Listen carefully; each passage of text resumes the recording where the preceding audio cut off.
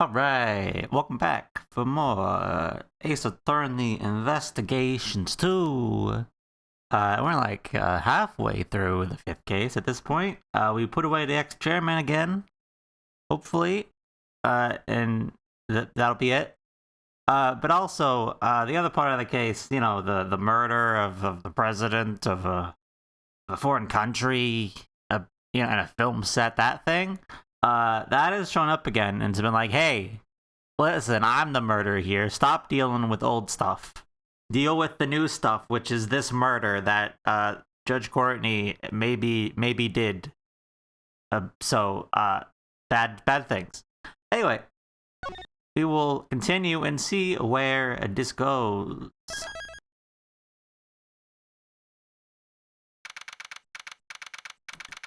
April 6th.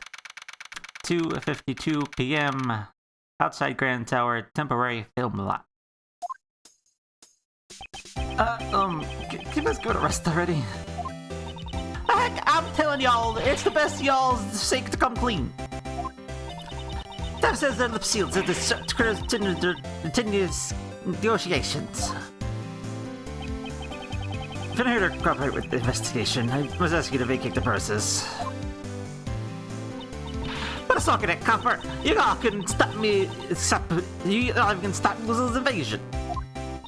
Not only did they typically raise a giant monster, but now they're Steph trying to cover it up. Like I said, we haven't been raising any monsters here at the film lot. Y'all ain't said you hadn't saw barely Gordy yourself. Sure, I saw it, but it's not like we're keeping it at the film lot.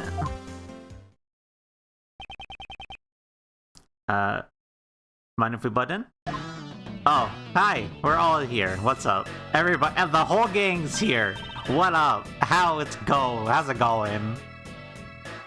Ah, Mr. Edgeworth. And John. Oh, y'all come here to search for the monster too. Searching for a criminal, not a monster. Like Z says, the darkness of inside a criminal's heart can be likened to a monster. Well, when it comes to killing people, criminals aren't much different from monsters. Agent Lang, this is a problem. I can't let outsiders enter the crime scene.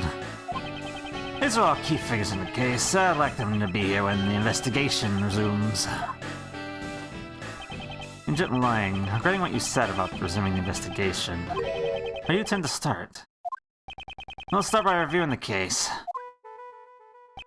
Hey, the body of President Huang was found here at the film lot. The President's whereabouts from 2 nights ago are still unknown. Seems he snuck out from under the eyes of his bodyguards and ventured outside. And that night was the last time he'd been seen alive. It was when he met with you, Judge Courtney, on the roof of the Grand Tower. Yeah, true. It doesn't look good. So, why did you meet with the President? I cannot say. You can't tell us, even under suspicion of murder. Can't say, why not? Miss Courtney, if you don't say anything, you'll only be more suspicious. It's not having a time right now. Must have a reason to clam up. Like you're so involved in the President's assassination. Prince's body was only discovered today. That still leaves a blanket of 1 whole day after Judge Courtney met with him unaccounted for. Don't be so impatient. We're gonna fill in that blank right here, right now. The evening on that blank day in question is what's important. What happened here last night? Why don't you tell us? John Marsh? Me? Oh, you were here last night? What? John was here. And that little Missy's testimony and the footprints we found, we can easily prove it. John, you were rehearsing here last night, right? You're spying on me. I'm sorry, I just have to check on things. You really shouldn't be staying up so late, you know. Mind your own business. John Marsh, that young lady is worried about you. Don't speak to her like that. Sorry. How many times have I told you to be more mindful of the way you speak? Is it just me, or does Judge Courtney's personality seem kinda different? Seems to be as strict as her own son as she is with those who violate the law. You're listening to me, and earlier as well.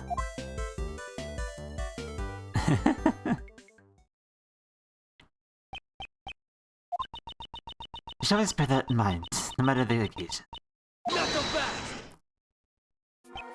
You're getting on with the investigation already. Pardon me. Judge Courtney did get carried away like that. Must be your motherly side. Agent Lang, do you suspect John? All I want is the truth. Why was the President killed? I want to know who killed him. I'll do whatever it takes to find out. Sounds like the President was family to him. John, would it be alright if we asked you a few questions? Sure, it's fine. I have nothing to hide anyway. Oh, we're just going at this. Okay. John's rehearsal.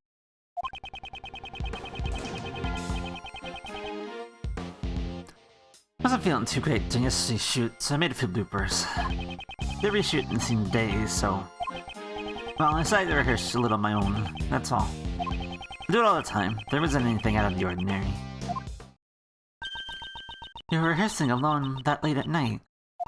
John, when I called you last night, you told me you were at the hotel. You called him? At what time was that? I believe it was around 11 p.m. I require him to call me every night. That's our rule whenever he stays away from home. Truth is, I was at the film lot during that time. So you lied to me. I'm sorry. Miss Courtney sure is angry. I think it's admirable that he practiced on his own, even if he hid it from his mom. I'm sure she was simply worried. Who knows what would have happened to him, out alone so late at night. In reality, he did get caught up in yesterday's incident.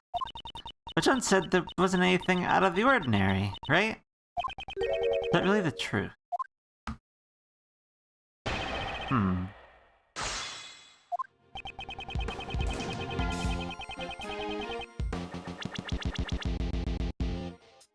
up evidence. Ooh, it does not like that today. It really doesn't like it today. Man, I gotta get my DS checked or something. I gotta get my DS checked. That's all I'll say.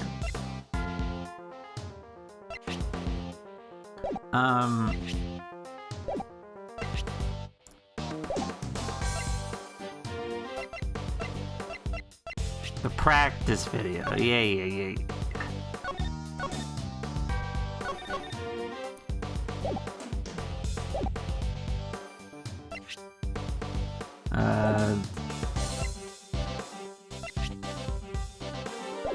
Security camera footage. Photo taken yesterday. What's up, Bungie? Hey, gotta send that DS to Nintendo. Oh no. Yeah, it's, you know, it has some issues. It's pretty old. So I get it. It happens. We'll figure that out at some point.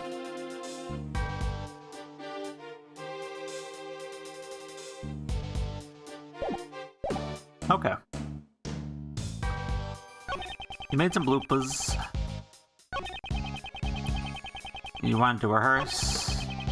There's nothing out of the ordinary. What exactly we're gonna throw at you is the question. Do we throw the practice video? Because the monster footprint is here?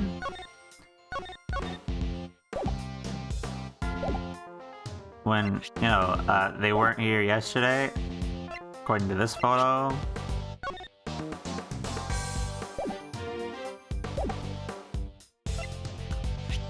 Let's try the video. There you go.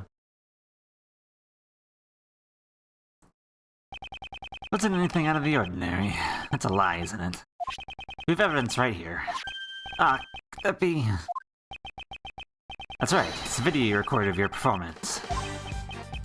Yeah. What? You're telling me you have a video from last night? Exactly. In this video, there's clearly something that's out of the ordinary. This is a monster's footprint. You say that monsters' footprints are commonplace in a film set. John, why did you conceal this video from us? No reason, really. Hey, Pup, this is no joking matter. You no reason to hide it, right? John must answer him clearly. But, Mom... Well... Didn't want anyone to see me rehearsing. That's... But...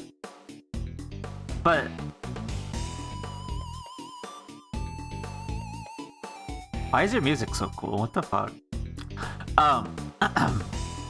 That's not the point we're getting at. There's like there's a footprint in the video that you know wasn't there before.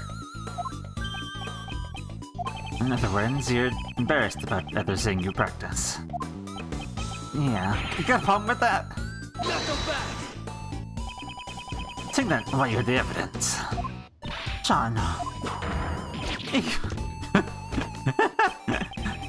Nagging me. What you busted me? What more do you want? Yeah, the footprints were there, but I just practiced and headed home. How can we so come out to find those footprints? It's a monster, you know? A real life monster! I thought it was just part of the set. Besides, there's lots of other weird stuff around here too. He's suspicious, Chief! The kid's really suspicious! You're right! There's a smell of a scoop that stinks to high heaven! Shut up, we're done talking. Not done here yet. No. Monster's footprints weren't only unusual things that happened last night. That's the monster's footprints. Very unusual thing happened last night.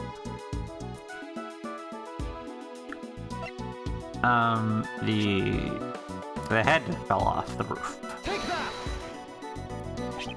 Monster's head fell from the roof on that building. Surely you must have known about that. I don't know anything about it. Is that true? Like I told you, I practiced a bit and I went back. I don't know anything about Monster's head falling off anything like that. I have evidence to show that I know something. certainly isn't any evidence of that. It's also possible that it fell after John had already gone back. There's no evidence, then. Like I said, we're done talking. John doesn't really want to talk about last night. Could he be hiding something, after all? Not so fast!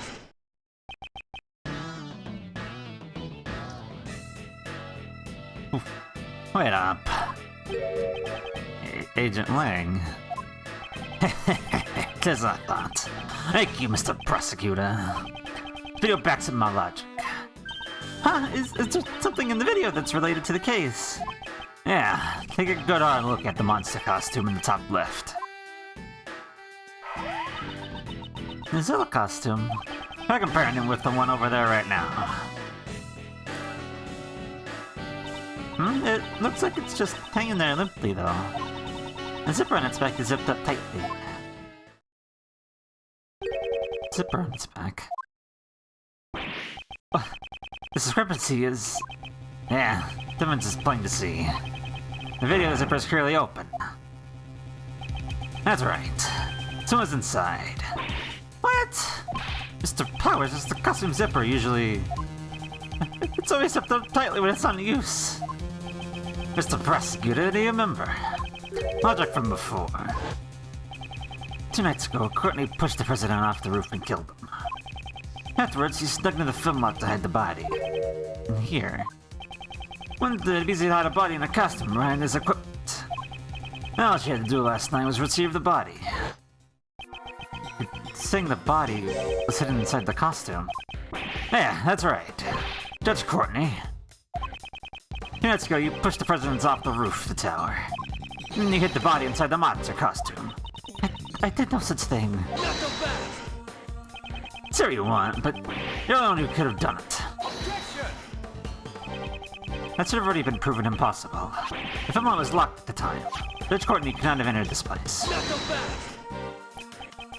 And what if there was an accomplice? What?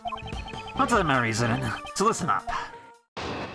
Are you gonna say it was a... yeah, okay. Mother and son, dear. Brother was pushed out the roof, John was waiting at the film lot. John was an accomplice, the problem with that lock could be resolved. 2 of them then hit the president's body. Inside that monster costume over there. I think this crime had such an elaborate plan. Take the life of a nation's president. Elaborate plan is to be expected, don't you think? Overruled! I would never take part in such a crime. That's your thing? Not I wouldn't do that? Alright. No one being suspected. Your words don't carry much weight. I don't think those 2 had sufficient motive for something like this, though. Hey, Neko! How you doing? What's up? Well, maybe they had motive we didn't know about. You're the last one to meet with the president. You're still keeping the details secret. Anything that's only naturally you're being suspected. Judge Courtney, is there no way for you to tell us your secret? My apologies, I just cannot, no matter what. However, when the time I can talk about it comes, I will sure let you know. So, if you could please... leave you, is that what you wanted to say? That's what all criminals say. You pump.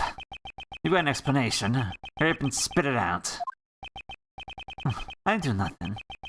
That's all I'm saying. Both mother and son won't talk. You still gonna defend him like this? It's true Judge Courtney's actions are a mystery. However, we still don't know whether or not that ties in with the motive for murder. Yeah, that's right. The motive for murder can wait. Now, let's talk about the situation surrounding the crime. In fact, these 2 are the only ones who could have done it. Okay.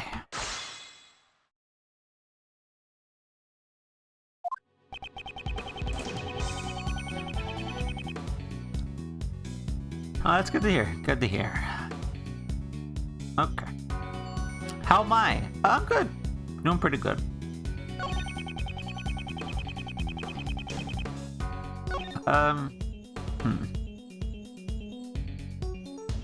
Pushed off the lot. Pushed off the roof.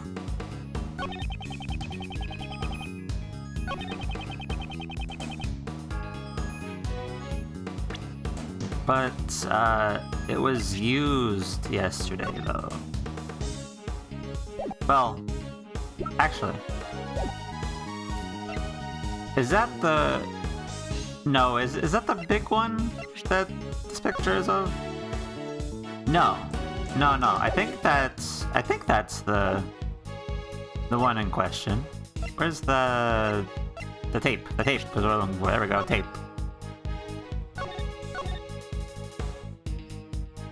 I think that's the right one. Yeah, I think that's the right one.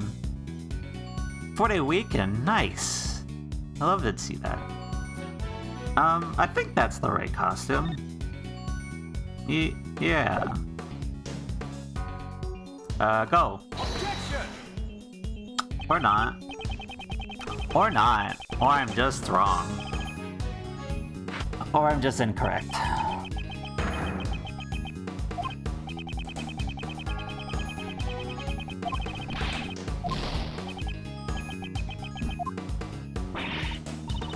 I'm not trying to bluff. I thought that was right.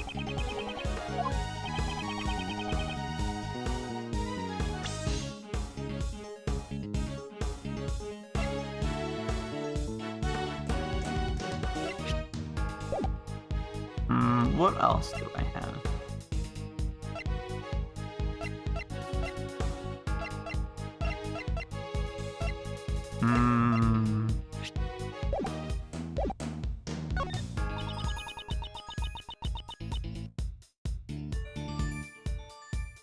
This thing's lot just seems to make sense. Indeed, if those two were accomplices, the crime suddenly would have been possible. It's useful to argue that point. In that case, what should we do? Firstly, we should have Agent Ling explain his reasoning in more detail. And draw up more information. Oh, okay, fine. Tell me more. Press. Hold it!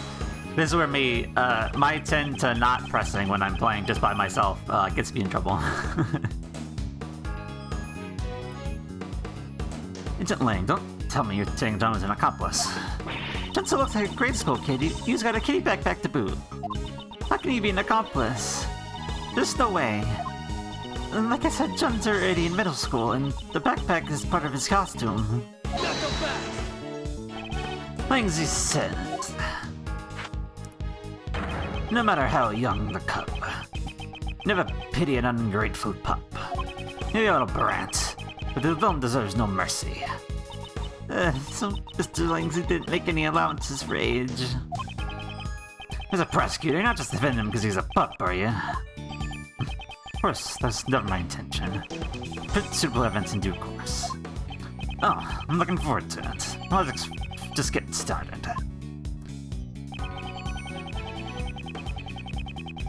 How the lock was resolved.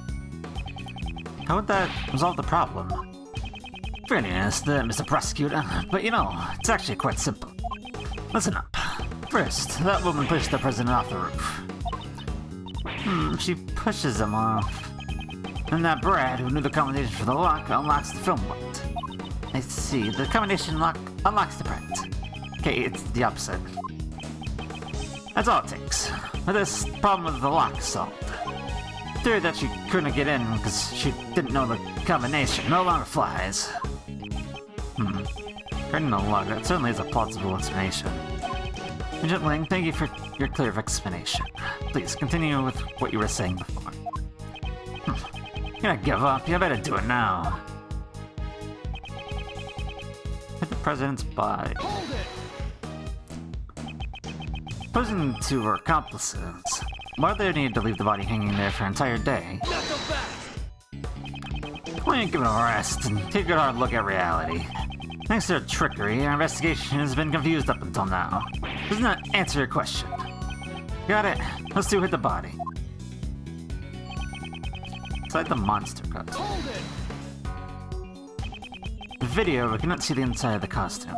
So you can really say for certain the body was placed inside. Yeah, I'll give you that much. In that case, why don't we try examining it? Inside of that costume, there should be some traces left inside. your powers, may I examine the inside of the costume? Sure, go ahead. But it would be kind of stinky since I sweat a lot in there. This is incredibly dirty. That's strange. Always make sure to clean it after using it so the sweat doesn't damage the costume. Not so fast. Isn't it just proof that someone besides you used this costume? I'd say that dirt from the body probably got in the costume.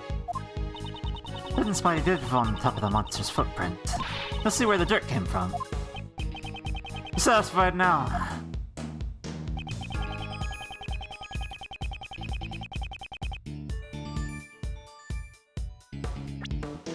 I mean, at its surface, that statement isn't wrong. Dirt got into the costume when the body was hidden inside. Wouldn't that mean the dirt transferred from the body? Isn't that obvious? How else you'd say it got there? There's dirt stuck everywhere inside the costume. Looks particularly bad around the chest area. But around the chest. Can overlook this fact.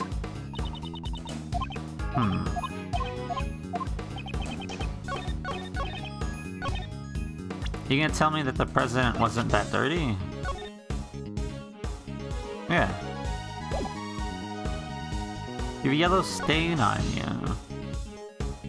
Wouldn't that get on the costume?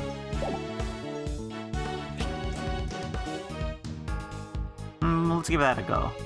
Objection. Okay.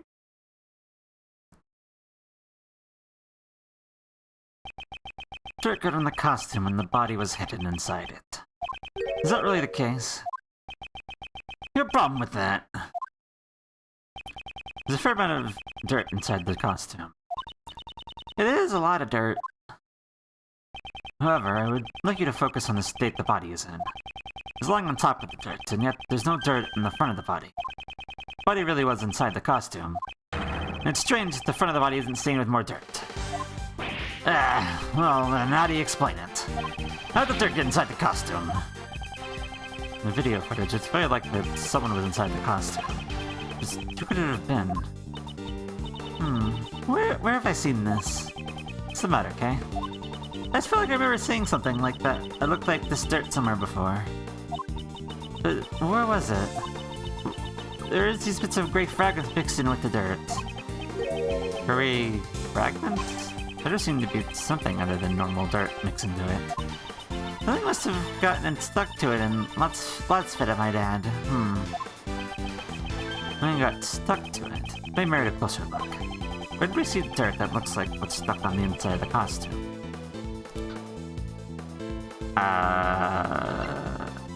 Good question.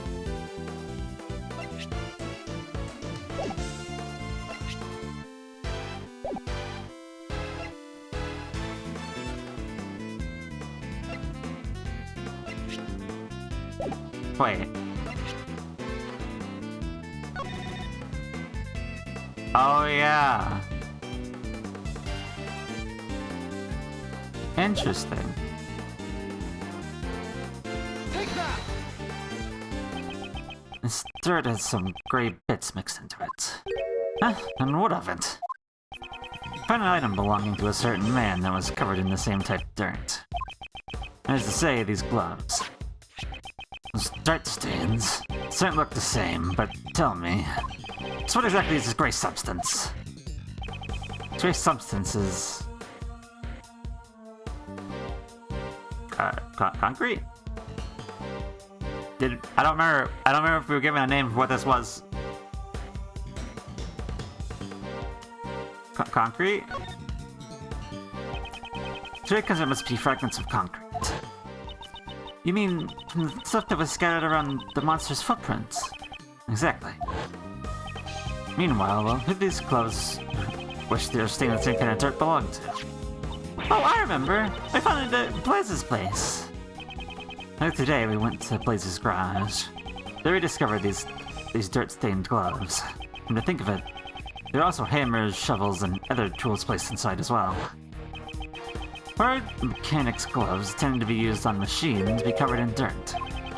Broke concrete with the hammer, and then dug into it with the soil with the shovel. It's only natural for dirt like that to get on the gloves. Then, maybe. Yes, the true nature of the monster's footprints has been made clear. It's possible that these footprints were dug up by Blaze the Best himself. Not so fast! It's possible. It's possible, you say. Please don't enlighten me. They only have no clue. Why on earth would he do something like that? Why do you make the monster footprints? Think about it, the answer must be...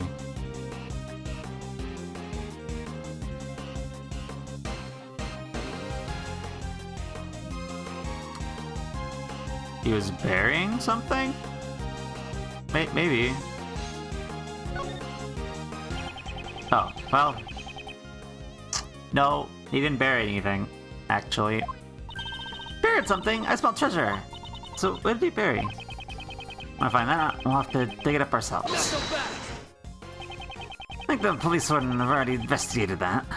There's absolutely nothing beneath those footprints. Ow. I was wrong. In that case, it was the opposite. He dug something up. I like how he does it for me, doesn't make me go choose again. Your sister's birthday tomorrow, nice. Hope your sister's a happy birthday, that's nice. Birthdays are great. Probably want something like this.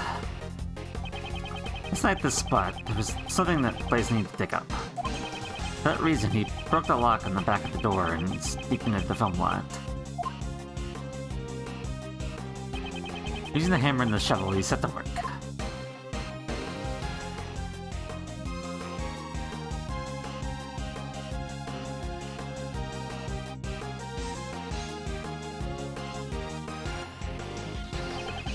Place items he dug into his bag, but before he could fill in the holes. Oh, that's when John came to practice. Exactly. He's panicked and no other choice but to hide himself in the Mozilla costume nearby. I think he would deduce so much from a pair of dirt-stained gloves. However, all this is mere possibility. There's no proof that he was the one who was hiding inside the costume. Oh, I know, he might have left the scene once he finished digging. On the contrary, such proof does exist and can be seen in the video. When the video was recorded, Blaze was definitely inside the film lot. What? I can't blame Major Link for not noticing. The difference between the current film lot and the one in John's video. Not the state of Blaze's garage. Let's be clear that Blaze was still here. It proves that Blaze was still at the film lot when this video was recorded. The bag over there. Take that!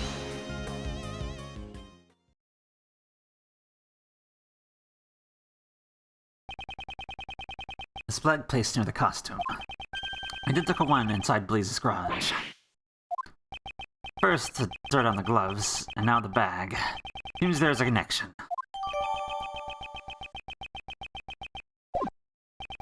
That's my proof. Blaze was inside the costume.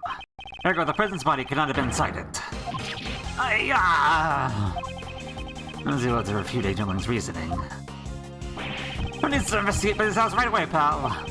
We know what's inside that bag. Yes, sir.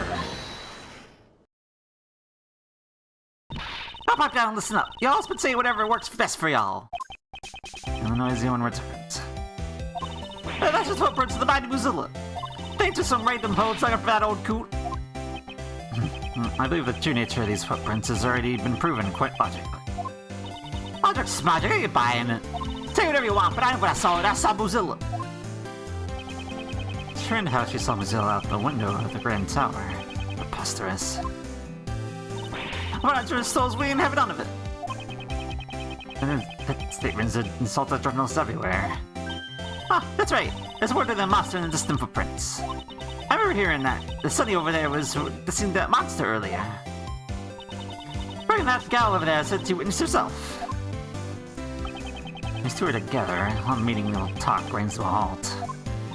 If only knew just what the monster really was, I think these two would quiet down. Mr. Edward, isn't there anything you can do? Want just your identity. We don't have much choice. Let's see what we can do. There's something y'all ain't tell us about the monster? The Cole, ask him! Ask him right now! Hold it! Please settle down.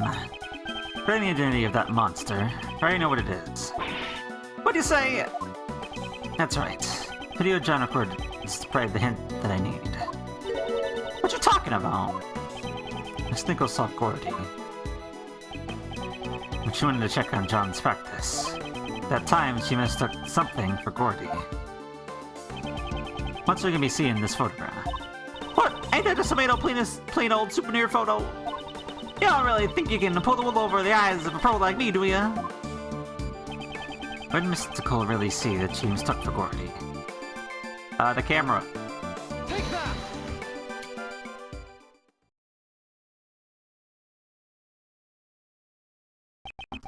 That's really. Gordy's true identity was his camera crane. What? Video John recorded was shot from a fairly high up. Shot from this position would be impossible without a camera crane. But there ain't no way Miss Nichols would mistake the camera crane for Gordy. Objection! Wonder about that, Miss Nichols. Yes. Earlier you said the prescription on your glasses didn't match your eyesight anymore, correct? Yes, lately it seems like my eyesight has suddenly gotten a lot worse. Did you say that you weren't able to see Gordy very clearly in the dark? That's right. Its silhouette was all I could make out. But remember what Miss Nichols said? And I quote, its skin was really scaly, almost like a reptile. Camera crane's not got no flesh on, let alone skin. Just a bare steel frame. It's certainly true, at least in the case of this photo. However, last night it did have skin. You'll do whatever you want to get in the way of a bigger scoop, ain't you? That's not my intention. Once I've come this far, it's time to put an end to your nonsense. Where skin is right before our very eyes. This is the skin of Gordy that Miss Nichols saw. It was the mats to protect the camera crane and the camera. As Nichols stated in your testimony earlier, it looked like it was going to rain last night. Well, it never actually rained. John still covered up the camera crane with a rainproof sheet, which, to Miss Nichols, looked like a monster's skin. What? You gotta be kidding me! Not right, John. Man, you stuck to it all. Not bad, old man. Fortunately, the Gordy that Miss Nichols saw was nothing more than an illusion. Not again. Looks like my dream has shriveled up and died once again. Mentor. Seems like things have finally settled down. I really thought the boy was hiding something from me. Guess I had it all wrong. Now that we've figured out the true form of the monster, everyone seems refreshed. Actually, there's two people here totally bummed out. Agent Ling! Oh? What you got? Report in, sir. Got the results of the President Huang's autopsy. Good, show it to me. Contusions and bone fractures found across the body, resulting from tremendous pressure. This was the cause of death. In other words, he was crushed to death. Thought as much.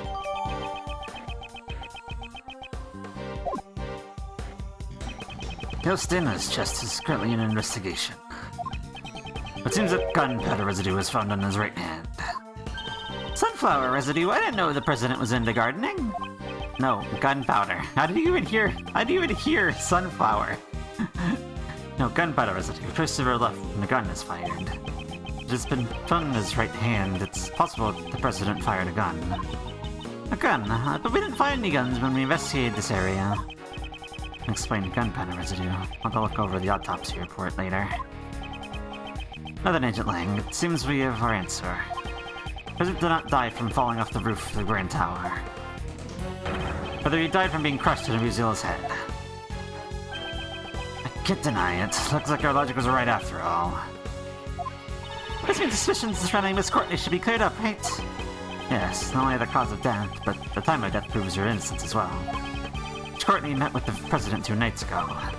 However, according to the autopsy report, the time of death was around 11 p.m. last night. Muzila's head also fell last night. It matched up perfectly. That's a relief. Not so fast. Isn't it a bit too early to be relieved? Agent Lang.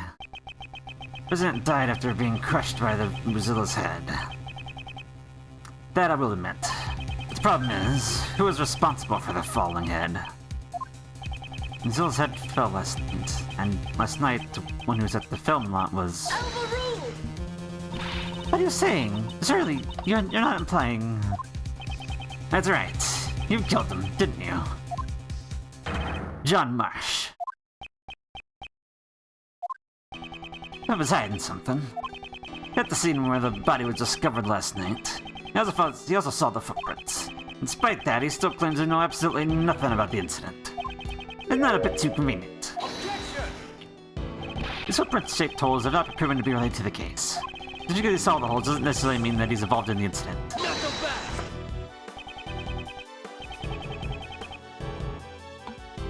Sure about that. Take a look at the pup's face. Looks pretty shaken up to me. Looks like he hit the mark. John doesn't want to talk about it. Doesn't feel like talking, and I have an idea of my own. I'll check on the tape. Agent Lang, what is your intention? Please have a device that lets you analyze the video footage close up and personal. Agent Lang, you will suspect John enough to go that far.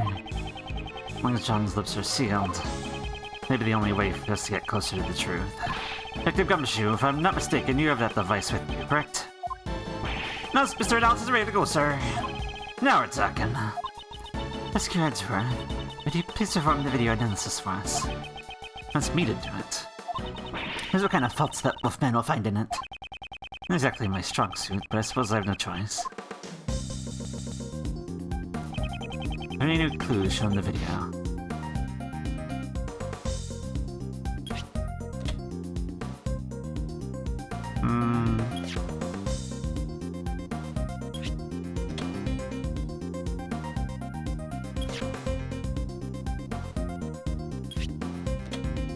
Not that I'm seeing so far. Oh! Oh! You're right here! What are you doing here? What are you doing right there? Eureka! This is... What's the matter? I wanna see too.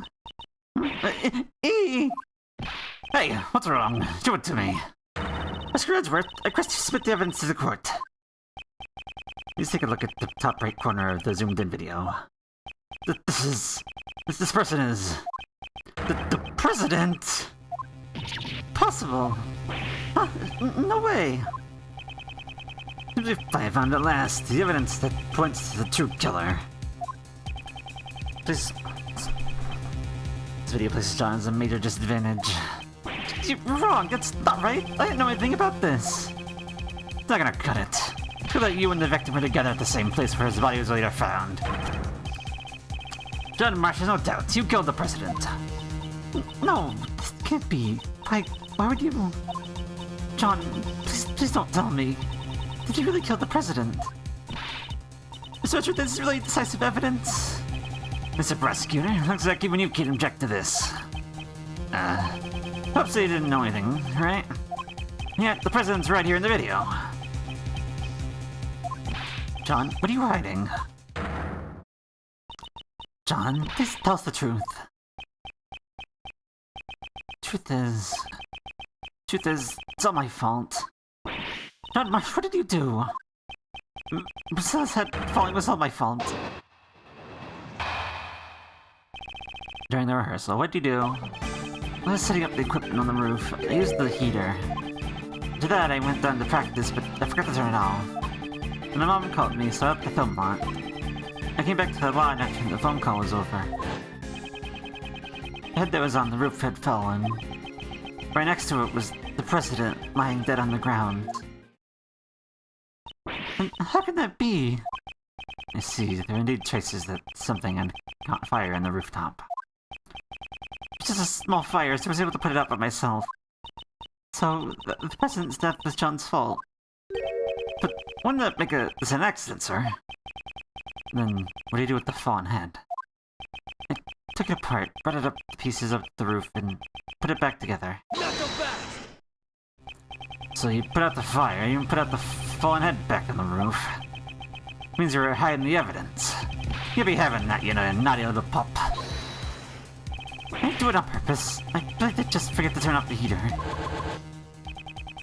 When the legs broke, the stand would have tilted. Until his head was on top of the stand. It would have fallen off.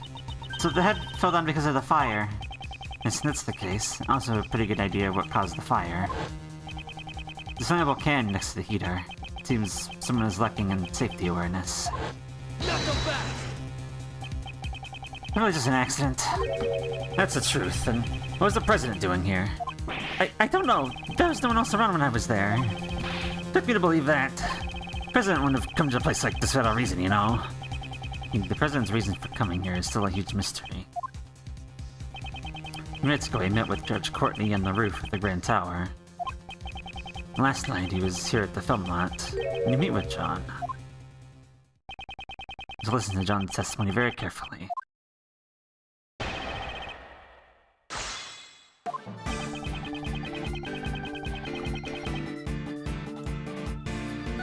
Why do you use the... John, you're still young. You won't get a little cold in the early spring, but you shouldn't have to resort to a heater. Especially because he is young, and he must make sure to take good care of himself. However, well, it can get a bit chilly during this time of year. I wouldn't necessarily say... Hold it, old man. Is this really the right time to be having this argument? Gah, it's completely right. John, you did well to get the better of Mr. Hensworth, but please mind your language. Let's not forget that he got the better of you too, Your Honor. I know, Mom. So, where was I? For that, I went down to practice, but I forgot to turn it off. Forgot to turn off the heater. You didn't check it before leaving the roof. Meant to turn it off, but I was too focused on practicing, so... And come on, everyone forgets stuff like that sometimes. Yeah, I gotcha, I forget small things like that all the time, too.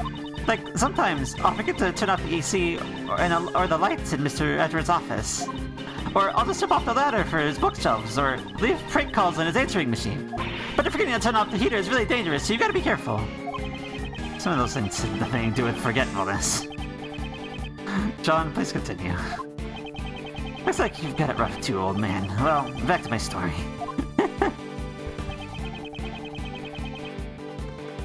Yeah, Courtney called you, so you left a lot.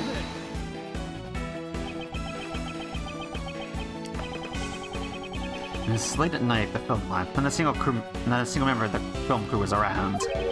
Then why did you have to leave the premises in order to answer the phone call? I totally forgot about the phone call thing, so I kinda panicked. If I didn't answer it fast, I would have been busted for leaving the hotel without permission. In that case, why don't you just answer it here? Because I was rehearsing. All the cameras and mics were on. If I talked to you, every last word I said to Mom would have been caught on camera. He was embarrassed that the conversation when his mom would have recorded. Anyways, I stopped practicing for a bit and rushed out of the film lot.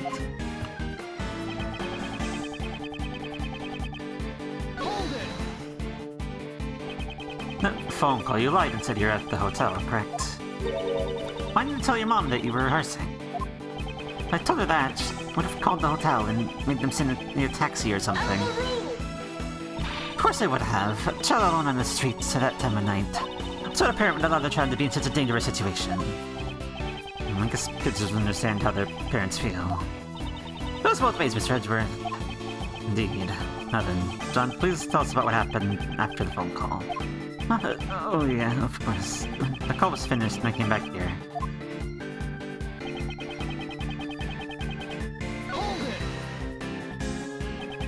Is there any indication that the head was about to fall? I don't know. It was focused on my rehearsal. Tried to turn off the heater, which led to the fire on the roof. I think you should have at least heard something. Heard something. Oh, I was wearing headphones, so... Headphones. This movie soundtrack helps me get into the scene. I had it on full blast, that's why I didn't hear anything. Hey, you noticed your mother's incoming call. And my phone on vibrates, oh man, that's all I noticed. Anyways, the head had fallen.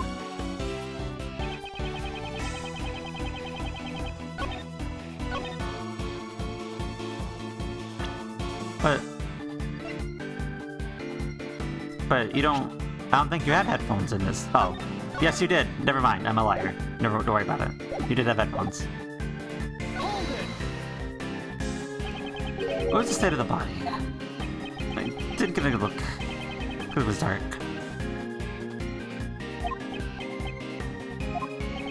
He's suddenly become quite as a mouse. I guess John doesn't really want to remember anything about the body. That's the only reason why he's gone so quiet. I press him for more details. Yes, always. You didn't get a good look. Then how do you know he was dead? That's... well... Clearly shaken.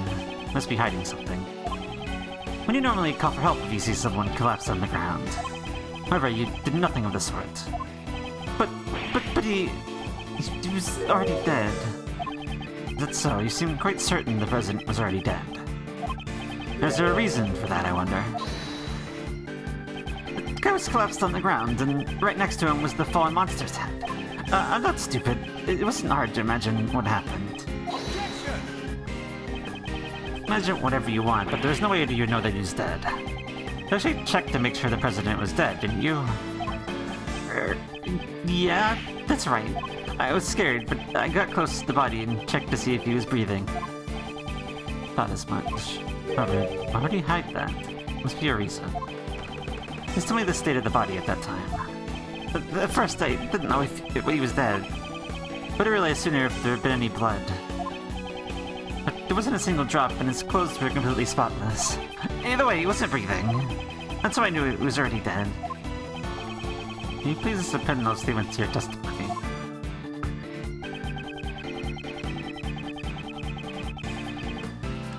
Were they, though?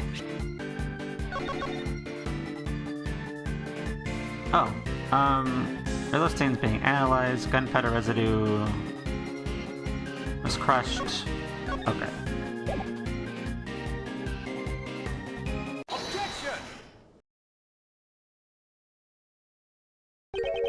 The clothes were spotless. Yeah, that's right. You got a problem with that, old man? John, it's painfully obvious that you were desperately trying to hide something from me. What did you get on about? I'm not hiding anything.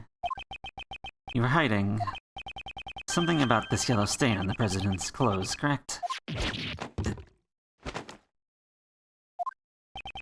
Why do you leave it entirely out of your testimony? The fact that you made no mention of it only serves to cast more suspicion upon yourself. That's because... Hope you have a convincing explanation. Judge Courtney, listen, I know you're a mom. This is your son, but it's not time for you to get in my way. Judge Courtney. I need to explain. Why are you... Yellow stain left on the president's chest. It's almost certainly... Lion Lily pollen. Lion Lily. I met with the president on the roof of the Grand Tower 2 nights ago. I've had a bouquet of lion lilies. Lion lilies are beautiful flowers with stunning golden petals. Some of the pollen from the lilies must have cut on the president's suit. But... I haven't seen any lilies in security footage, though. They're simply obscured by the president's body. Why'd you bring a bouquet? That... I... cannot say.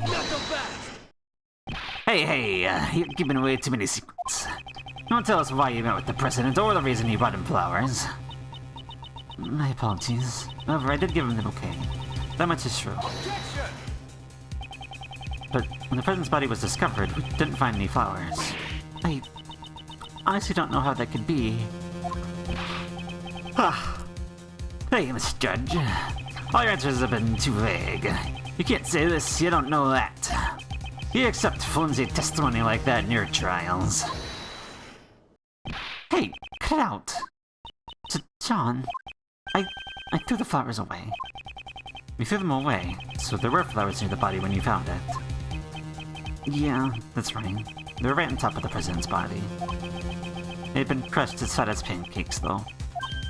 I see, so the flowers were squashed by Ms. Hill's head, too. large amount of pollen that stuck to the president's suit. That seems to be the gist of it. However, why did you go out of your way to dispose of the flowers? No reason.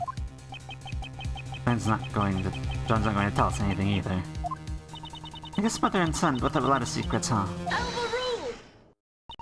Is that true? At the very least, I can tell you why John threw away those flowers. Huh? John, you saw me leaving the house with those flowers in hand, did you not? I get it. John saw those flowers and thought of his mom. Threw them away in order to protect Judge Courtney from being suspected. That's not true. You've got it all wrong. This is worse than I get.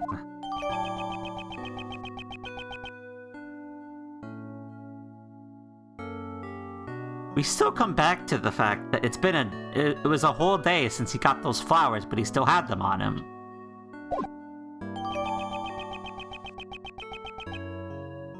And he was alive until last night, so what was he doing?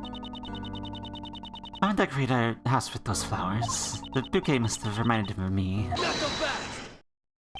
The pup just happens to find the flowers from his mother's bouquet on top of the body. That's why he threw them away and kept silent about the body. Ha! That's a tight little story if I ever heard one. What's wrong with that? I suppose you prefer untidy, messy stories, Agent Lang. Tell me you've forgotten already, Missy. Pup confessed that he caused the monster's head to fall last night. Oh, that's true, but...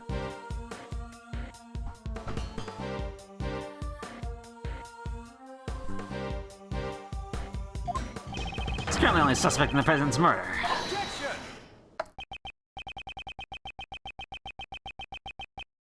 It is true that there are many reasons to suspect John.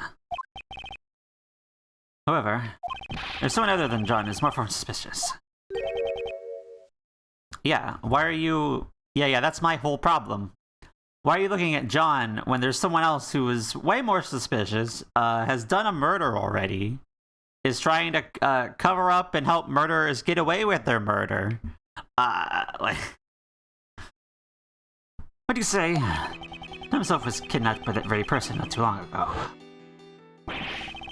We records him from the refrigerated warehouse inside the harbor, pal. Refrigerated warehouse. That's right, pal.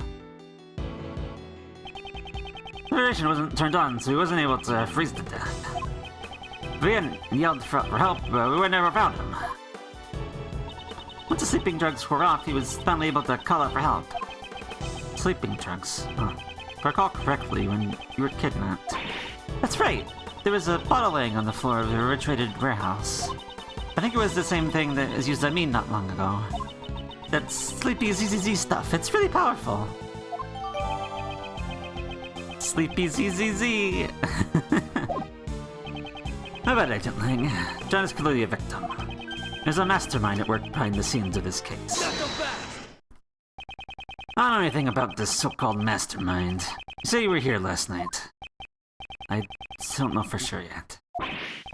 Yeah, it's not like you'd be so vague, Mr. Prosecutor. I still don't have any evidence that ties the mastermind to this murder. Who needs sleeping medication? Pfft, nah. You just gotta stay up real late, and then you'll fall asleep at some point. That'll do it. Is there someone else? Someone else besides John who had the opportunity to murder the president.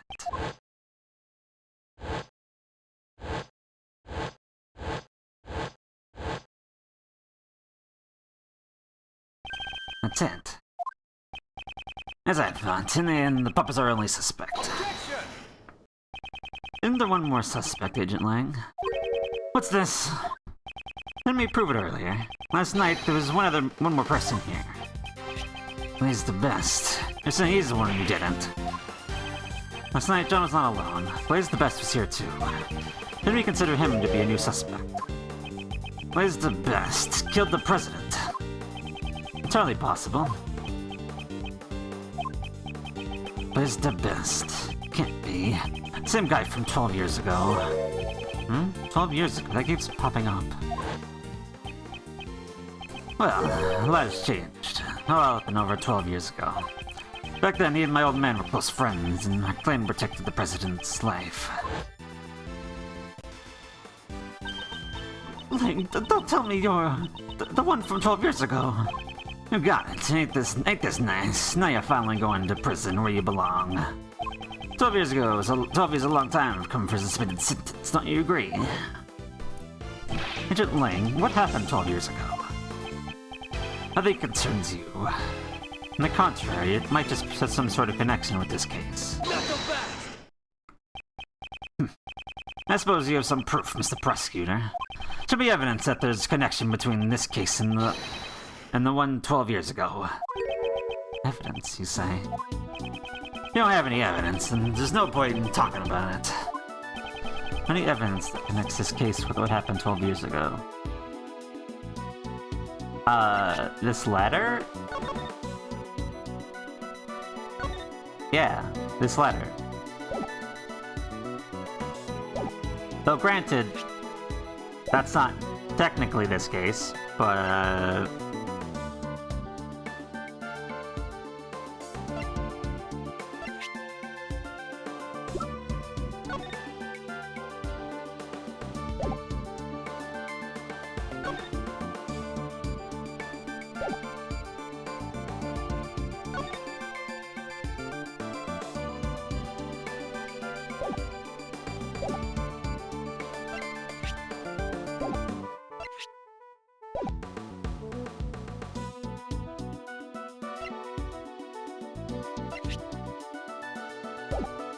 I mean, this case exactly? We have a lot of evidence that is related, but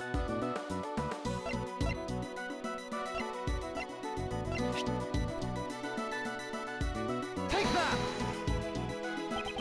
this letter was sent to Jill Crane, who was murdered 2 days ago. Well, the sender is currently unknown. Here it is written as follows. Please get revenge for 12 years ago. What's 12 years ago? That's not all. Take a look at this as well. There's a report written by Patricia Rowland to Blaze the Best regarding Knightley.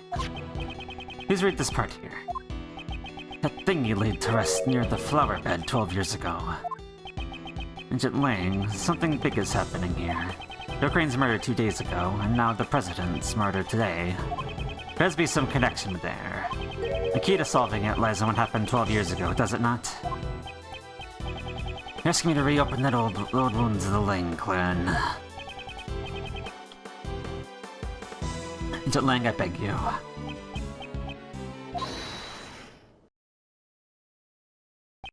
Who was that just now?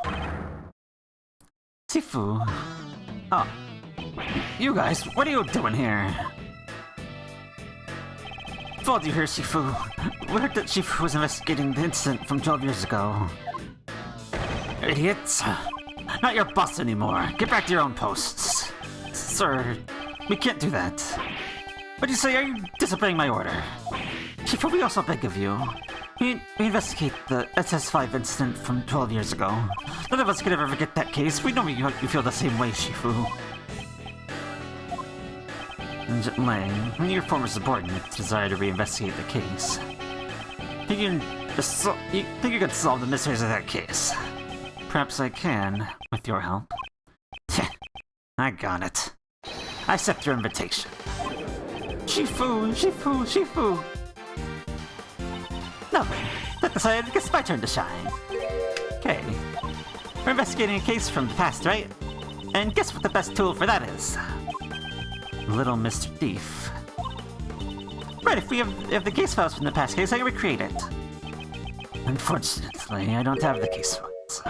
Well, what do you mean? After those case files are restricted, it's been treated as highly classified information. Why is that? I don't know, but it seems like there are a lot of things that they wanted to keep hidden. Even what I know is limited to what was published in the newspapers back then. Not be a problem. In any case, please tell us what you know. Sure.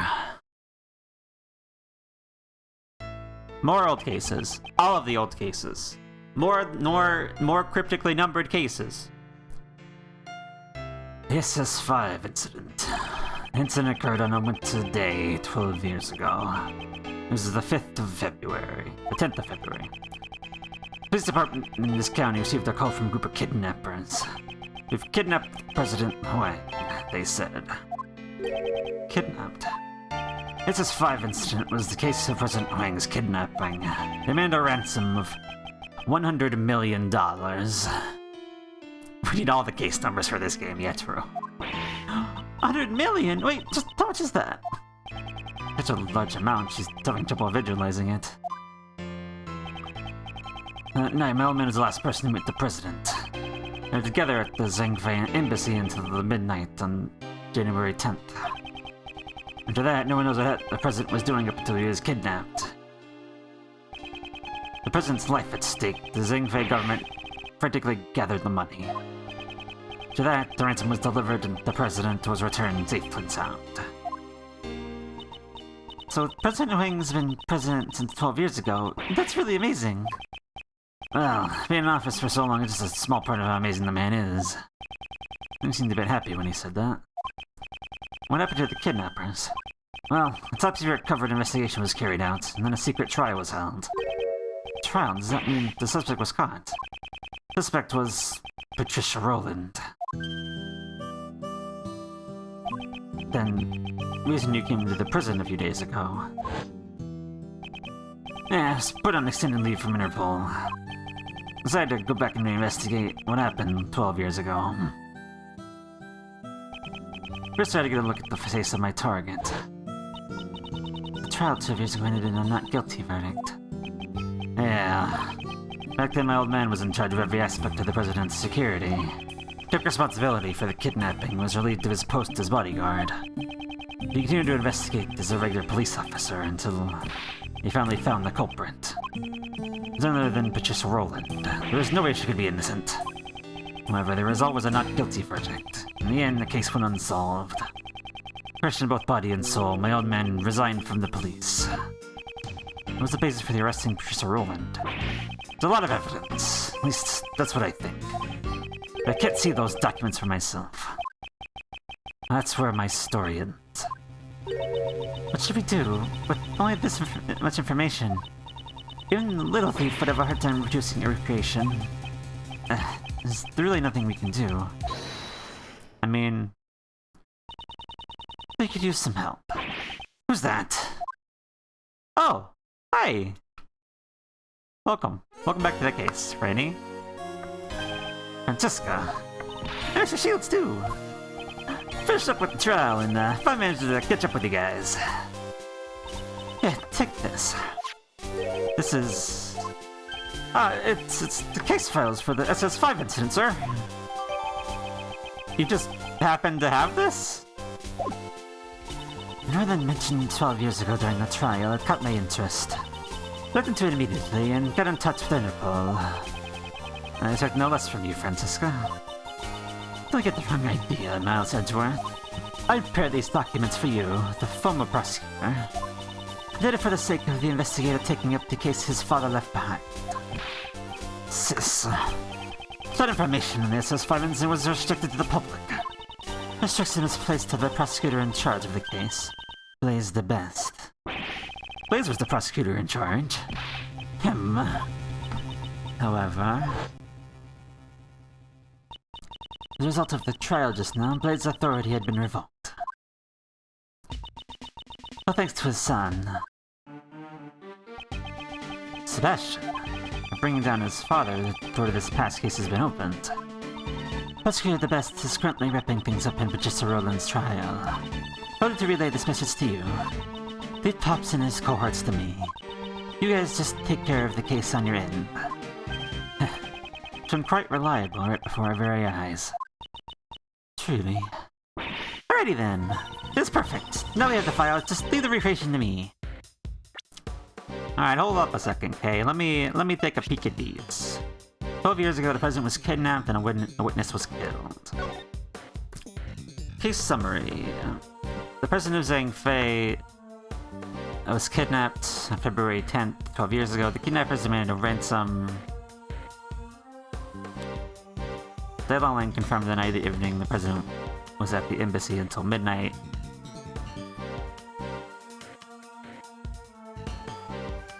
Prosecutor was Blaze, suspect was Roland. And that's all I have. That's all. Nothing else. No information. No evidence. No more.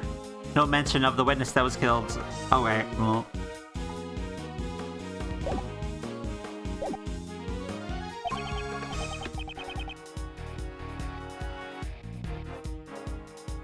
Indeed. Well, then let's begin. Putting these documents. Because the incident took place right here in front of Tower Plaza. Let's head to the plaza right away. Goodbye, everybody. Or if everybody wants to come along anyway, that's fine. April 6th, 3:25 p.m. outside Grand Tower, Tower Plaza. Okay, would you please activate the thief? Right, for this case files, we're creating everything to be a snap. Where should I start? Where indeed? Bringing these documents. Knew that there was a witness in the kidnapping of the president. A freelance journalist by the name of Jack Cameron. However, he happened to be in the wrong place at the wrong time and was murdered by the culprit. That would mean the place he saw the president was here. Here? At the Grand Tower? No, the Grand Tower was only built a year ago, okay? Before that, this place contained mostly old abandoned buildings. However, 12 years ago this place was... Ha! Now you're finally talking about some stuff I know. Yeah, 12 years ago, this very spot was... a happy family home. What's that, pal?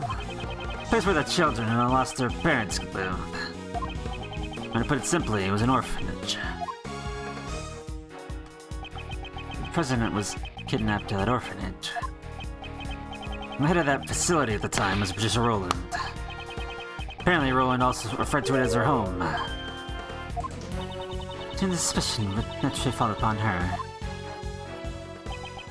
Patricia Roland, Blaze the Best, and President Huang. Doctors the remains from the SS5 incident still cast a shadow on the present case. He'd like you to input the investigation data from Jack Cameron's murder case. And probably assume he was killed by one of the kidnappers. We solve the murder case, we'll know who the kidnappers were, right? Precisely, I'm counting on you. Alright, let's show this its technology to everybody here.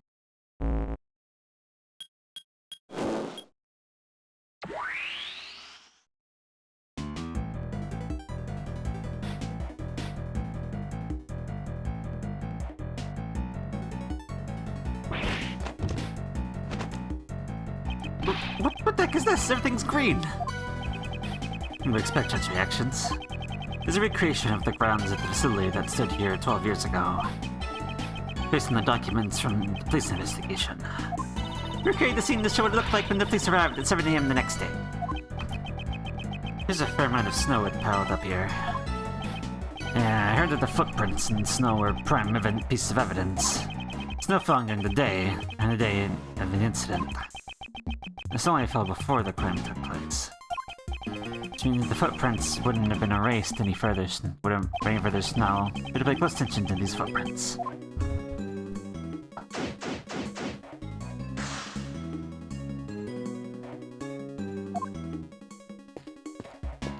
Alright. This footprint stopped near the body. Must be Mr. Cameron's footprints. He sure has some big feet. They look like the size 11. According to the data, his shoes match these footprints. What about these? These footprints here seem to lead to and from the body. These footprints were believed to be the culprits. The shoe size is about a size 7. That's really average. Seems we won't be able to tell who the culprit is from these footprints.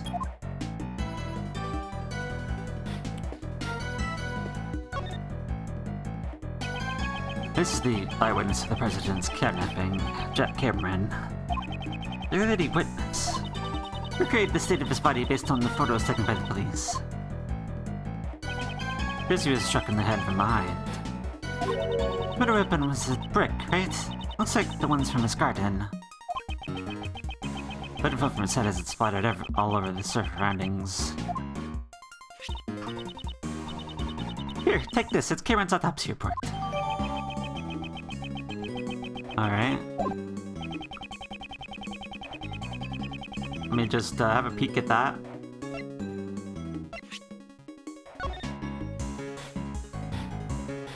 AM died instantly being hit at the brick. Likely killed after leaving a message on his cell phone. Okay.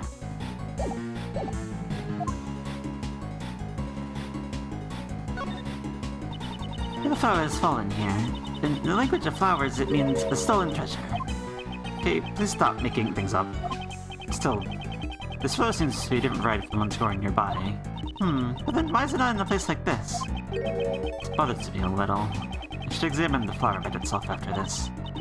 You know, someone would have stolen this from somewhere and brought it here. Okay. In the language of flowers, this means an angry prosecutor.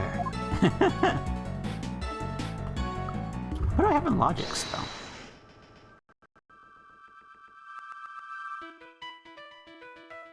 Oh, the footprints, though. Okay. Even though that's been solved, pretty much. Beckham was a freelance journalist. He was killed because he witnessed the president's kidnapping. Literally stands out in the recreation. It's giving me the heebie-jeebies. Even in the original photo, it looks brutal enough. A lot of blood was spilled. Like I said, it's covered in blood. That must be where all the blood spilled from. From the autopsy report, he's stuck in the back of the head with the brick. It's likely that the killer approached Cameron from behind. Is the victim holding something in his right hand? It was written in the case files. So he was holding on a button. But he turned off the culprit's clothes. Interesting.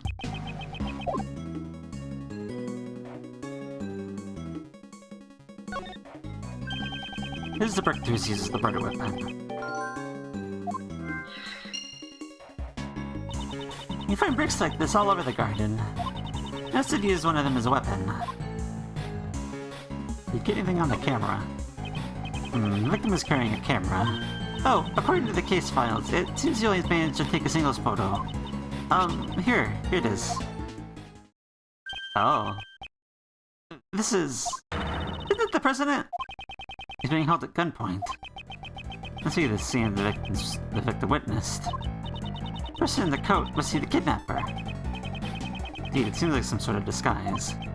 Logic of Agent Ling's father is correct. And this person should be Patricia Rowland. But why is there only one photo? Perhaps he was killed before he could take any more.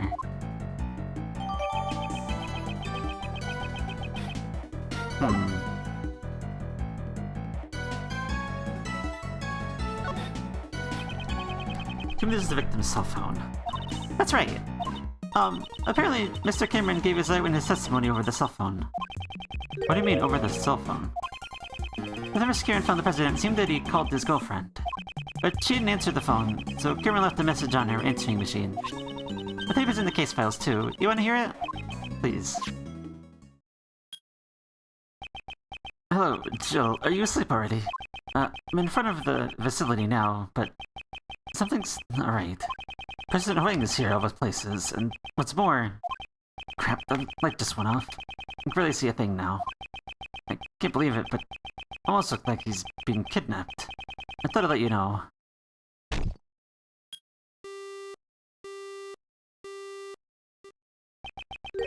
What's that sound at the end? Maybe he was attacked while he was still on the phone. Jitling, may I ask? What's the name of Mr. Cameron's beloved? I'm pretty sure I heard their name was Jill Crane. Yeah... so it was true. Did you say Jill? This is why she was seeking revenge for 12 long years. Feelings and the items Miss Crane inherited from her beloved. Brought her to the auction. She had come to exact revenge on the conductor. Blaze. But Miss Crane tried to get revenge on Blaze, right?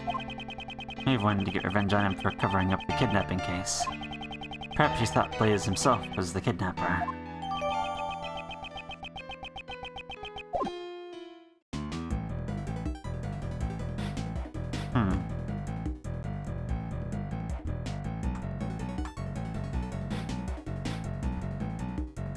alright. All interconnected these cases.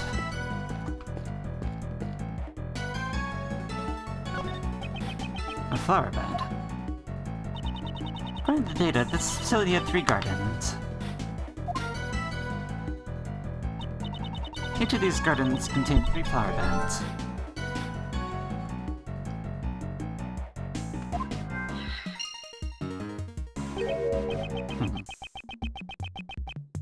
Where these flower beds are lined up. Have I seen this arrangement somewhere before?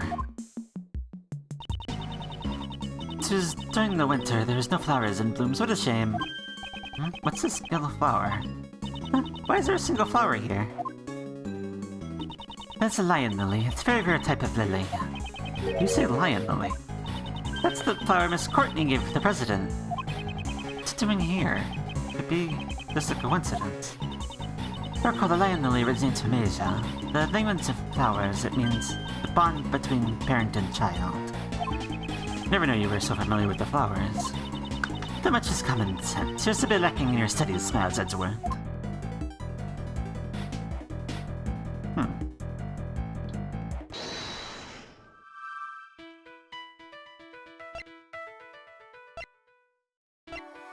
I mean, there were 3 footprints, and there's also three sets of flower beds.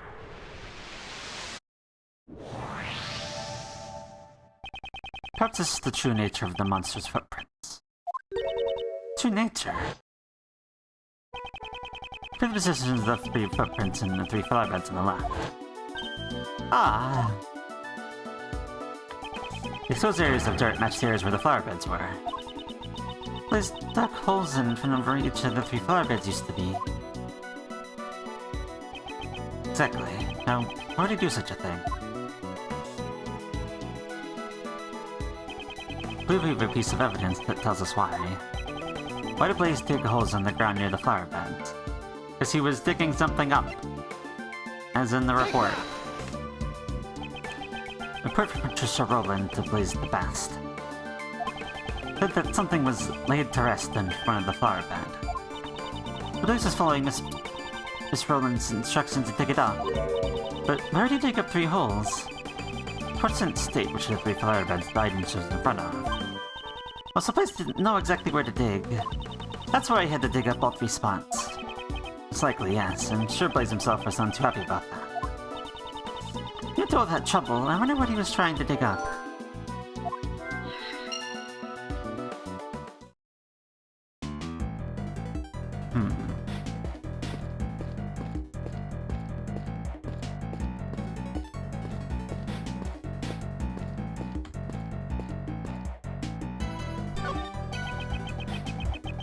This pillar appears to be burnt. According to the files, it seems there was a fire in the evening of the incident. A fire? Let's see here. Huh? It says that one of the children of the orphanage spilled kerosene and set it on fire as a prank. Guess that kid had far too much energy. Thanks to that, we can't make any of the footprints near the main hall.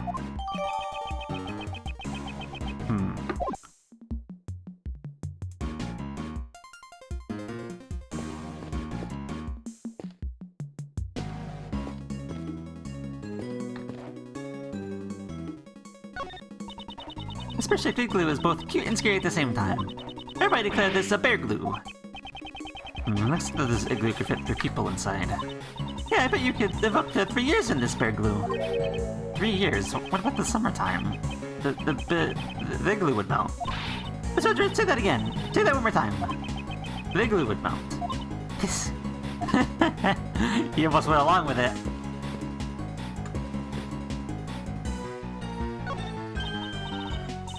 This door, I remember seeing it from somewhere. Of course you would. It's just like the Grand Tower door we saw earlier. This is a recreation from 12 years ago. That means this door has been here since then. When the Grand Tower was built, they decided to reuse the door rather than destroy it. Like the old saying goes, discover something new by heating up something old. Oh, seems like she's understood the correct meaning of a saying for once. But if you're using a microwave to do it, don't heat it up for over 10 minutes. Or 5 minutes, but same difference. the swing. The swing decorated the face of an elephant. Looks like there's some kind of motor attached to the other side of the elephant. There's one thought that has crossed the minds of every top-class swinger. If only I could do a full... if only I could do a full 360. That powerful motor rotating the swing, that dream could finally be achieved. Rotating with a motor. But wouldn't that be dangerous? Mr. Archer, you can't fulfill your dreams unless you're willing to take some risks. Is there a real problem here?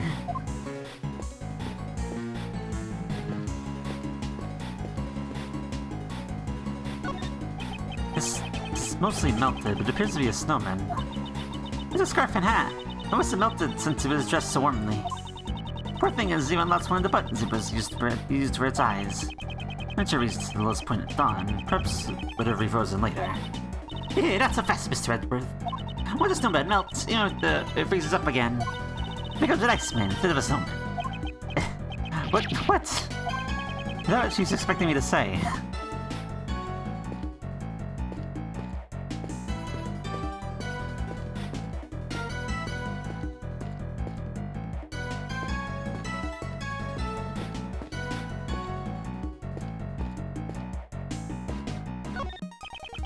Playground toys are modeled after a hare and a tortoise, like from the fable. Tortoise and the hare competed in race, and in the end the hare lost. Now for something completely different. It's time for a cake quiz. Why did the hare lose? There are 3 choices. I know the answer. Because the hare took a nap. 1. The hare's favorite shoes are stolen by the Yagratsu. Number 2, the tortoise chained with the Yagratsu and came in faster than the hare. 3, unbeknownst to the 2 animals, the Yagratsu stole the victory from the shadows. Those are my only choices. The 2 are for you? Okay, I'll give you a hint. It starts with a F. Must be the pick number 3. Do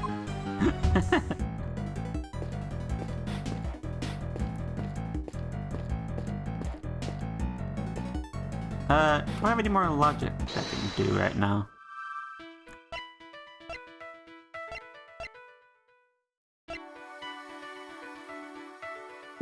Did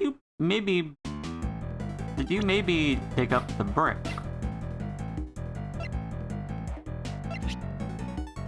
Let me see that file again.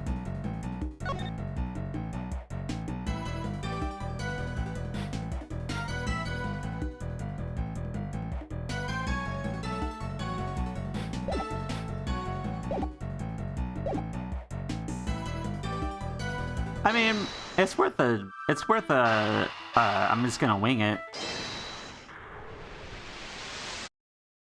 No, that was wrong. Okay, that's fine. No problem. What do you gotta say, Ling? Anything? Flower beds and snow. Agent Ling, what's the matter? Nothing strange. I wasn't able to read the SS5 case incident files until just now. But is all access to that information restricted? Yeah, that's right.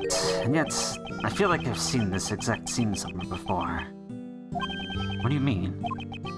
Where did I see this? If I could just remember. It's deep in thought. I should leave him alone for a while. I learned pretty much all that we can about the situation at the time of the murder. Oh, in that case, is there another scene you'd like to recreate? Yes, would you do the honors? I'd like you to recreate the scene when the victim witnessed the president's kidnapping. Right, I'll recreate the scene based on Mr. Cameron's photo.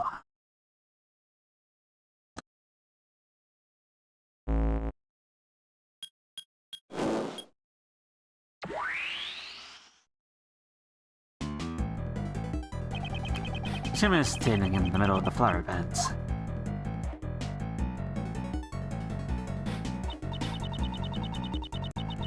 The president is kidnapped just standing on the road.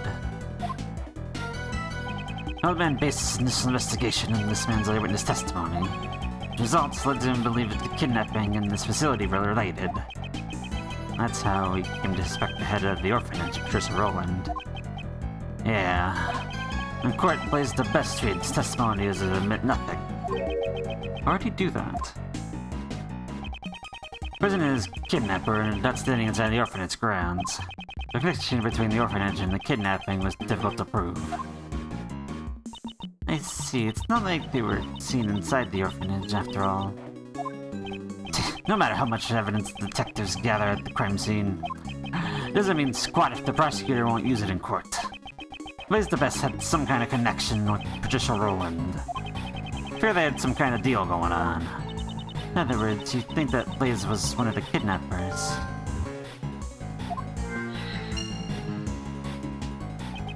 However, your father was convinced that Patricia Rowland was the culprit. Your father was a highly capable investigator, I assume. Might he had some other basis for his conclusion besides the eyewitness testimony? Yeah, I figured he did, but I have no idea what it was. The old man never really talked much about this case.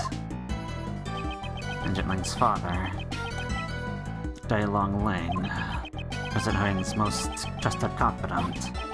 The truth he discovered was suppressed by Blaze the Best. But he must find that hidden truth.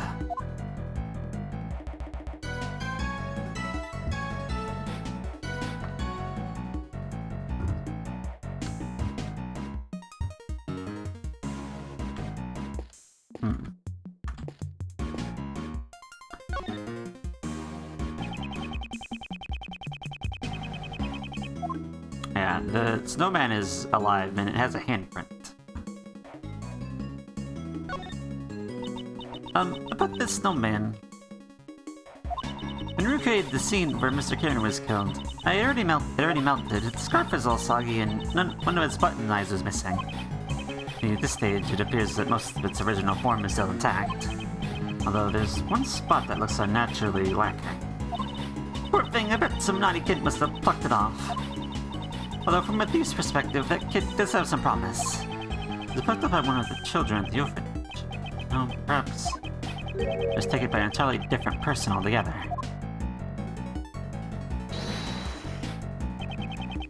I mean, I already know where it is, probably. You had a button in your hand. Eureka! The snowman, when you say it's missing something, its right eye is missing. Precisely, and what's more, the missing eye happens to be in our possession. The button Mr. Cameron is holding onto, it's got the exact same design as the snowman's left eye. Assuming this button was indeed the snowman's eye, a huge contradiction arises. This button is the snowman's eye, what contradiction arises? The location of the victim?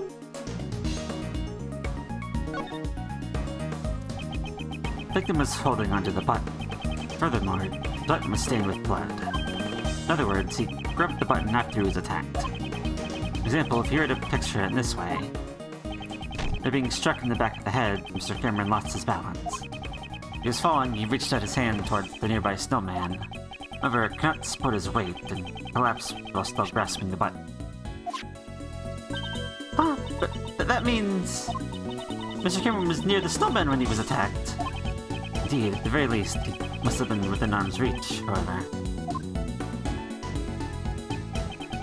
It's quite clear that he would not have been able to reach it from his current position. Mr. Cameron's footprints only led towards the flower bed. He's certain that those footprints really are Mr. Cameron's. Things will need to investigate them one more time. Understood. I'll recreate the time the body was discovered scene one more time.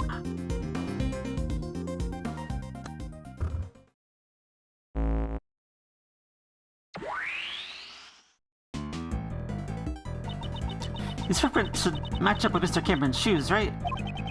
Inspect them again. These footprints. Are they really Mr. Cameron's? From size 11 shoes, and their huge footprints match up with Mr. Cameron's shoes. Now you look at it, they're moving steadily towards the center of the flower beds. Mr. Cameron was attacked, he grabbed the button from the snowman. Maybe the great thief's peak in human conditioning, your arm just can't stretch that far. Below an ordinary civilian, it would be completely impossible. Remember, it's coming through this from the shoes worn by the victim, as the case files. However, assuming Mr. Cameron was the owner of these shoes, we re-examine Mr. Cameron's shoes.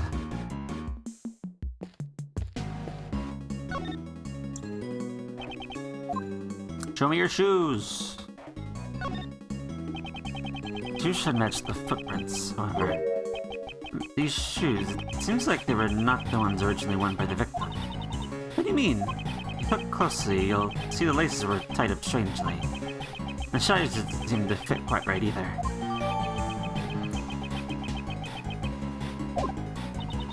I mean, these huge footprints leading into the victim's feet were most likely made by someone other than the victim. Then, the footprints leading to and from the victim's head must be Mr. Cameron's. No, not necessarily. They seem a little too small to be the victim's footprint. But none of the footprints are his. Then, which way did Mr. Cameron walk from? It's quite simple. The victim did not walk here on his own accord, but rather, he was carried here after he was murdered by the culprit.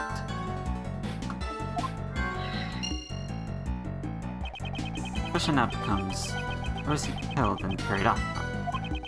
Perhaps he was near the snowman after all.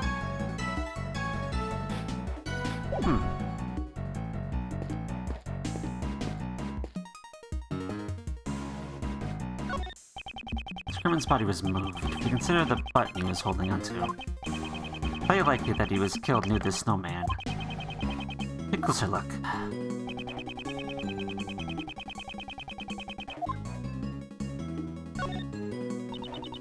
It was a sad sight to look at. Maybe helps. Snow and ice both on the way with time. Like the mystery of the cases you've solved, Mr. Edgeworth. As time passes, those mysteries melt away, we continue to keep her cool. Maybe as I'm racking my brain trying to solve those mysteries during a case. Oh, here's a brick. Oh, there's a brick missing here. Tests are all in order. It's strange that this one is missing. There's some side-7 footprints going back and forth. According to the police files, these are the culprit's footprints. They seem to grow faint and disappear as they approach the road. Not much snow left on the road after all. I expect it'll be difficult to determine who these footprints belong to.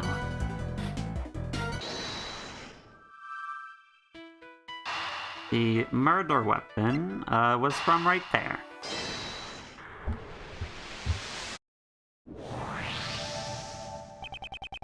This missing brick was the one used as the murder weapon.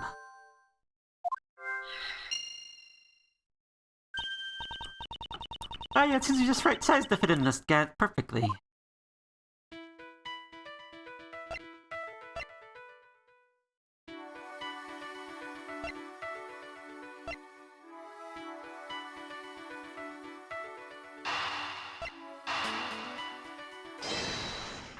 Was it carried from the road to over there? I thought it seems that the murder actually occurred near the snowman. Both the button Mr. Cameron was holding onto and the murder weapon came from there. Indeed, also, we assume that the killer picked up the brick near the snowman. Tried to sneak up behind Mr. Cameron. Mr. Cameron totally would have seen the person picking up the brick. Exactly. Okay, please update the recreation. Mr. Cameron was not in the middle of the flower beds, but near the snowman. Okay, I'm on it.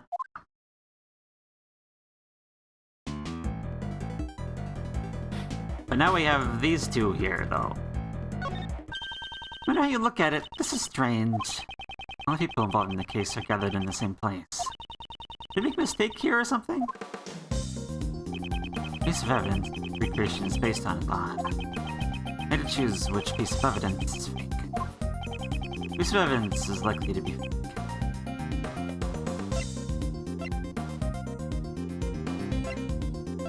The picture.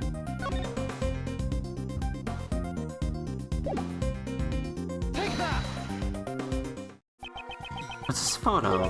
Clearly taken by Mr. Cameron. What do you mean? I'm proving that whoever killed Mr. Cameron has also moved the body. For what reason would they have to deliberately move his body? Perhaps the culprit wanted to falsify the scene that Mr. Cameron witnessed. That's why they want to take a fake photo. Made the president stand under the street light. Took a photo with Cameron's camera. But it's quite simple. Now that you mention it, Mr. Cameron's camera only had one photo on it, right? Indeed, in all likelihood, the original roll of film has been removed from the camera. After loading a new roll of film into the camera, the fake photo was taken. I see. This photo must have been taken after Mr. Cameron was killed, right?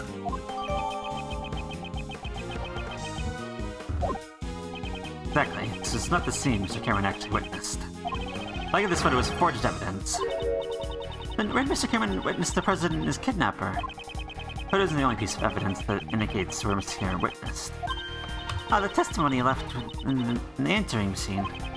So I see we should listen to the recording one more time and confirm what was said. Let's get the president and his kidnapper a bed.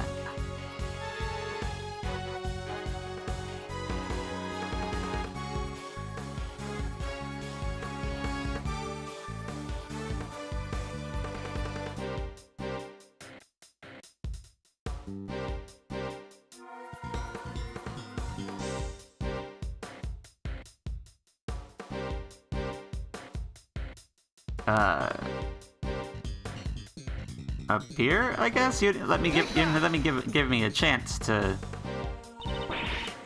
You'd give me a chance to look at that tape before you're like, make a choice. Hold on a minute.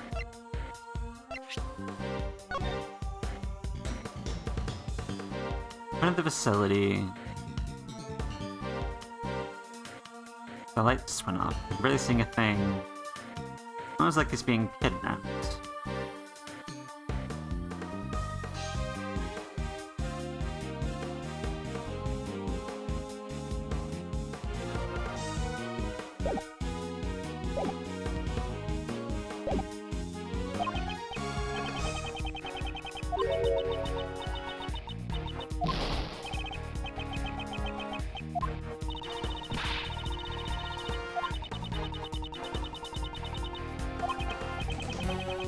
A light went out.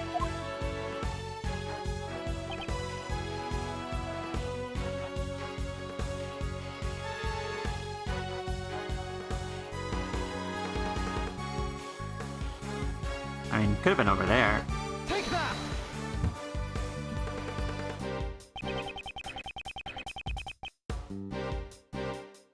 The screamer set this on the answering machine. The light just went off. I can barely see a thing now. Only two places here where the lights are broken. Light by the orphanage. Okay, can you please update the recreation? Roger.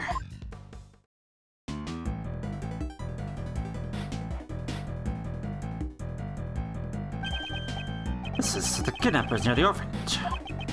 Indeed, with this, we've shown the connection between the orphanage and the kidnapping. That's why they moved the body and took a fake photo to create false testimony, or to bring suspicion towards the orphanage in court. The state of the recreation hasn't changed completely. Anybody who discovered scene is probably greatly impacted as a result. Let's go check it out, right away. Preparations are ready. The recreation has changed once again. Just press the Y button and select Change Recreation. Give it a try. Yeah. Change, please.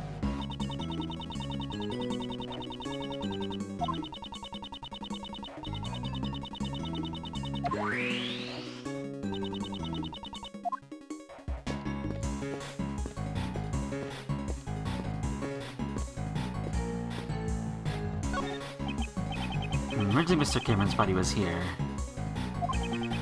Very consistent with the fake photo. He was moved to the center of the flower beds. And the footprints going back and forth from the body, could they be...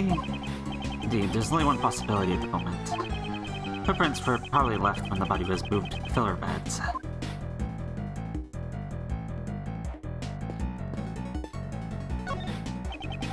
Footprints here seem to lead to and from the body.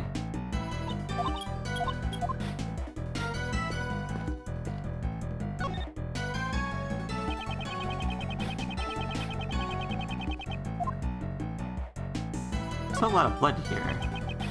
Blood spatter above the snow. Certainly was a substantial amount. Not as if the murder was actually committed here. But Mr. Cameron should have been attacked near the snowman. Exactly, in that case, this blood should belong to someone else. What? But the police report said this was Mr. Cameron's blood. I'm sure this case is blazed the best. It would have been simple for him to falsify that information. But wouldn't it be faster to just clean up the bloodstains rather than falsify the information? Wouldn't be able to do that, think about it. Losing Mr. Cameron's body would be discovered here. In which case, the forensics department would naturally become involved.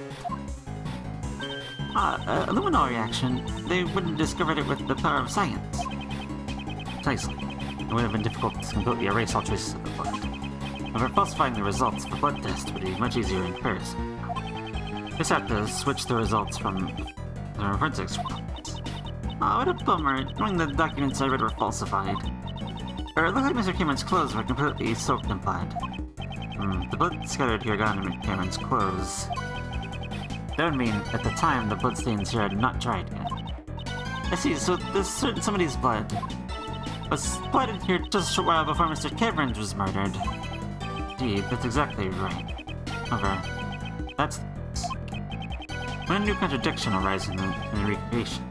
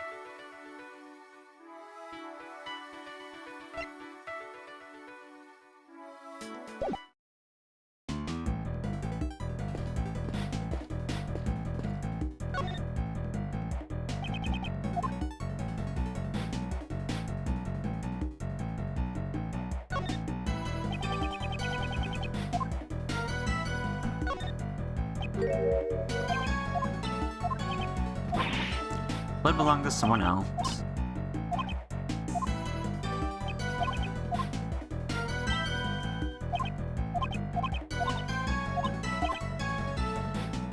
Blood scattered got into Cameron's clothes. Time, the bloodstains here had not dried.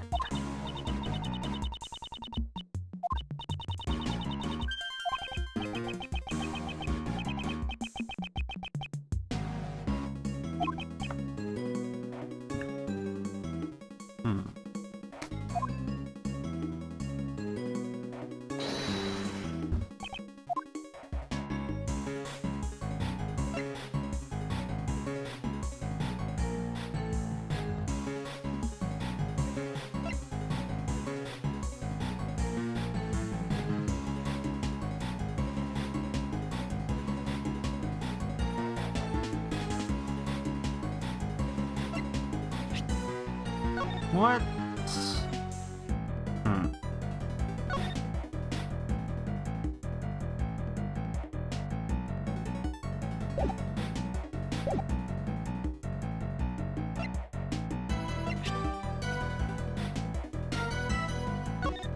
We got this photo.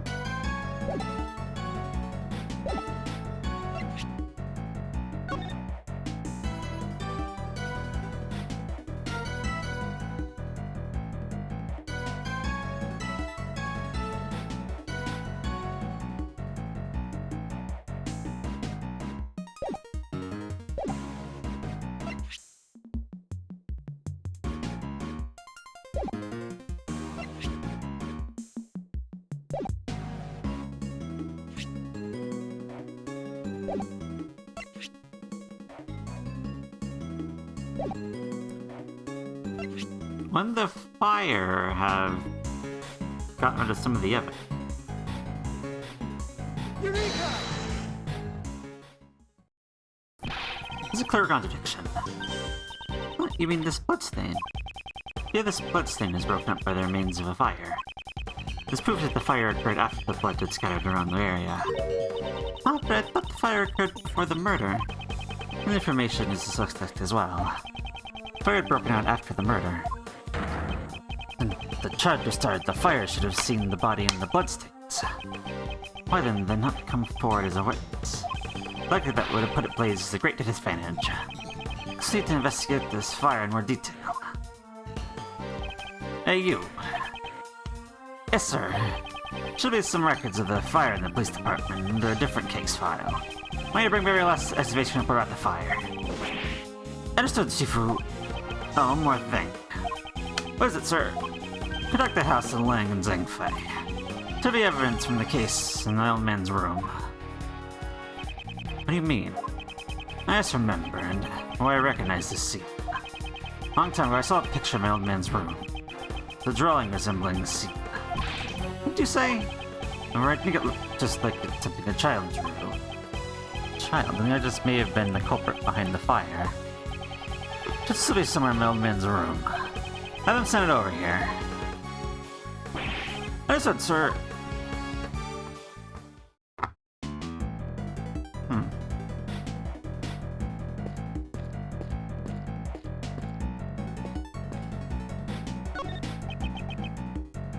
There's Brett still.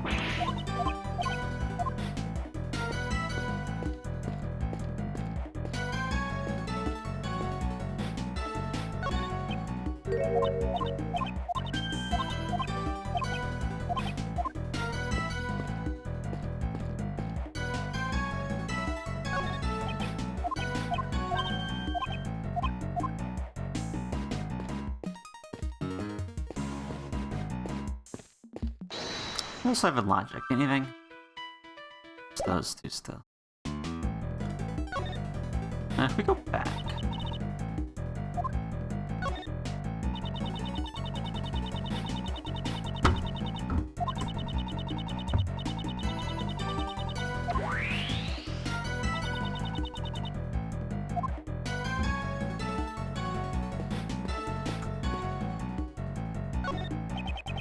I'm mistaken. This camera was originally here when he took the photo. I took a brick from that flower bed and attacked him. Cameron was hit in the back of the head and grabbed this nomad's right eye as he fell. We know that Mr. Cameron's body was here. I'd say the other recreation must have changed as well. Yeah, I did go do that. Unless there's more, but I'll get to that.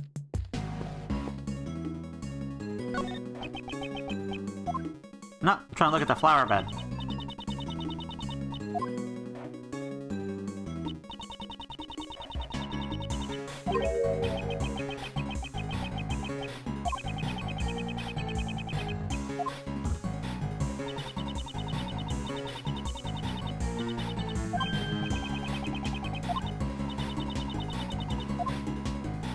I'm not trying to look at the flower again. I'm not trying to. I was trying to look at the president. I was trying to look at the president. I don't need to hear this all again. I know about the lion lily already.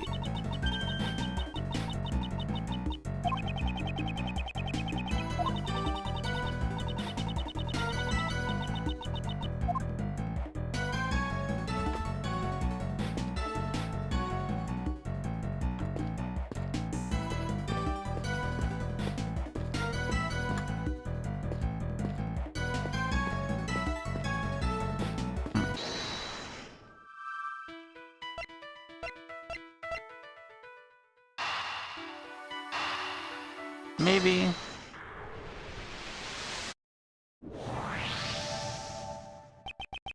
Suppose that Blaze is one of the kidnappers.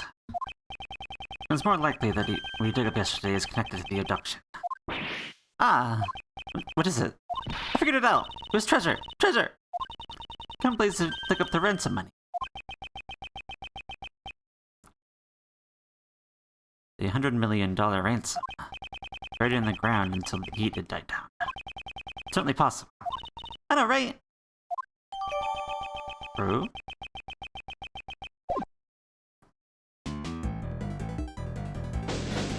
There we go. Give me my yard back, please. Thank you.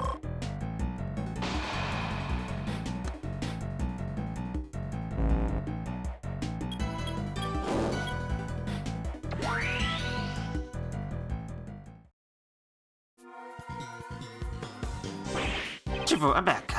I brought the info on the fire the kid started and a photo of the drawing in your father's office. Also, I'm waiting for this. Hurry up and hand him over. Information held by Agent Ling's father. This is exactly what I remembered. This is a picture drawn by the child depicting the night of the incident. Maybe it was drawn with the child's touch. I thought the owner drew the look of the child who started the fire.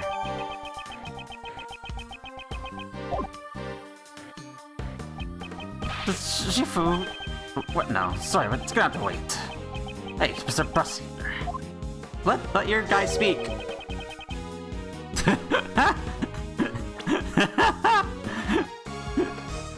Why does this child have better art skills than me? True?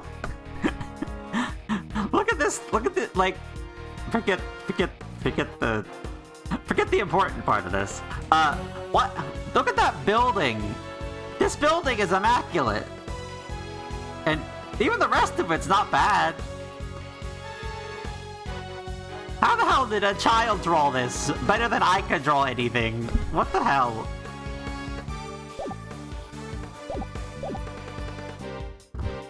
Anyway. So the building is so good, what the hell? Yeah, I know. It's immaculate.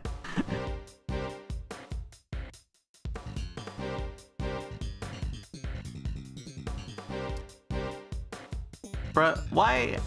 What the hell is wrong with raids with me? They're not working. I don't know what's up with that. I think Streamlabs is just... I think I need to mess with Streamlabs. But hello, welcome in, Kay. Thank you for the raid. What the... I don't know what's going on with that. I'm not getting notifications for Streamlabs about raids. I'll need to fix that at some point. But hey. Going alright. Welcome in, raiders. I'm a Storm Deity Jake, who is, like, deep into the last case, of Ace Attorney Investigations 2 for my first time ever playing the game. And we're going on about an old case from 12 years ago right now. But yeah, welcome in, Kay. What were you up to? You're playing Minecraft. I hope that went well. Name Hydra, yeah, Water, true. water and water, water, water and water and water, water, water and water and water, water, water and water and water, water. Yeah, that's working. I think I just need to mess with Streamlabs to get it back working. I don't know what's going on with it. Decorated my starter house. Nice. Nice.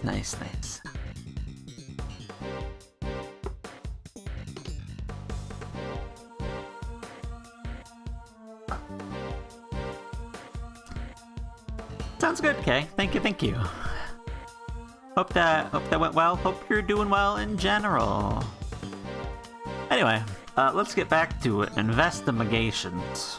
Why do you think my old man had this? Perhaps he obtained it during the course of investigation into the incident. Although I don't know why he would have concealed it. Certainly, we may be able to see the details of the fire. Yeah, sure. I'm going to read it post-haste. Oh, okay. We started the fire stuck out of bed on the night of the incident. It seems the boy went missing several days later. But don't tell me that we witnessed something we shouldn't have. That's horrible. He was only a child after all. I hate that to be the case. We can't rule out the possibility entirely. Apparently, the boy left some stuff behind at the orphanage and was taken as evidence. What's this? That's... What's that doing here? Mr. Prosecutor, you recognize this? Yes, a known piece of evidence that's related to it.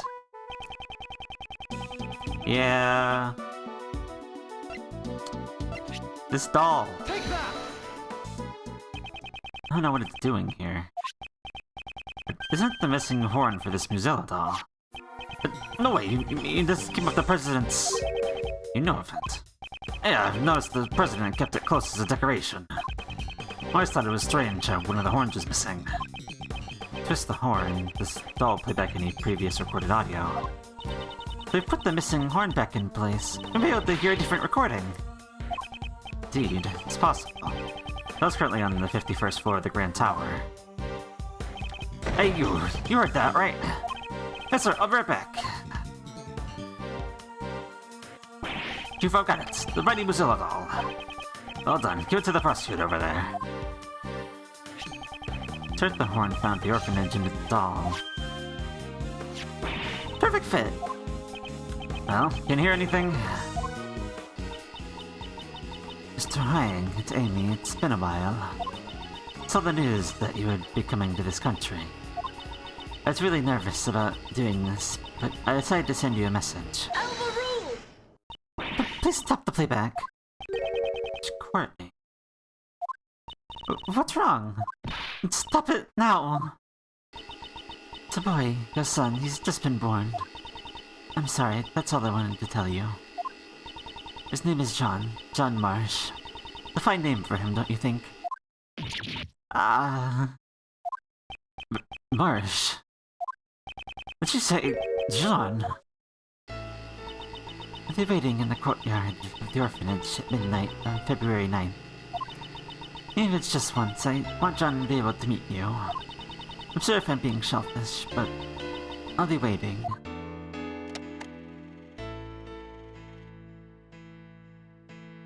No, wait, that was my... John. What's the meaning of this, Miss Courtney? John is not my biological son. He's adopted. And John knew about this. Of course he knew. John's mother, Amy Marsh, passed away about 5 years ago. She and I were cousins.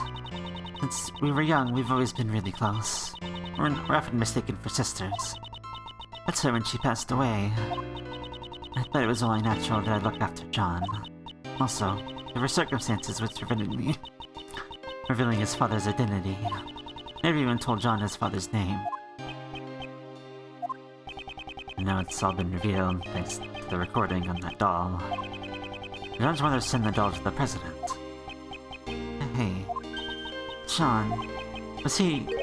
the president really... was he really my dad? Yes, he was. Before you were born, Amy worked as a diplomat in Sang Fei. Diplomat, so it must have been how I became acquainted with the president. Hang on, didn't you tell me she worked at the orphanage? As after returning to this country, Amy left her job as a diplomat. She just had great passion for charity work, so she began working at the orphanage.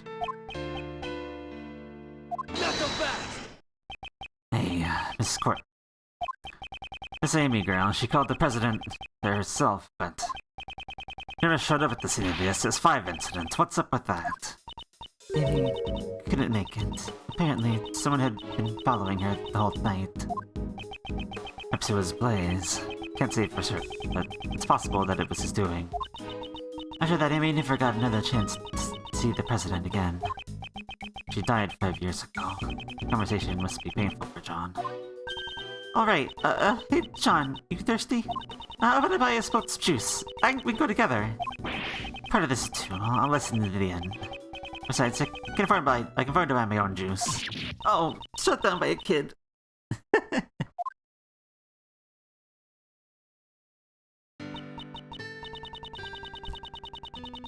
John, do you understand why the reason I met with the president 2 days ago? A secret meeting from two nights ago. I wanted to tell him about Amy's death and that you were alive and well. But I see, that's why you couldn't tell us the reasons for meeting with the president until now.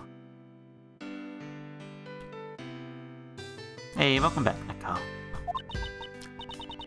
I get it. She would have to reveal his connection with John. About the okay of lion lilies. Thought he would understand that truly know about Amy. As far as her memory to the President and Amy. First present she received from the President was a bouquet of lion lilies. But now even he has passed away. If only he were still alive. Perhaps I could have introduced him to John.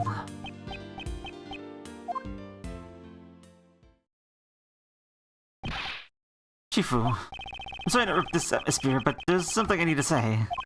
What is it now? Can it wait? Oh, actually, there's one last item that's been delivered from Zingfei. I have here the President's will. Oh, what?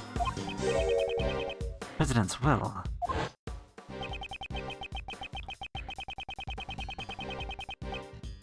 The anime I watch. Generally like slice of life, like comedy is what I watch. Not a lot of action. I mean, there's some for some of that, but not a lot. Mostly comedy. The old man received a great number of special medals from the President himself. Talking of his trust, the President left his will in the protection of the Ling clan. His medals in that will, they were the pride of our clan. Our only treasure, so to speak.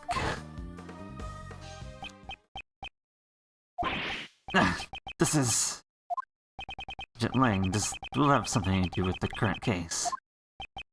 You bet it does. It says here, hereby acknowledge John Marsh as my own son. What? John's name is in the President's will. Are you certain that will was written by the President? Yeah, he entrusted to the Ling clan even before the SS5 incident took place. Not to appraise it back home, but by the name of the Ling clan, this is the real deal. Hang was the president of the entire nation, and the existence of his son would have caused considerable controversy. However, he left behind a will just in case. I said I'm doubly sure, I still can't believe it myself, but there's no room for doubt. John Marsh, you are the son of Jijun Huang, the president of Zingfei.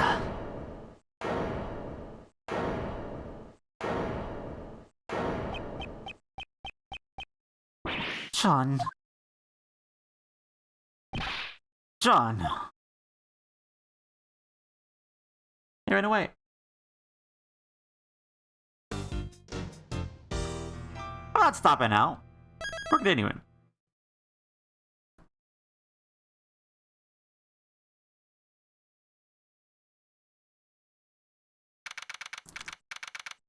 April 6th, 4:51 p.m. outside Grand Tower, temporary film lot. We're just dragging all these people along with us. John.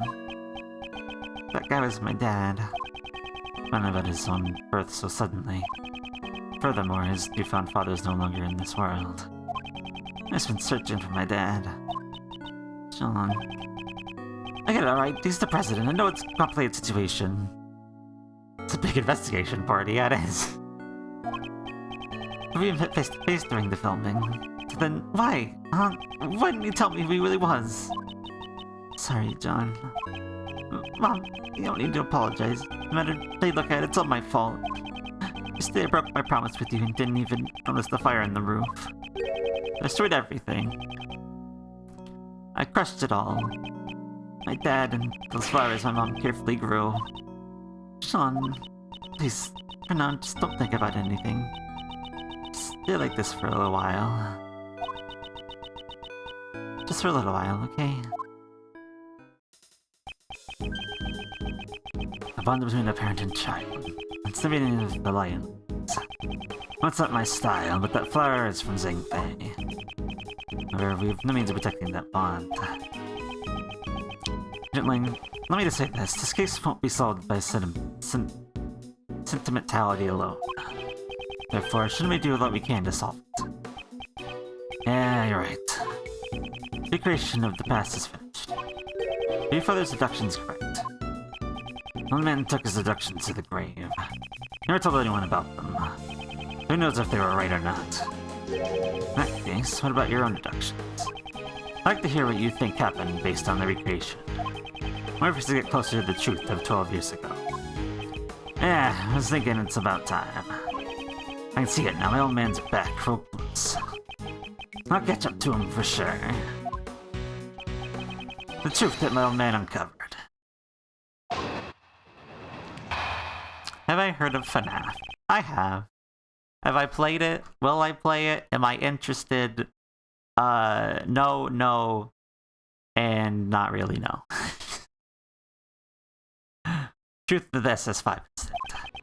The mistake that the president went to the orphanage.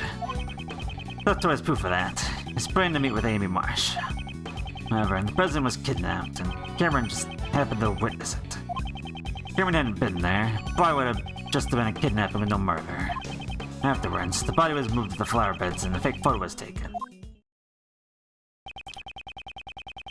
Was that really what happened 12 years ago? Oh, you've updated the case files, okay. However, there's one thing I still don't get. One thing you don't get. It's this. Why didn't you take a fake photo? Why would they go through all that trouble and you make the president take part in the photo? That's true. However, into that riddle must lie somewhere with it. When you get past the layers upon layers of deductions, we'll surely reach it. Yeah, that's right. I'd like to hear your deductions as well. Alright.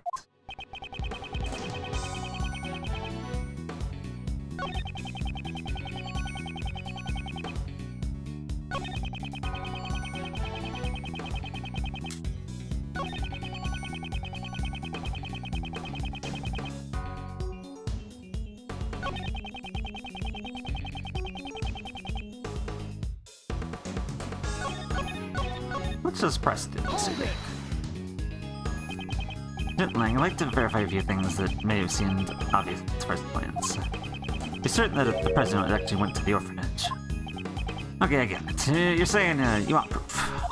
Everyone's always demanding proof, Mr. Edgeworth. After all, you have to tell him that.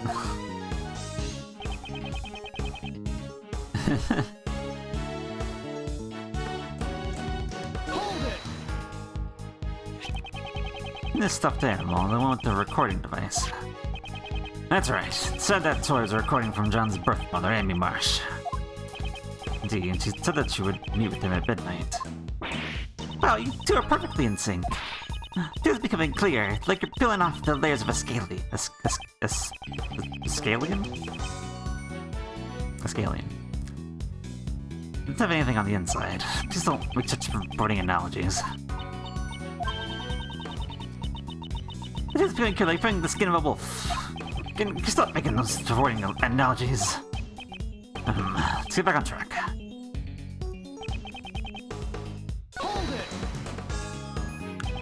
I'd like to verify the details at this point as much as possible.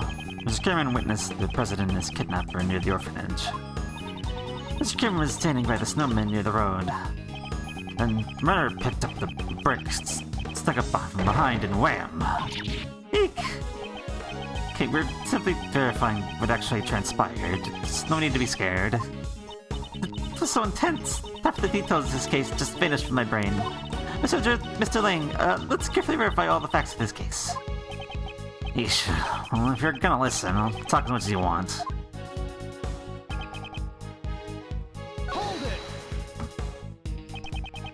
Hadn't been there, you say? That's an interesting theory. Could explain in more detail. Simple. Cameron was killed because he saw the kidnapping. Kidnapping itself was a success. If he hadn't been there, no blood would have been spilt. No blood would have been spilt. I think it sounded like it was his own fault for being there. Okay, that's not it. What Agent Lang's trying to say is... simply besides Mr. Cameron, there were no other casualties at the crime scene.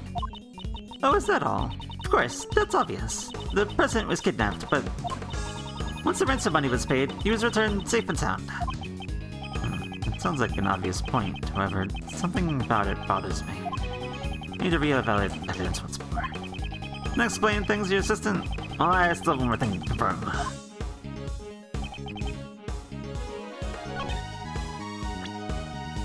I mean, there was blood there, though. Already.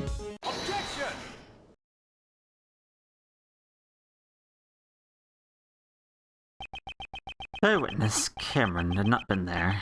No murder would have taken place. Is that really the case? Cameron's goal was only to kidnap the president. There were no witnesses. There would have been no need to commit the murder, right? What if Karen wasn't the only one who was murdered? There's a large bloodstain near the flower beds. However, Karen was murdered. Near the snowman. Ergo, this bloodstain could not have belonged to Cameron. Someone else's blood was spilled. And quite a vast amount of that. Hey, Mr. Prosecutor. You have any idea what you're saying? I do. It's hard to believe, however. That's what the evidence indicates. On that night, 12 years ago, there were 2 murders. Say the other murder was covered up. Just who the heck could have been killed? Murder that was cleverly concealed. All traces of it were erased. The incident itself was completely deleted from the case files. However, there's one thing. One piece of evidence remains intact after 12 years. Piece of evidence shows that something happened that night.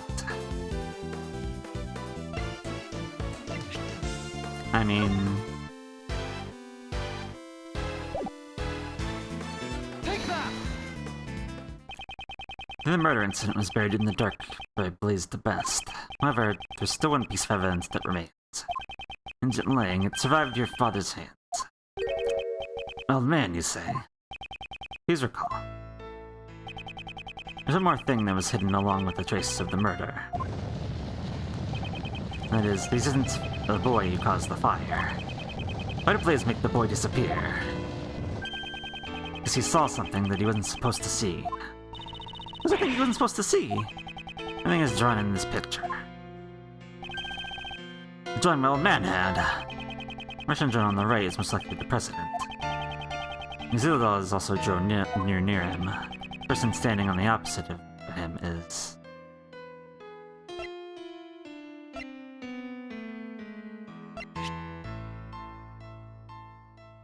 Doggin, who currently, in case you forgot, escaped prison a couple days ago. Take that!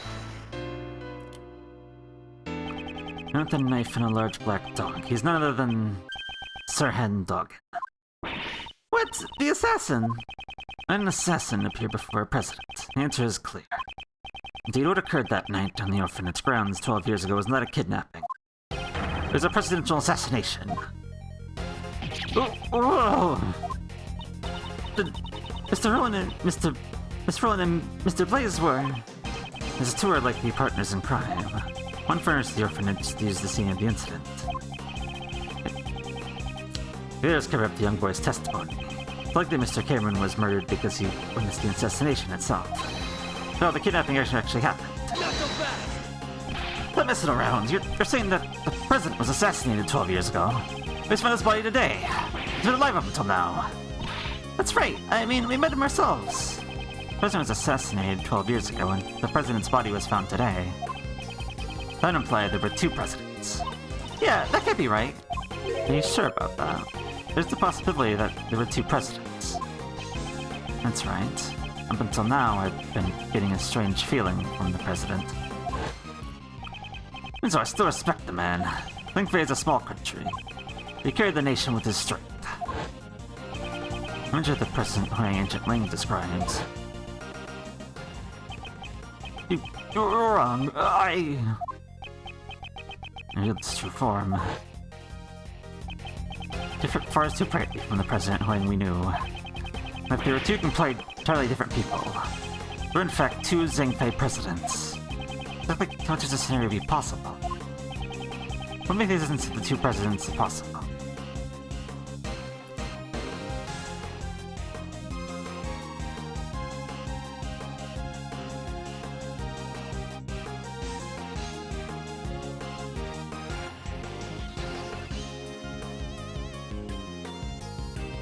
One of them was a body double? Could you assume that one of them was a body double? Wouldn't it be possible then? Body double? Isn't Huang pressed in its power and authority in Zhengfei? Sure, there were those who envied his position and made attempts on his life. Yes, just as he was attacked a few days ago at Gordon Lake.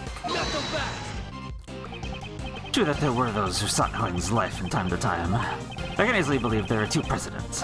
At least not without any evidence. No evidence that there were two presidents. Good question.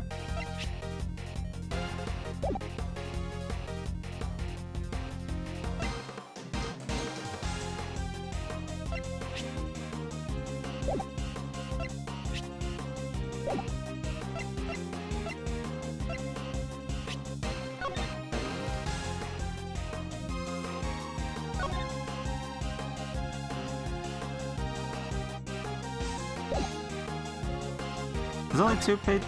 Two pages, yeah, okay.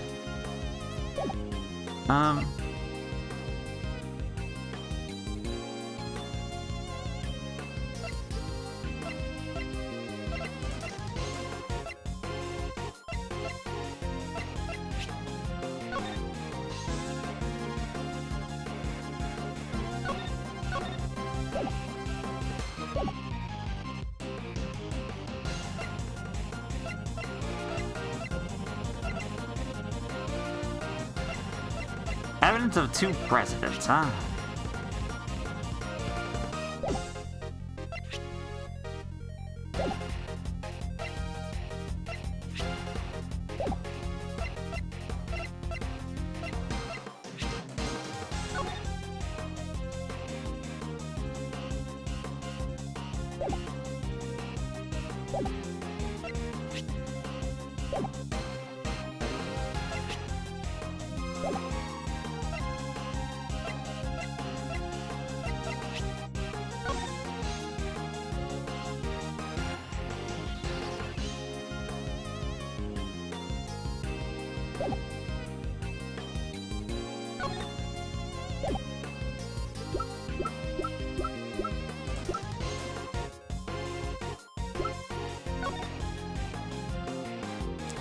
Purple suit, yellow, white tie.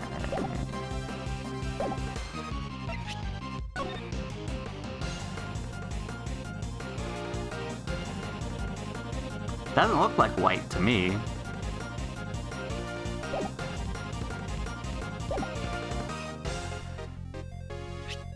Take that!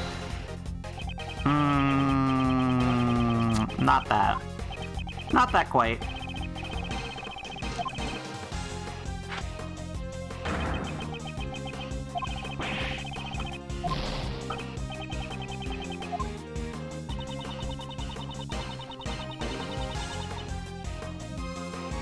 Only unit president two in place at the same time.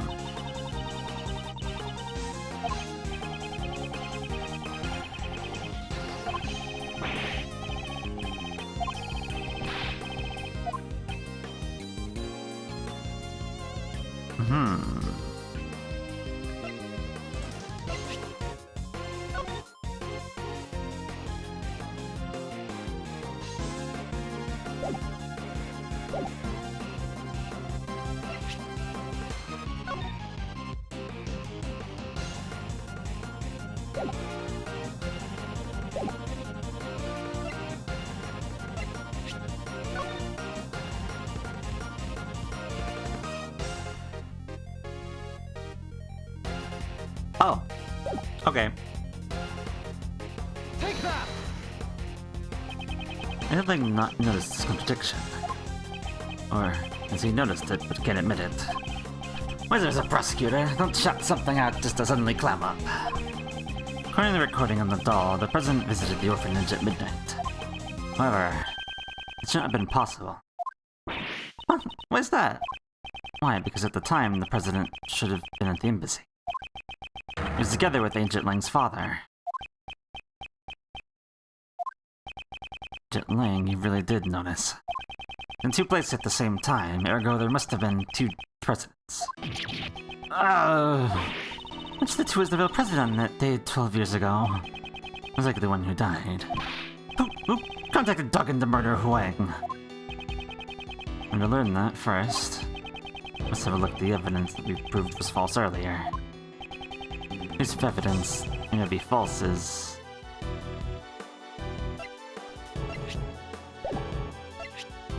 Take that! Photo taken with Cameron's camera was taken after he was murdered. Oh, another alien attack. Another raid. I really need to fix my thing. I really need to fix Streamlabs so that works again. Hello, welcome in, Miluki and Raiders. You were doing your affiliate celebration. Yeah, congrats again, Miluki. I'm happy for you. But welcome in, Raiders. Hello. I'm Jake. I'm a Storm Deity, and I'm currently far into Ace Attorney Investigations 2 on 5th case for my first time.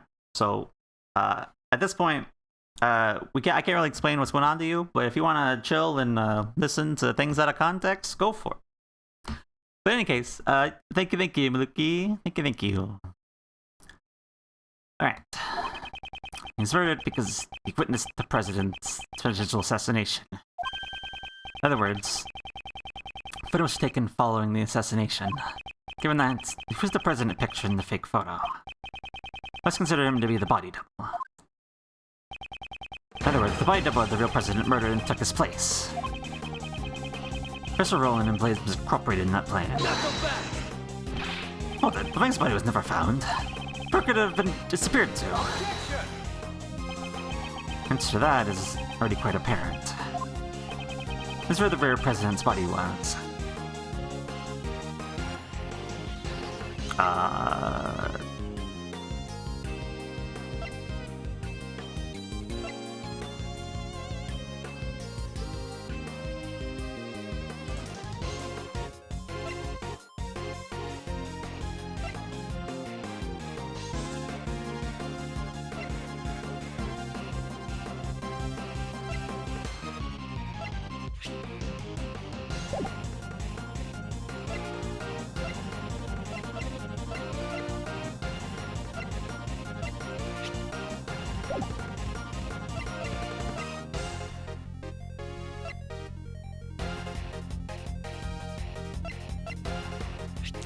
Is that what was...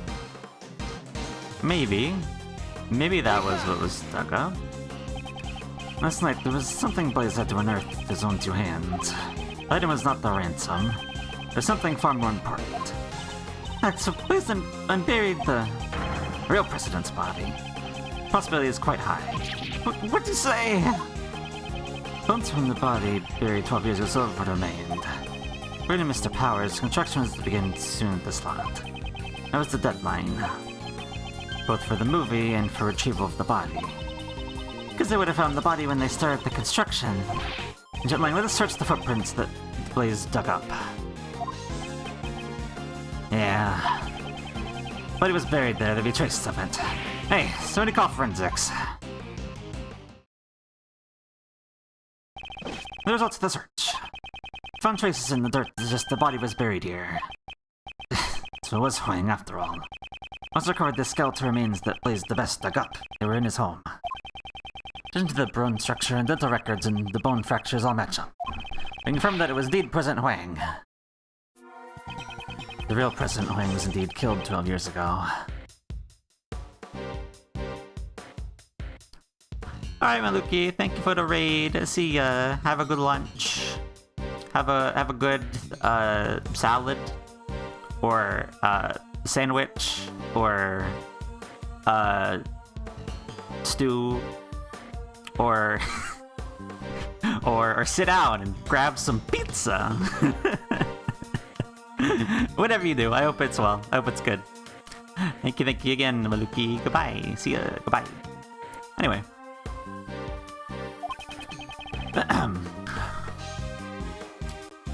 This 5 incident was a murder.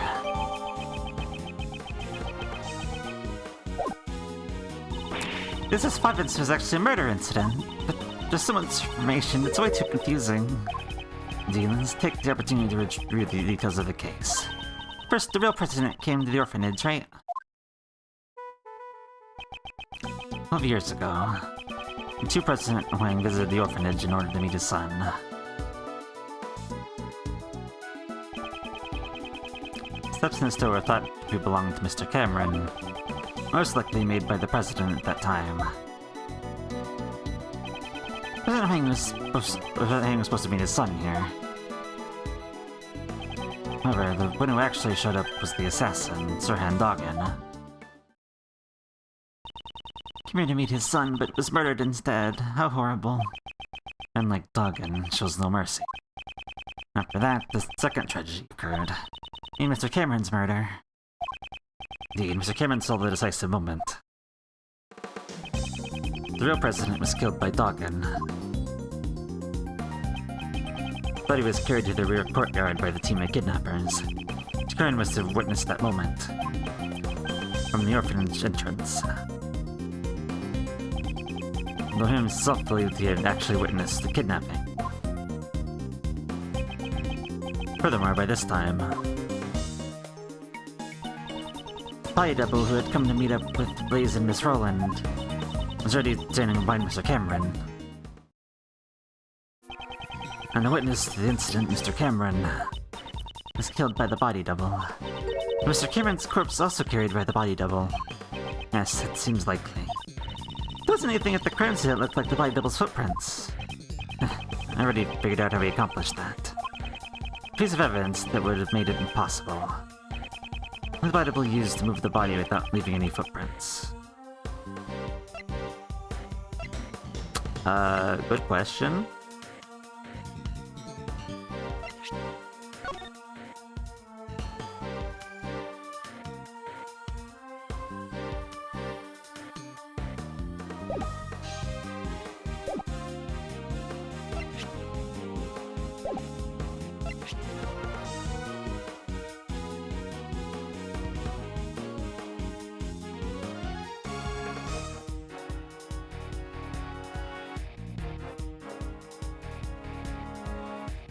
You stepped in the president's footsteps? Take that!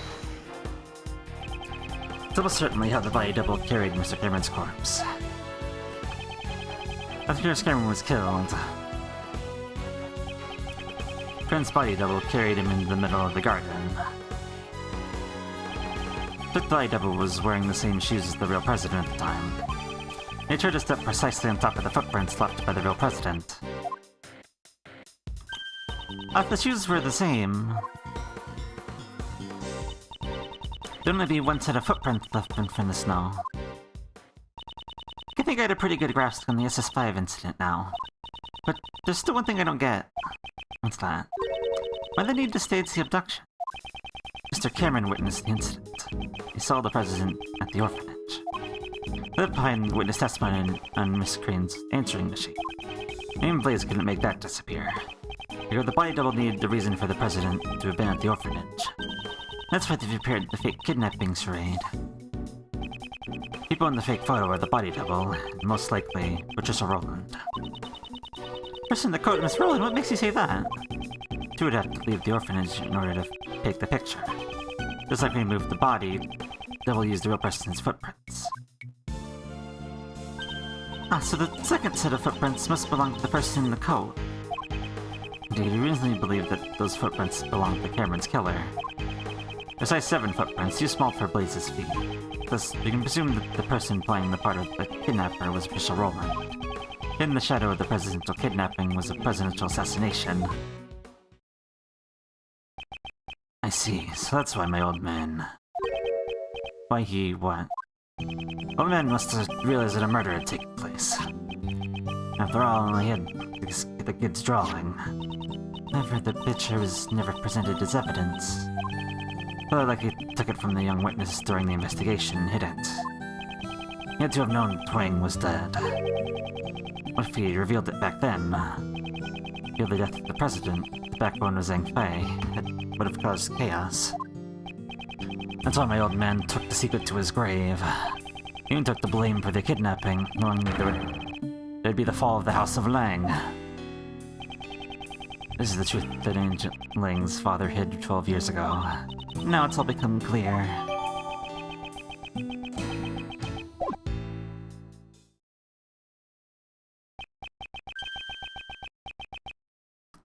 Is that really the case, I wonder? Huh?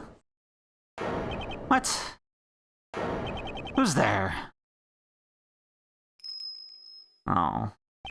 That bell, it's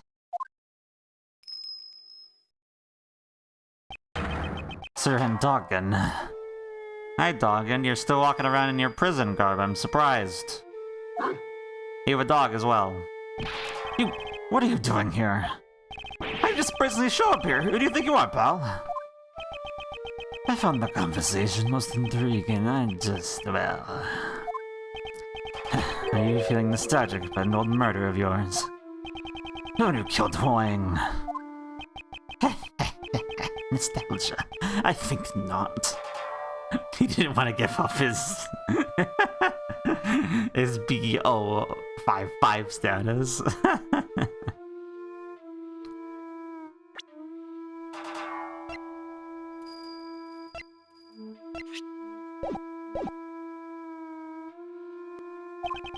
You're speaking about the person I'm searching for.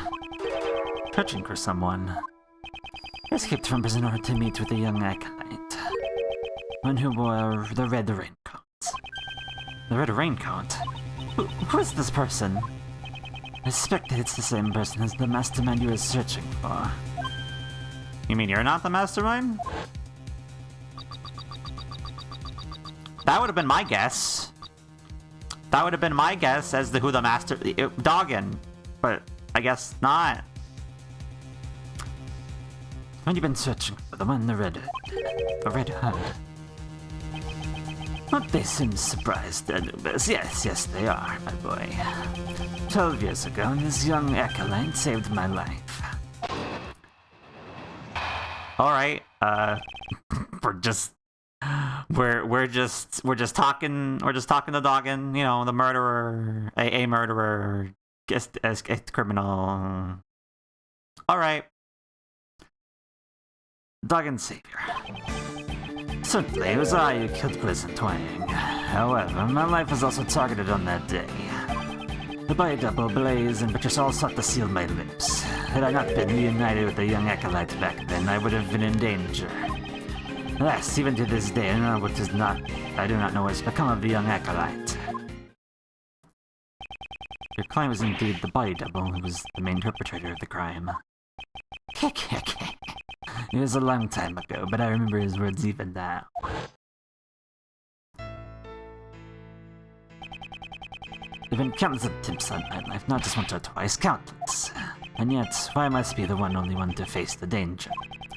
I stand before the people, I garner the same respect as the president does. So what is the difference between him and me? The difference was great. While the voice and style of speech may be the same. One can mimic the body, but the heart cannot be reproduced. His own weaknesses cost him in his quest to become a leader. Now that Rookie's gone, I'm in charge. Not sure you're as capable as Rook was. What do you say? I'm totally the leader now. Perhaps the king and his knight were not so different after all. But Double believed the president's only weakness was a woman called Amy. To find the woman, you needed the assistance of someone from this country. They joined forces with Blaze. After determining her whereabouts, he simply waited for the right opportunity. A chance came with the meeting at the orphanage. Indeed, the director of the orphanage was bribed and brought in as an accomplice. As he was referring to Patricia Roland. Well, given what I've told you, you realize the whereabouts of the young acolyte now. I mean, the boy you saved, but how do you know he's the mastermind? That day, the young one caused a fire at the garden of the orphanage. Ah, you're talking about the kid who started the fire as a prank. A prank? Not at all. That night 12 years ago, the acolyte was hiding inside the igloo. It seemed he witnessed Patricia and Blaze moving the body from his hiding place. Apparently, he heard them talking during that time. It seemed that they were planning to kill me because I knew the truth. Immediately came to the main hall to tell me that. I learned this about the young acolyte sometime later. It seemed he was wearing a red raincoat at the time. Led me out of the main hall. And the young acolyte said he was going to get rid of our footprints. He scattered some lamp oil near the igloo over the snow. and they boldly set the oil ablaze. Ah, no way! So we set the fire in order to... The focus was diverted towards the burning flames. Took the opportunity to escape through the rear exit. The boy in the red raincoat is the mastermind behind this case. Exactly, isn't that right, Anubis? Yes, boy, yes it is. Right.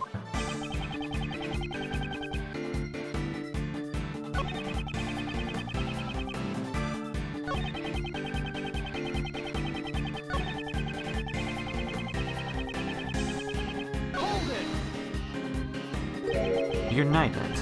So when did you first meet with her? That'd be 18 years ago, on the 24th of December. That's rather a long time ago. That day our roles were reversed. I saved the young one's life. It was an unusual snowstorm on that day. The temperature was well below freezing. I took Anubis for a walk in the snow. That's when Anubis noticed something and started running. Fell out through and found a car. I had great difficulty opening the door. I had it frozen shut. In the back seats were two young children shivering from the cold. Two children? They remained in the car for an hour longer. They surely would have frozen to death. I brought the two of them to a nearby orphanage.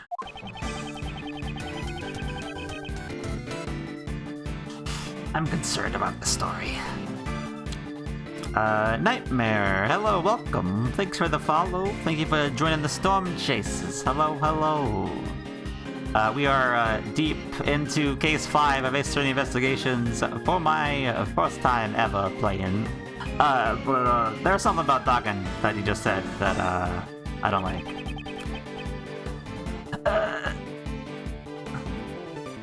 I mean, the children. There were two children in the car. You're sure of that? It may have been 18 years ago, but I remember it clearly.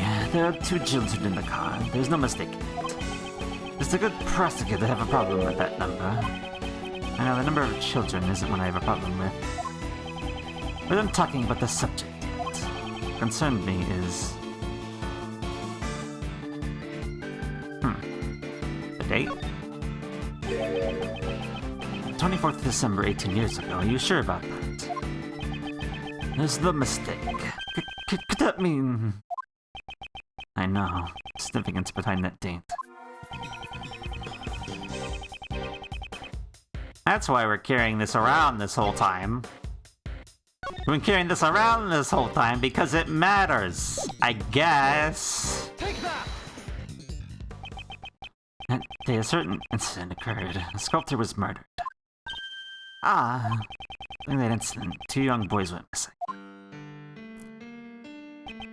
The sons of the victim, Isaac Dover, and the culprit, Dane Gustava.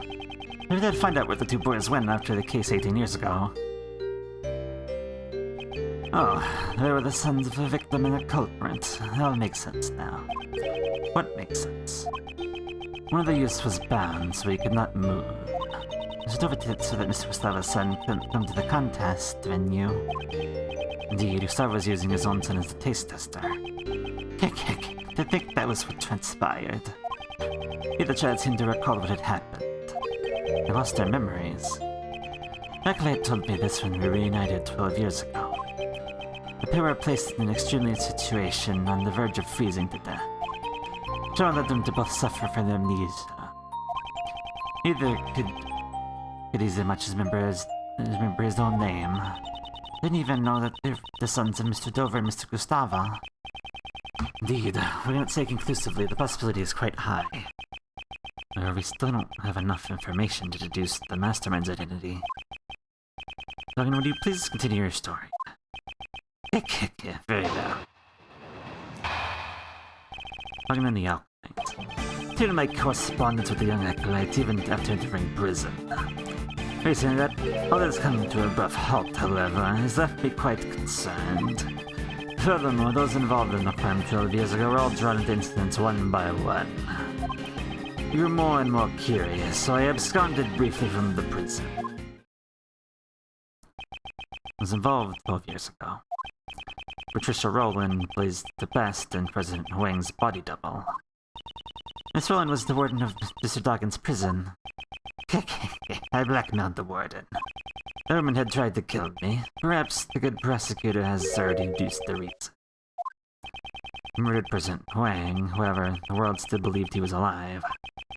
Be able to prove the president was a fake. Both Patricia Rowland and Blaze the Best would have been in danger. That is correct, and if I had heard the proof with my own ears.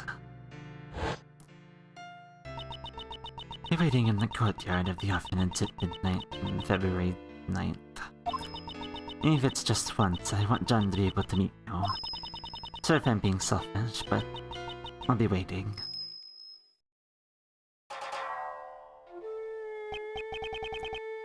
Who might you be? Apologies, but I'm presently waiting for someone. I'm well aware of that, President Wang. I am not meeting with your son. However, I do not spill blood needlessly, you may relax. I only seek the President's life. Can't be. Please wait, I am just about to meet my son for the first time. I'm sure this will be the first and last time. Please, at least wait until we are finished. I thought the President would beg for his life, but he was of a different sort. Officially, the President had no son, but however, he shook his head and said his legitimate son was his and intended to recognize him publicly. Furthermore, he claimed that he has already made preparations towards that end. Would that son of his be the boy with the horns over there by any chance?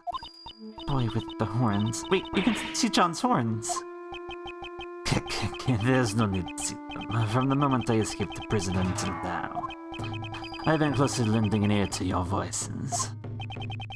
Said the President made preparations towards recognizing his son. With the word preparations alone being sufficient for blackmail. That's it.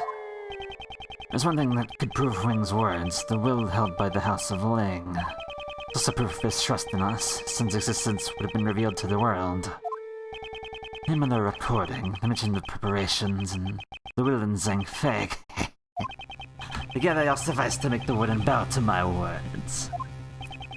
Those three pieces of information, one could prove the identity of the double. Using John. President blocked the first strike of my knife with something soft. Plus it fell atop the snow and I struck once more. This time the blow proved fatal. So I cut off the Muziladal's horn. None but I heard his final words. Only myself and that child knew of the President's secret son.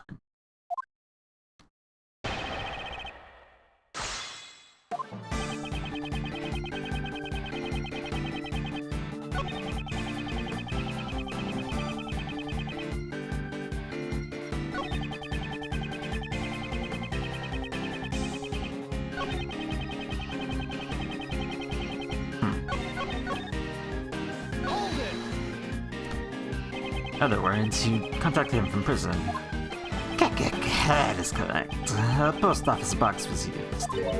Post office box would allow one to send and receive letters without revealing the recipient's location. Why not use a form of correspondence that would reveal the acolyte's location? There was someone keeping watch over my correspondences after all. Must mean the President, the risen warning, Rowland. Be more specific about the nature of her correspondences. Rather mainly moves from my correspondence chess matches. Correspondence chess, if I recall, the person you were playing against. Might be hard to believe, but Duggan's chess opponent was... are you saying he was playing against Mr. Knightley? Was that Horace Knightley? Certainly found the correspondence chess memo in Knightley's cell.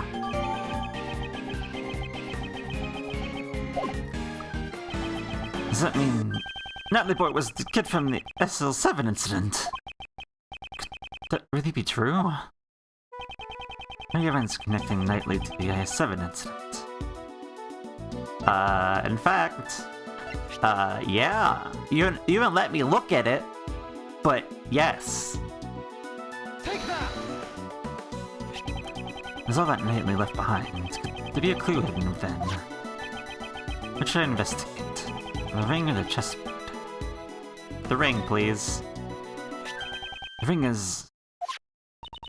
What is it? Mr. Shields, please take a look at this ring. This pattern is... It's Pierre-Quet's. I thought so. He and Mr. Dover's seal turned into a ring. However, where would he have this? Shouldn't have been held by the police as evidence from the IS-7 incident. After the incident, the seal was returned to the victim's next of kin.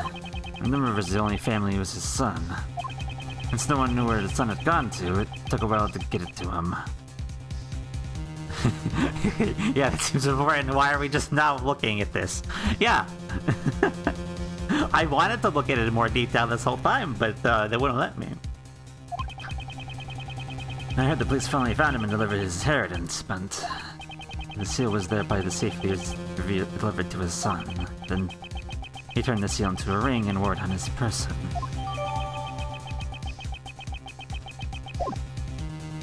So, Mr. Knightley was Mr. Dover's son. These aren't fools. I'm sure they did a thorough check before handing over the seal. So one of them, the I-7 incident was his chess opponent. Knightley, huh? And that man must be the mastermind behind this case. But Knightley's dead. He cannot be involved in this incident. How about that? The one who could be the mastermind himself was a murder victim. But that can't be the culprit. There's no way that's right. Certainly strange. In that case, who's the culprit? I mean... the other child? I don't really have evidence for that, but the other child?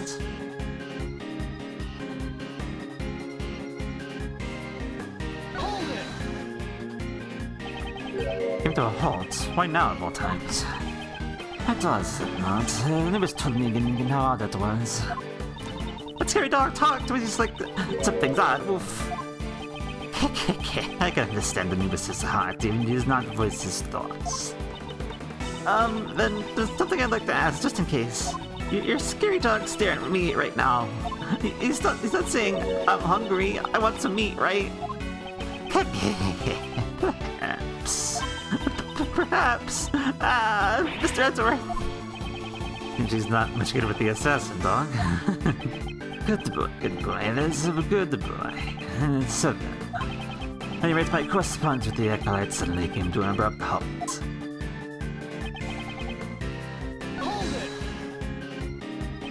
It certainly does seem too much of a mere coincidence. Body double of Bai Hon Huang, the president of Zhang Fei, faked an assassination plot. Crystal Rowland, the prison warden, murdered Horace Knightley. Blaze the Best, the chairman of the PIC, murdered Jill Crane. And to think of it, as we're investigating these cases, I felt the presence of some force behind the scenes. Even within the prison, I could tell that this was no insignificant event.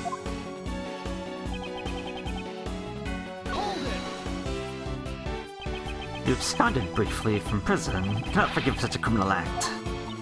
You stole your way out of the prison. You stole your way out of the prison. I cannot forgive such a thieving act. Relax, no one was hurt. I merely have connections that allow me to set foot outside. But even so, you can't just escape from prison, pal. Arrest him! Arrest him! That won't be necessary. Once my business is done, I shall return to my cell. Trying to make fools of us. Prison isn't the kind of place you just enter and leave at will. The wolf may say that. But one can see that the wolf and his pack also share an interest in the tales of my past. Gently, Detective Gumshoe. There are still a few things I must ask Doc, and please postpone matters until then. Yes, sir. I know you'd say that, Mr. Edgeworth. Damn it all. I haven't taken the eye off you for a second.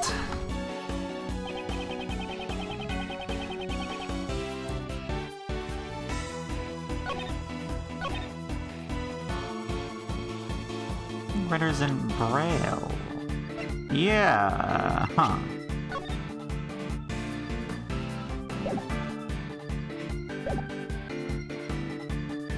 Yeah, you would have to write in Braille, wouldn't you?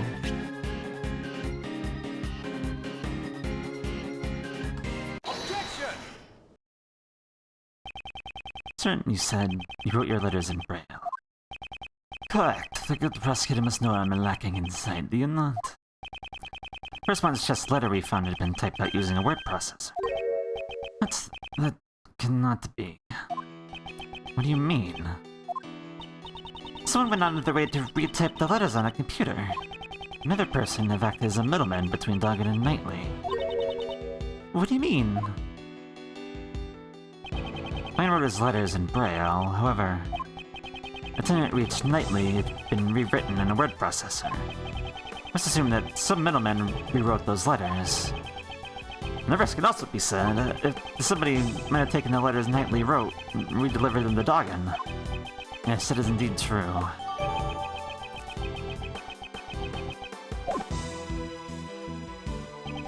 Knightley and Doggett both communicated through a certain individual. Doggett, were the letters that reached you? They're in Braille, of course. So Knightley Boy's letters must have been transposed by that same person as well. Oh, then that somebody must be the mastermind behind the case. You're saying there's someone else who's the mastermind behind this case? And who the hell is it? Dover's son, Knightley, is already deceased. In that case, there is one more youth that we should consider to be the mastermind. You mean Dame Gustava's son? Who the heck is he? Knightley's Dover's son. Gustava's son must be. Well, we're the only friends either of us had since childhood. He was the same as me. We never had real families. Can't be. Could it really be him? What is it? You've gone all pale. I figured it out. The identity of the mastermind has been controlling this case from the shadows. What? Who in the world is it? I don't want to believe it myself, but it's someone we know quite well. Mastermind is...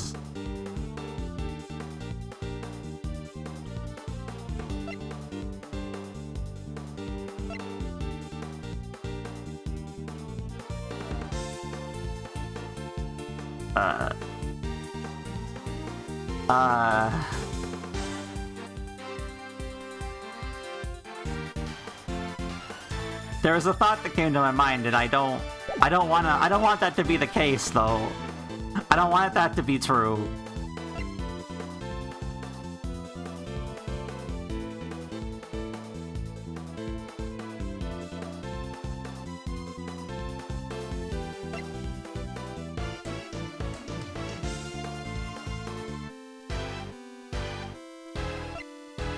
Wait.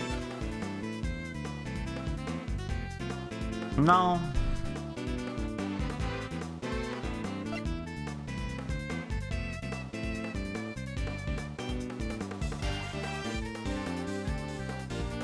Would that make sense, though? No. No, it wouldn't. That wouldn't make sense. Or would it?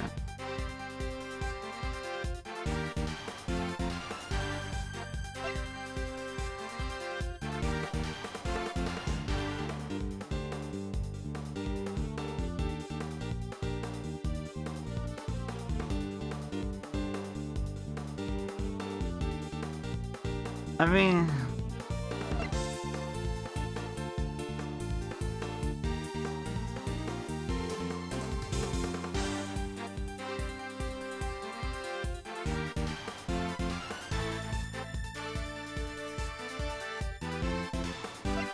Okay. Looking through all these people I have, I have two options.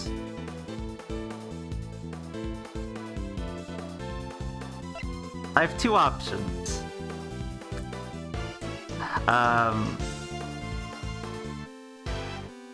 Do they make sense? I don't know.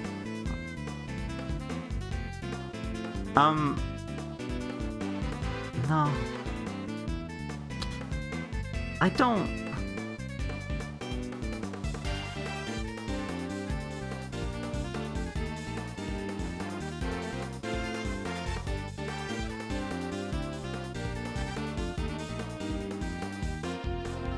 No, that...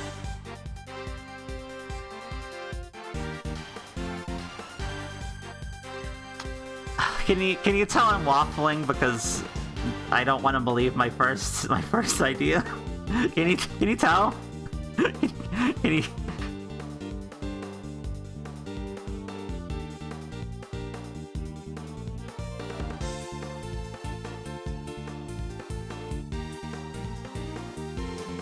I really want to hear the first idea. That doesn't make sense. Well...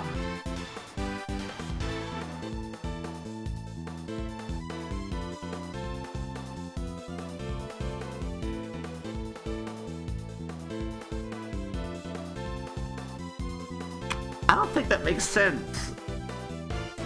No, I don't know, man.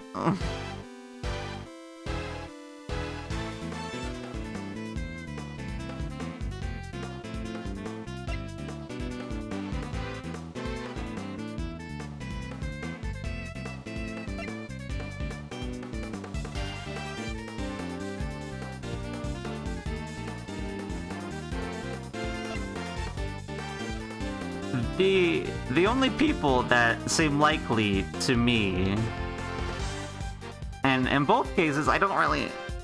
I feel like there's a problem with both of my ideas. I mean, one of the ideas is you. But, like... You... I don't feel like it's you, though. Unless you lied before about...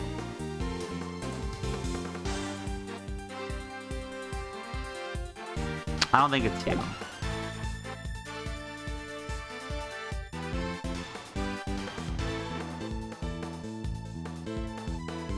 I kinda want to just...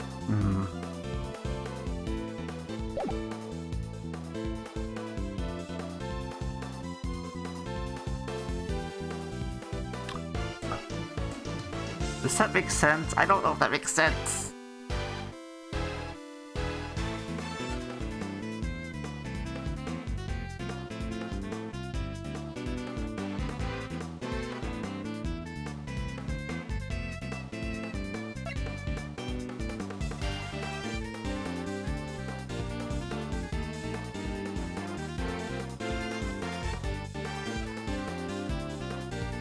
I'm gonna...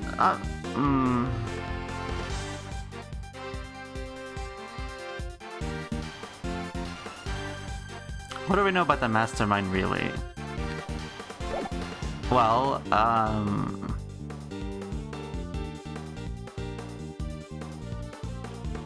he's the son of Dan Gustava. He disappeared, used to taste everything. Was an orphan. I don't know how old the kid was, though. That's the only problem.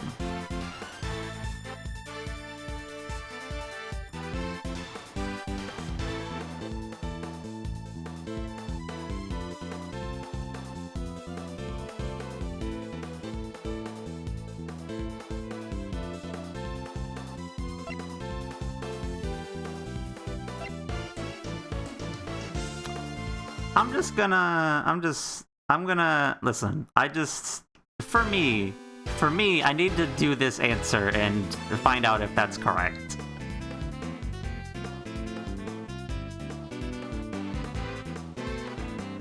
What's your thought about the age, Manji? Tell me.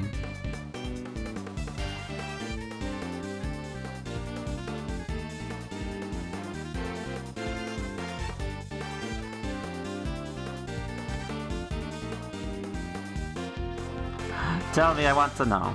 What is your thought?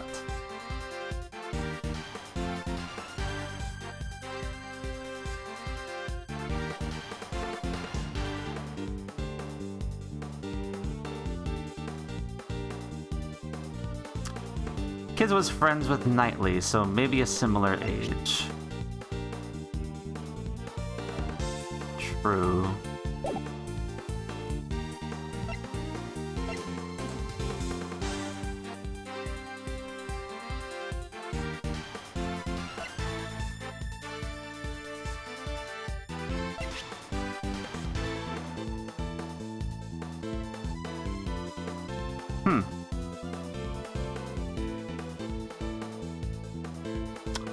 Oh.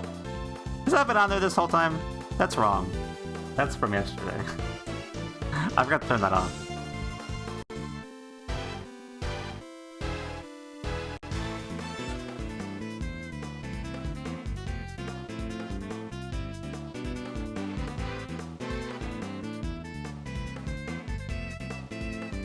Get the life out of here. True. I mean, I don't believe this, but... Oh. Actually. Thinking about it.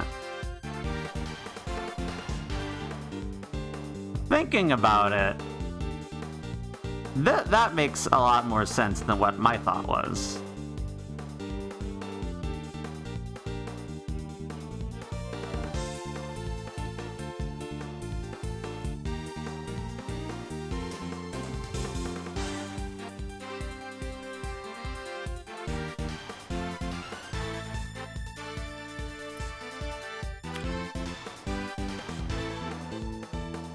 That makes a lot more sense. The other idea is to try them out first. I'm not going to. I'm gonna... this is the answer. I think.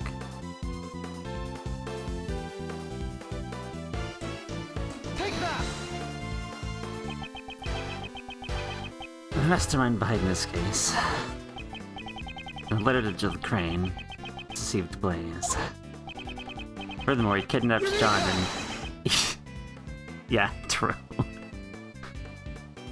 Furthermore, he kidnapped John and eavesdropped on us. However, all of his actions wouldn't have not been able to get out of my mind.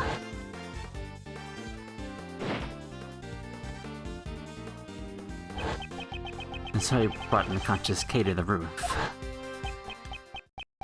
A giant monster. Oh, did you just say something? That's right. You're exposing the mastermind, then the monster's true form. I almost forgot. If you'd like, please come to our next show. I'll also be performing in it. It makes your personalities fun and fabulous and fun for all ages. Swift, there's something I'd like to ask. What? You mean me? That you recorded the sound of Mozilla spewing flames. Most decisive evidence appears to be something you recorded on that tape recorder. That's Mr. Retro for you. You're good at figuring things out, aren't you? The sound of Mozilla spewing out fire. This place never came to see the flames. That's right. I ain't actually seen it with my own eyes, though. You just listen to the tape. Sure thing. There we go. It sounds as I thought. It seems that my reasoning was correct. To nature the monster and the mastermind, all my logic is coming together. Miss Hart, you said you captured a giant eye on film, did you not? Sure did, right here in this photo. You have to film it like this. Detective Gumshoe. Yes, sir. This is your film analysis device. Okay, but what do you want to analyze, sir? This photo, please. I'm on it.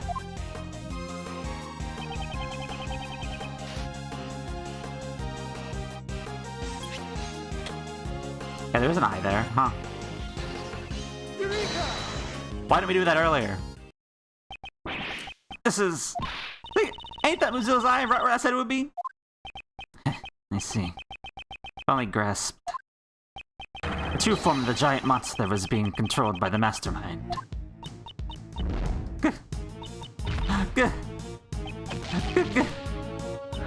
Giant monster?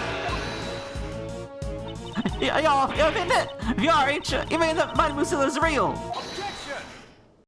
No, this isn't not Mozilla. It's the eye of a different monster.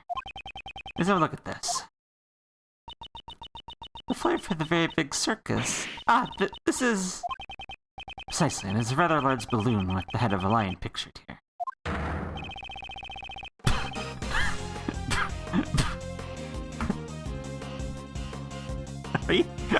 Are you...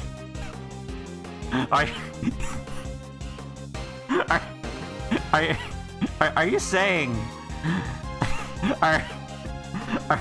Are you saying fucking Simon Keys, the mastermind of all of this bullshit, wrote in a hot air balloon with a cat on it, like fucking Team Rocket? Are you kidding me? Are you fucking joking with that? What the fuck? What? What? Really? Alright. That's not what I was expecting to find out today, I gotta tell you. Yep, that's right. This balloon is the trending of the giant monster. In addition, the son Miss Swift recorded, which she believed to be Mozilla spewing flames.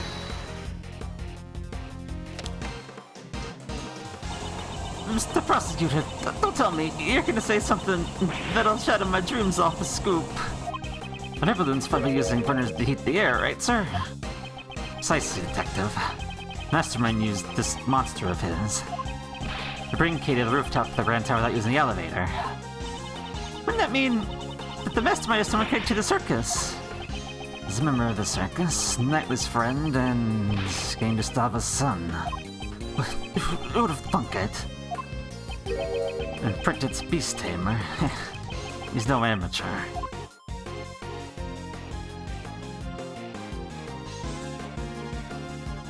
That's like the most conspicuous thing ever. Yeah, true. It really is. But the beastiest tape is none in this entire case. Simon Keys, he was the mastermind behind this whole incident. Mr. Keys was really behind it all. No way! I don't believe it. I mean, we trusted him. How could it have been a lie? It's just heartbreaking. Okay. What is it? You stop! Where do you think you're going? The boy with horns is rather perceptive. A good prosecutor has done a remarkable job. Now that I have heard that, I have no further business here. What? Wait, doggin. Whoa! Attacked by a dog! Dog attack! They're already finished too. Bro, we have all these people here? You didn't see anything? You kidding me? Is that you okay? Yes, I'm fine. However, that guy, John.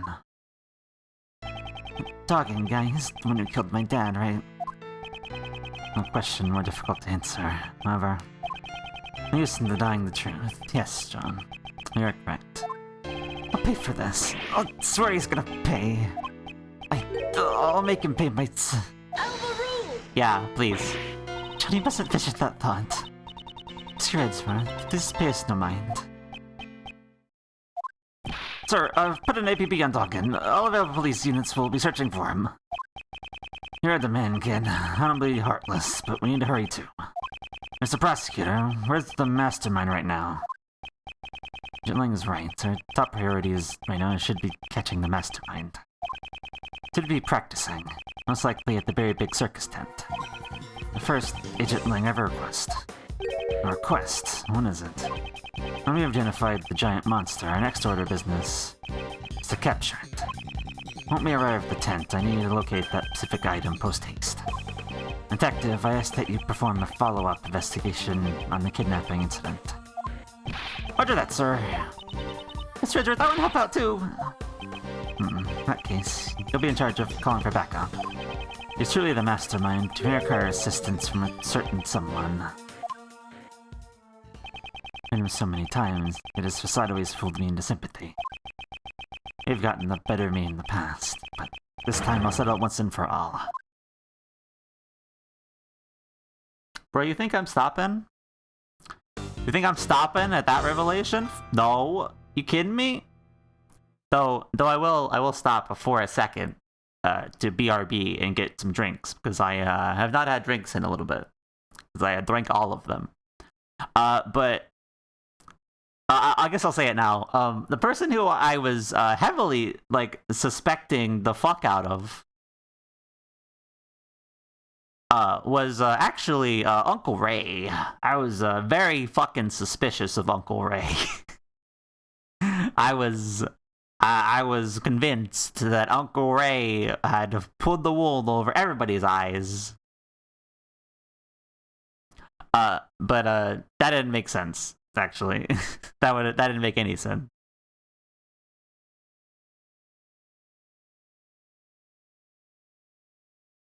But that was the idea.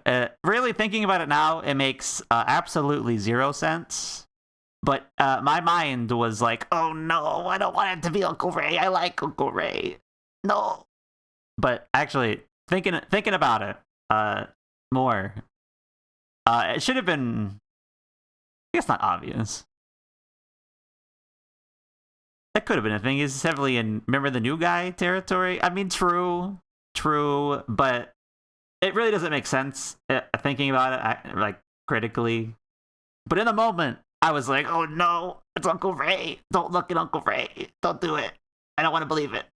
It was wrong because first off, Jane Dusawa's song was very young, and then he met him during the case, so he would have. There's no way that was impossible. Anyway, yeah, I'll be right back.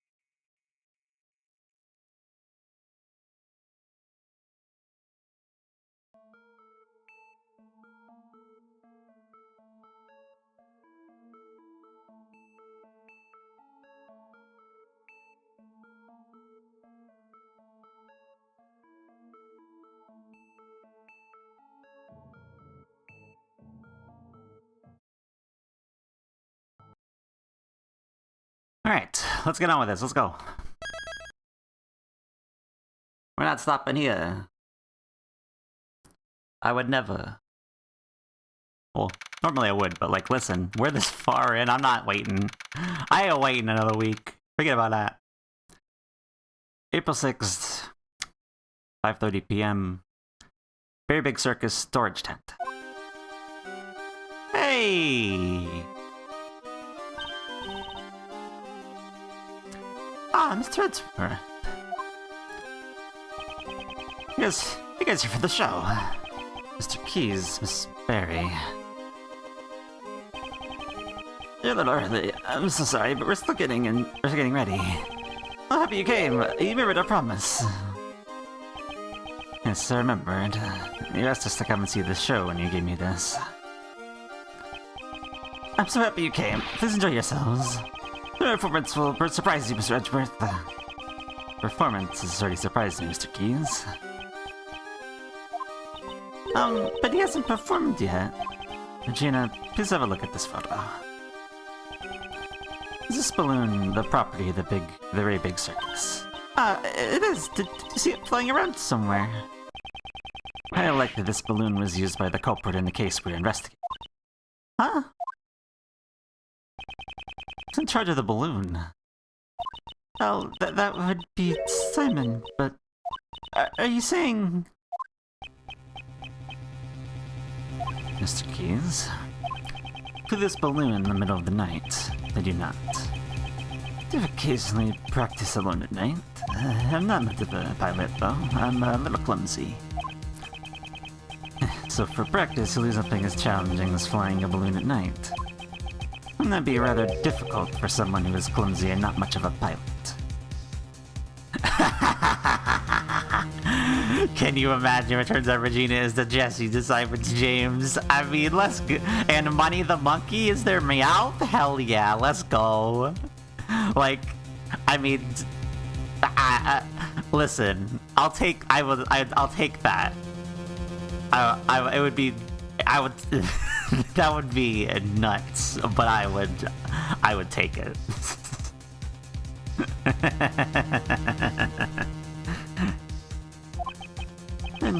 What do you think I was doing, Mr. Edgeworth? You brought Kay to the roof of the Grand Tower. Or to frame her for the murder of Jill Crane. A single security camera recorded Kay using the elevator. Therefore, the only way she could have gotten up there was through the flight. No one who could have flown her up there was you, Mr. Keys. No way, Mr. Edgeworth, how could you say that? That's not all. You drugged John at the garbage pickup and kidnapped him. Wasn't that why you were late when you came to watch the trial of Patricia Rowland? No way, I have no idea what you're saying. There's no way I could do things like that. Please believe me, Mr. Edgeworth, please. I wanted to believe you. However, you've broken that trust yourself. That's horrible. Why do you say that? Didn't you once say that you would trust me? That you'd believe in me? Yeah, because I was acting in defense of you before. Don't worry about that. We're your allies. That's because we're like birds of a feather, right, Miss Edgeworth? Birds of a feather, huh? I suppose that's true. There's specific information about your past. I doubt you had a motive to kill Knightley. Rather, you're probably the most affected by his death. I doubt someone as timid as you could work up the courage to murder someone. Alright, I'll get you out of here. We believe in you. I'm so sad. Those words were all lies. Was it a lie? We really did trust you. Kay, even you said we're like birds of a feather, and yet... I'm hurt, Kay. You've hurt me deeply. Oh... Mr. Edgeworth, maybe Simon isn't a bad guy after all. Objection! I see, so that's how you operate. I understand now all too well. No matter who you face, you find an emotional weakness and exploit it. Greatest person towards the outcome you desire without them even noticing it. That is how you're able to mastermind the entire case. May have fallen for your tricks before, but not this time. Simon Keys, I indict you. Let's come to this after all. You're always so full of confidence, Mr. Edgeworth. But I rather like that, because now I can rip off the confidence this shirt.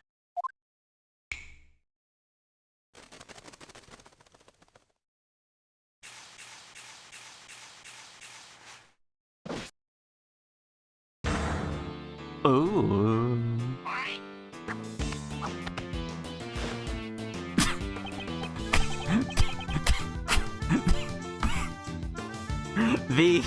the all right, this def not what I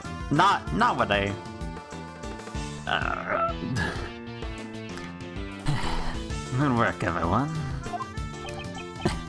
His personality's completely changed. The animal tamer who could not tame animals. It was all a facade. He's the real Simon Keys. Simon, that's not true, is it? Truth or lie, what difference does it make? Huh? Miss Roger just made me a little upset, that's all.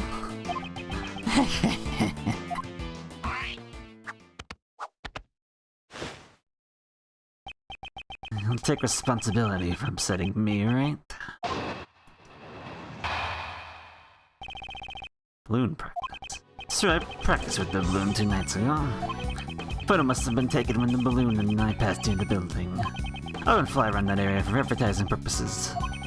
Something unusual about that, right? Never fly with a balloon around Grand Tower.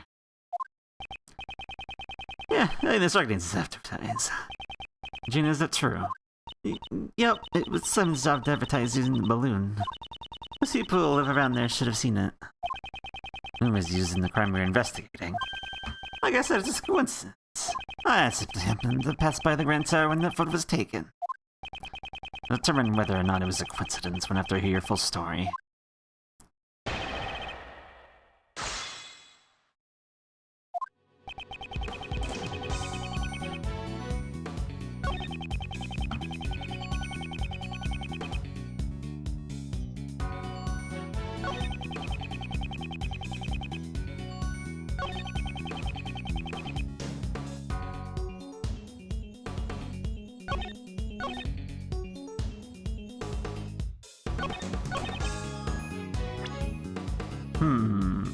Do I have evidence of that?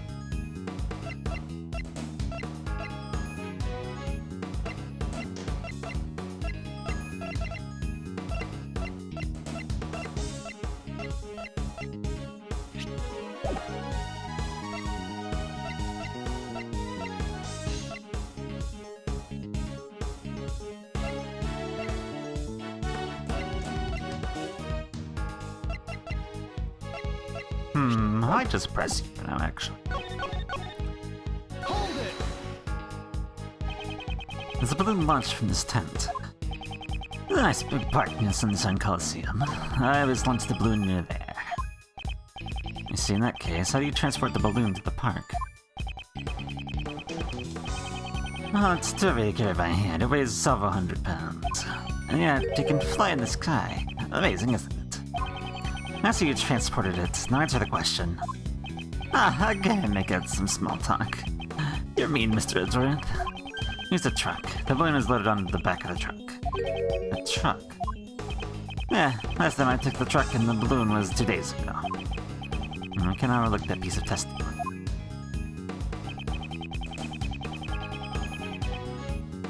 Would it happen to be this truck, actually? Steve. Hello, Steve. How you doing? It had to be this truck. Objection!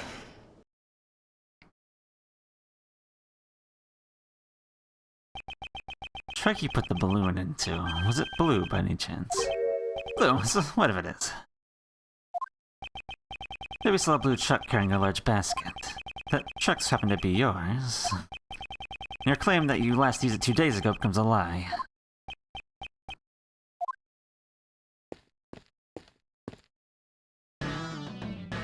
Oh. Oh, Emma's also here. You've listed Emma. Okay. Agent Lang, Emma. Mr. Redsworth, I finally found you. I've been searching for you ever since the incident yesterday. Just right over after Kate contacted me just a little while ago. Mr. Redsworth, the thing you were looking for, I found it. Placed in a blue truck at the dressing room parking lot.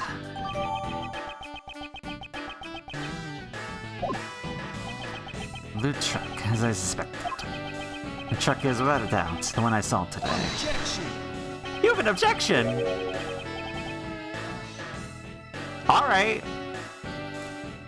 There are blue trucks out there, you know.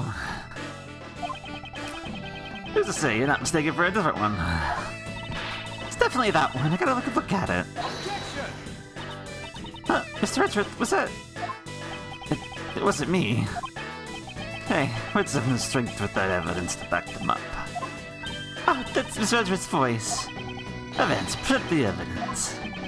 I mean, evidence. Proof this was the truck I saw today.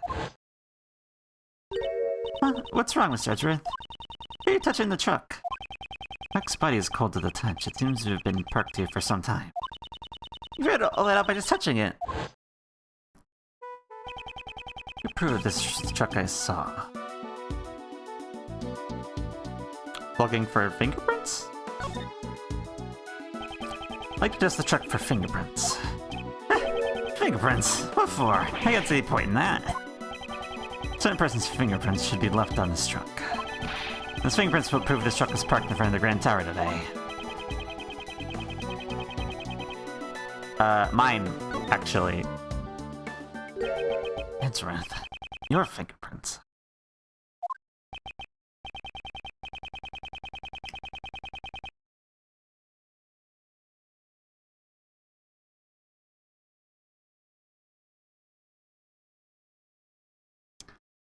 Indeed, earlier today I touched a truck at the plaza in front of the Grand Tower.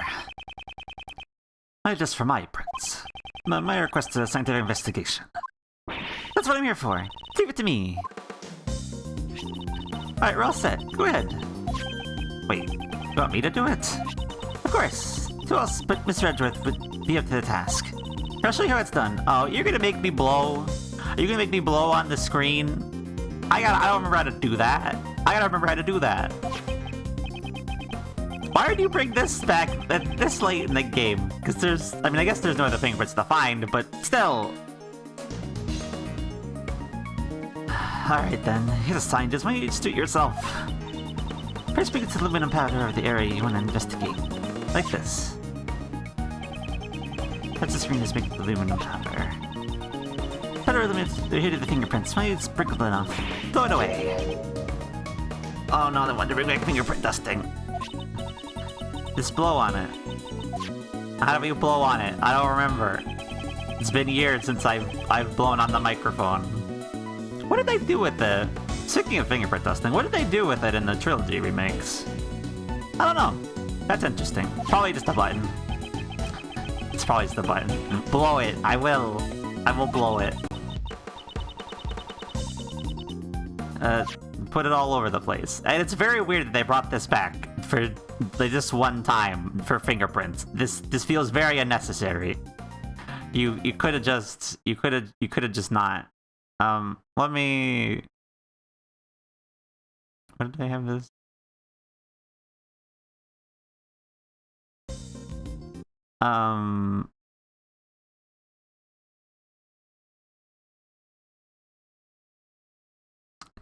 That doesn't help me, actually. The final boss, blowing into the mic. How do I do that? I don't remember. How do I blow into the mic? What is the button? What even is that? Oh, okay. I got it. Blow. I blew. There you go. Is that not enough? I need more. That's a clear fingerprint. I can do that. Is that clear enough for you? There you go. I did it. I blew on it. We got one. It's a nice clean fingerprint. Let's run the prints against mine post haste. Alright, just leave it to me. What, you're not gonna make me do that? You're not gonna make me do that with the Apollo Justice looking fingerprint things? Ugh. So weird. It's definitely your fingerprints, Mr. Edgeworth. Well, it seems to me that we have just proven your statement to be a lie. Why are you holding the bunnies? What are you doing when you drive this truck around?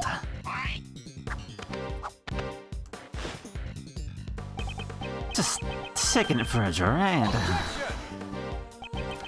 Kay was abducted 2 nights ago. Your balloon was sighted not far from the scene. Today, there was another kidnapping, which a garbage truck was used. Once again, your truck was seen nearby. Well, this sounds like nothing more than a pure coincidence to me. It was pure coincidence that you partnered 2 separate kidnappings. I doubt that. Involved in both kidnappings, weren't you? Isn't it a bit rash to automatically assume that 2 kidnappings were connected? I wonder if I had evidence to prove that there were 2 crimes were performed by the same culprit. Oh, you're serious? Can't wait to hear this! What did Kay and John's kidnapping have in common? They both took a nap with the Sleepy ZZZ. That's such a bad name for a product. Take that! It's nothing like Cold Killer X. Kay was knocked out with a powerful sleeping drug. A bottle of sleeping drugs was found lying on the place where John was confined. Contents of the bottle were a match with the drugs used on Kay. Objection! That's all you got, huh? Here I was getting my hopes up. 10 sleeping drugs were used, so what? You think that connects 2 incidents? Surely you must realize it yourself. That doesn't prove a thing. Must be something. It proves he is connected to those cases. The police, the prosecutors, even you, Mr. Hemsworth. In the end, you're all the same.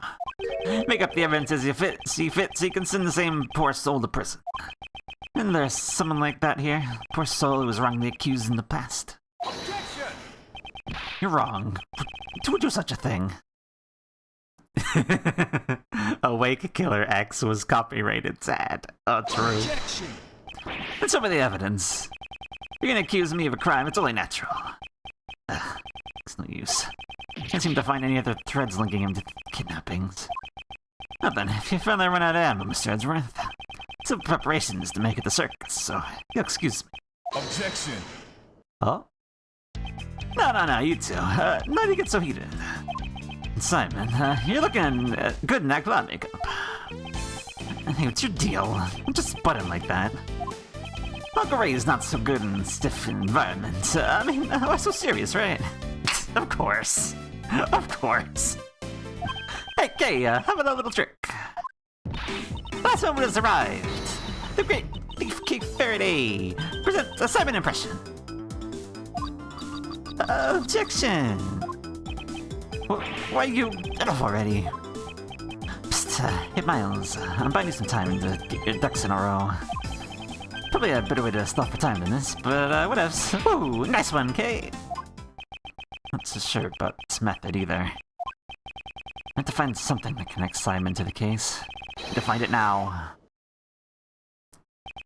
Is there evidence not related to the kidnapping that's connected to the mastermind's identity?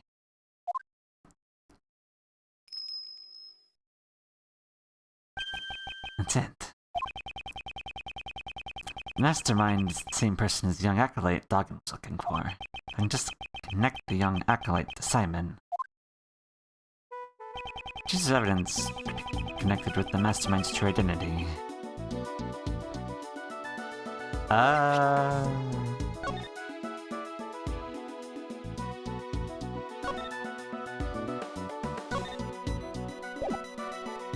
The ladder?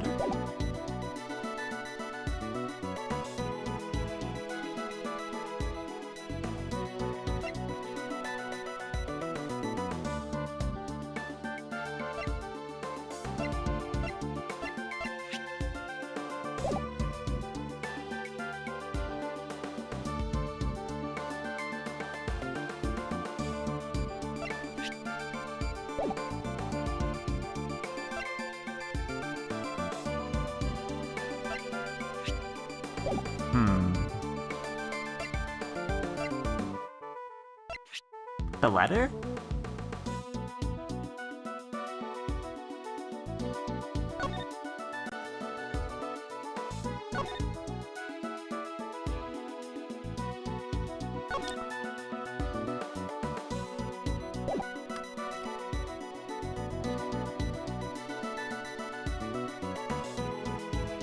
Maybe the letter. Take that!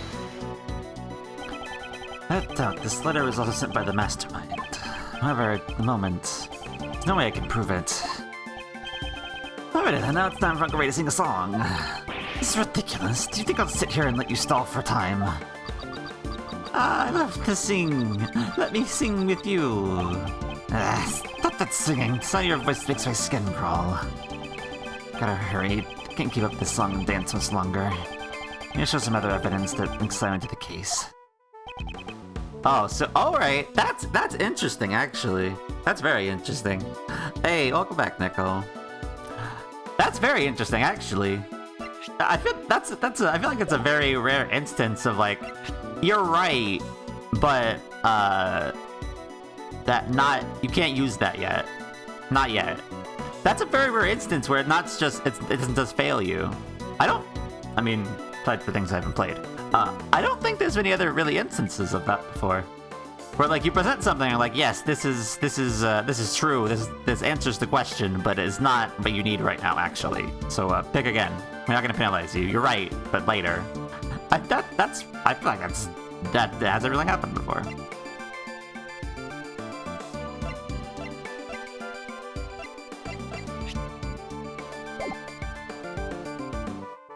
Outside of the kidnapping.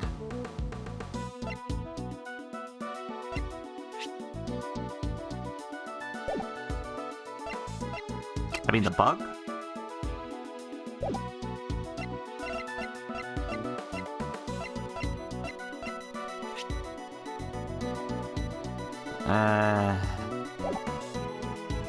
Let's see, there's one other instance, but yeah, very rare. I don't remember that instance off the top of my head, but yeah.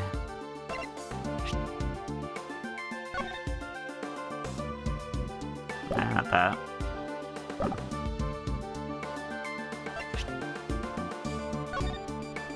The intermediary? Because you're... yeah. Take that! Knightley and Dawkins both communicated through a certain individual. Oh, that someone must be the mastermind behind the case. That's it. The mastermind played a role in the correspondence chess. I can prove it was Simon, then... That's enough. I can't stomach any more of your sorry excuse for a performance. There's no more objection. I ask that you let me get back preparing for the show. Thank you for the help, Mr. Shields, though you may have taken a little too far. Another time, I think, in 1.5, we're presenting evidence too early as a trap.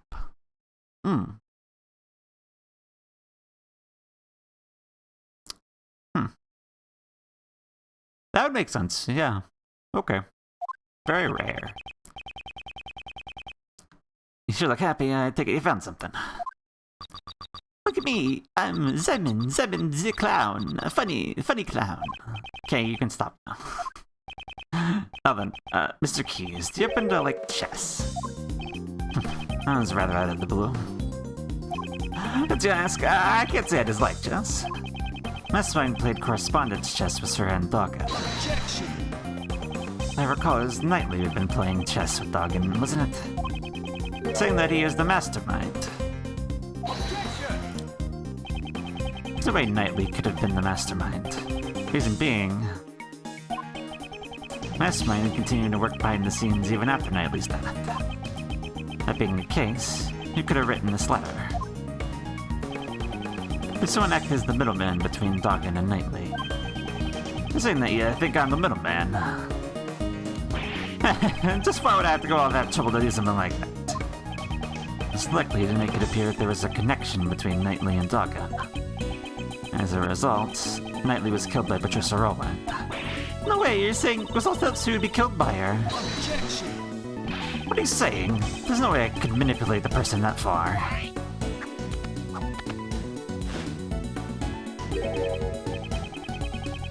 Look at me, huh? It takes all I have to get the animals to perform tricks. After the letters, you changed Knightley still remained. Decisive evidence. I'd like to investigate your room. Could it be decisive? It's the letters you're looking for. You won't find any in there. What? I'm the type of guy who throws his letters away as soon as he's done reading them. Where's the point in living in the past? Does that mean he's already gotten rid of the evidence? Mr. Edgeworth, everything you said so far has been nothing more than baseless conjecture. Evidence, I'm since one step behind it. Which I do. Not a moves. But evidence I won't allow to cast doubt on my friendship with Knightley. Who was that?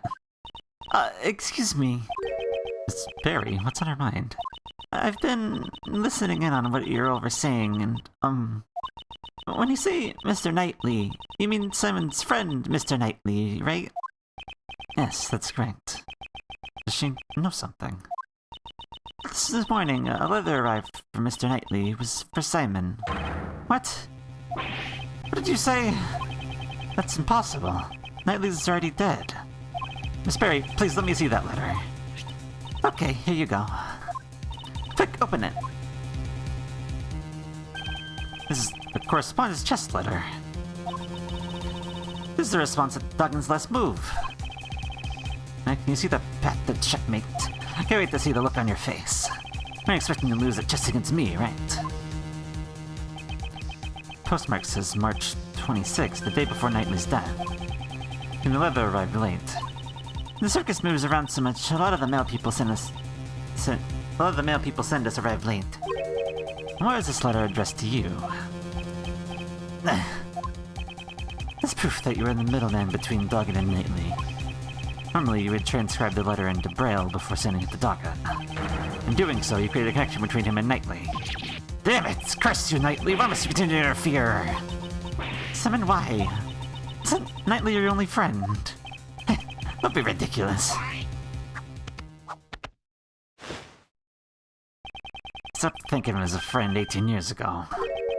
18 years ago? Would have been the day of the IS-7 incident. Thanks to Knightley, I nearly died that day in the snowstorm. I was on my way to a contest venue where my father was waiting. Knightley suddenly appeared. He held me down, tied up my hands and feet, my tears streaming down his face. He kept apologizing. My dad's too scary, I can't disobey him. Please forgive me, I'm sorry.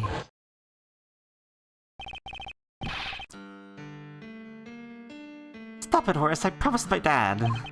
Ted tastes his desserts. If their dad will be in trouble. You'll let everyone know my dad's desserts are the best in the world. After that, he locked us in the car. It was so cold I couldn't see my own breath. Before we knew it, the doors were frozen shut, and not even he could get them open. And then, us, my father. What? Your father? Nurse Knightley was the son of the murderer who killed my father. What could this mean? His profession runs contrary to the information we have.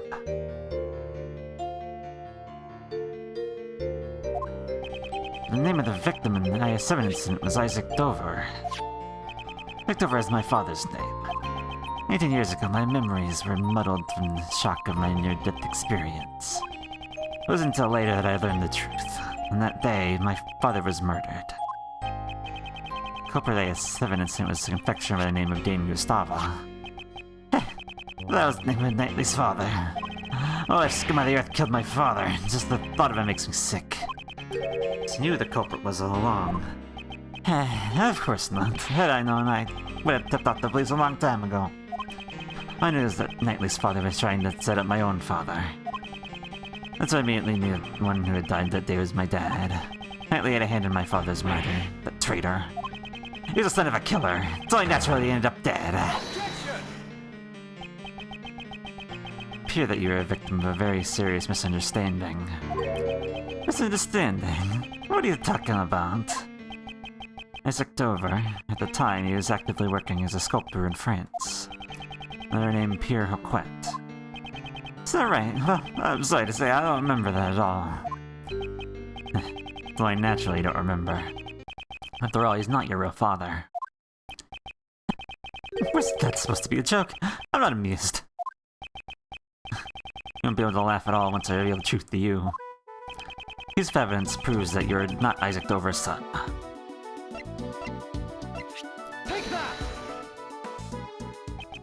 What's that? Isn't that Knightley's chessboard in his ring?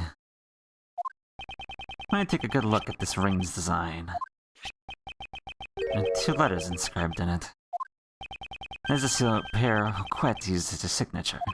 18 years ago, it was found lying near the body of Isaac Dover. What would Knightley have my father's memento with him? Police have found Isaac Dover's son and gave it to him. Isaac Dover's real son is Horace Knightley. But that means I'm... In other words, you are Dane Gustava's son. That's a lie. After all, my father is... My memories are...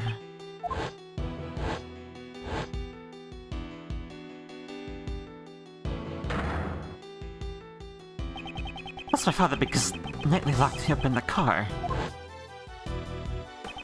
That's why I thought it would be fitting if he were killed as well.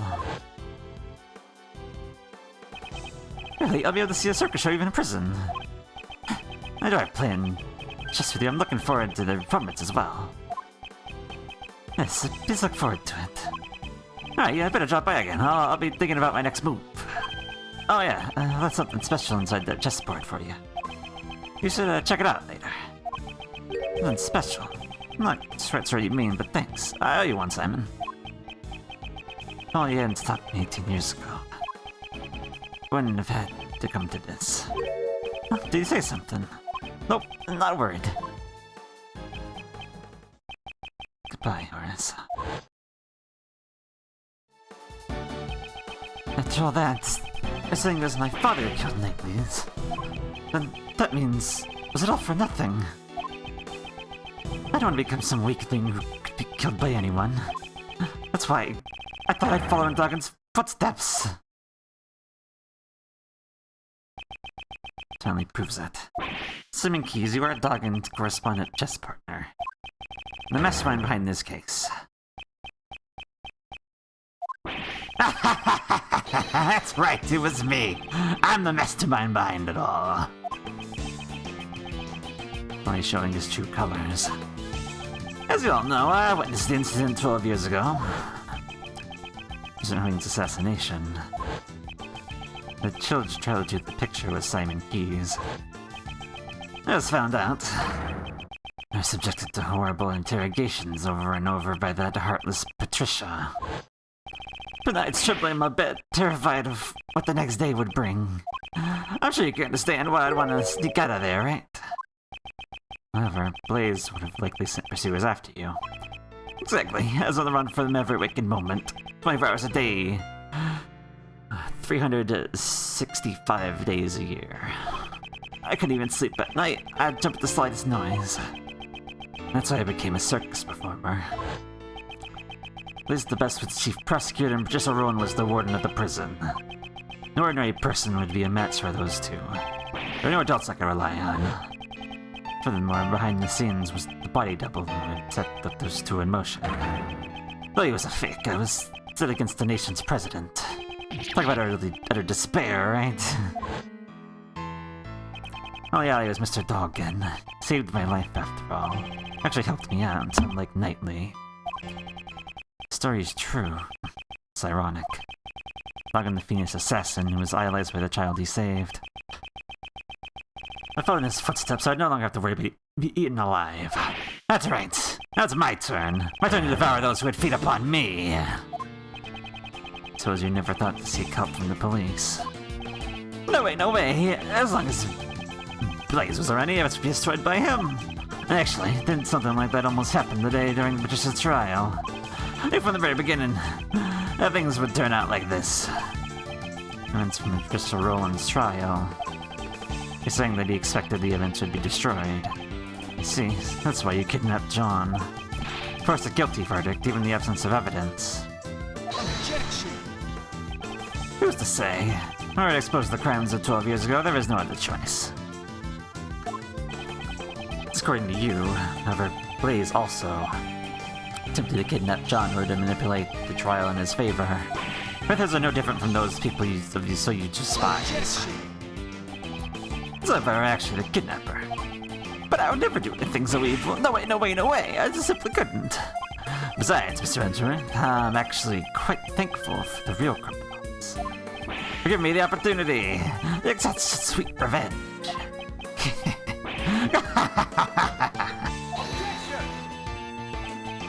So you admit it. Motive was revenge. Yeah, I admit it. So what? Sure, I held a grudge against those creeps. But it's not like I'm the one who actually killed them, you know? Alright, now go. Good night. You'll be told all I did was send out some letters. Let you in on Blaze's secrets. Let Blaze in on Jill's secrets. That the two simply ended up trying to kill each other. I mean to say the murder was nothing more than a result of that. Yep, just like the case at Gourd Lake. It's way easier than trying to control wild animals. Let us come up with a fake assassination plan for Knightley. Also part of his plan. That's the case, Rook's murder is also your... Objection! Oh, don't try to pin that on me. Knightley killed him all on his own. Well, I ended up creating the perfect opportunity for me. It's funny how things work out. I mean, say such a thing.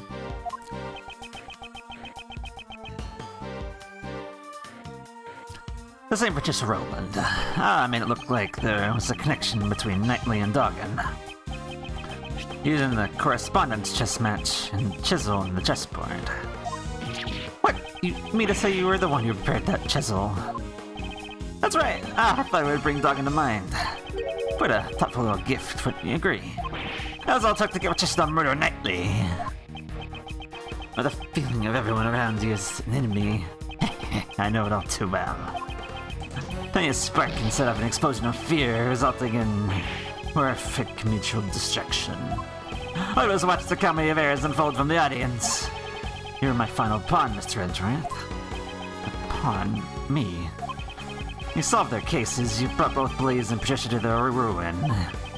The weapon that delivered the coup de grace was your own logic. I solved these cases for your sake. Oh, I know, you never really cared about saving me. You just wanted to pretend to be a defense attorney, didn't you? What did you... All I had to do was go, no way, no way, no way, and act all scared. You totally believed me. You're giving it your all, trying to save me. I mean, your arrest was just a ploy to make me use my logic. To be fair, getting arrested wasn't part of the plan. You'll begin to suspect that chisel I sent was the murder weapon. Honestly, I broke out in a cold sweat. I thought for sure it would be curtains for me. But then it turned up out of miraculous proportions. A genius prosecutor himself had come to my rescue. Well, doesn't it feel nice to be thanked by me, the one that you saved? To be grateful, I'll give you this chance to pay the ace attorney. You're wrong. He wasn't pretending to be a defense attorney.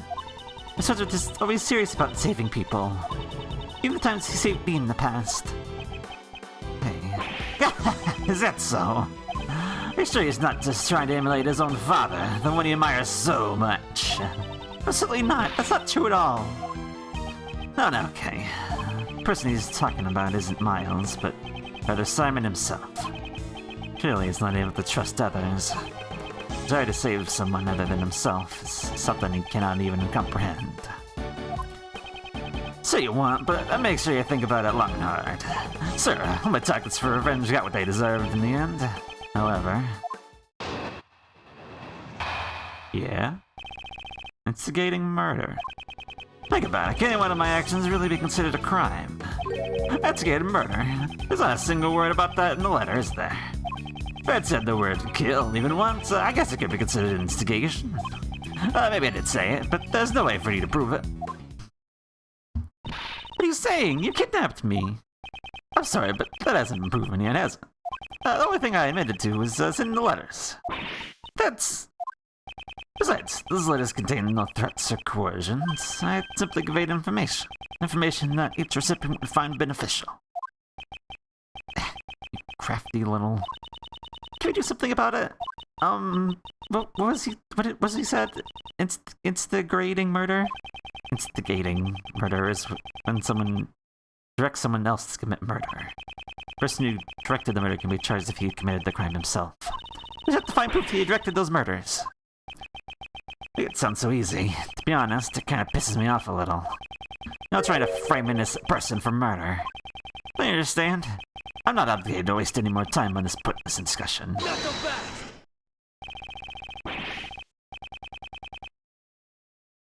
Please wait for you outside this time. You have nowhere to run. Really now, I think I wouldn't have an escape route prepared. For example, let's say you have an order so that all animals here attacked you. What if I were to take my leave during the ensuing chaos? What do you say? Can't be serious. It was just an example. Wouldn't that make for an interesting show? Here's another idea. What if I pulled out a hidden gun and took John hostage? That might be more exciting. Never allow you to do such a thing. That's how we're not saying he's being serious. However, when it comes to him, we consider anything a possibility. You're boring with your drivel. I'll end the show right here. I gotta keep that in mind for you making any baseless objections. I cannot make any careless remarks. There's some way I can charge him with his crimes. Alright.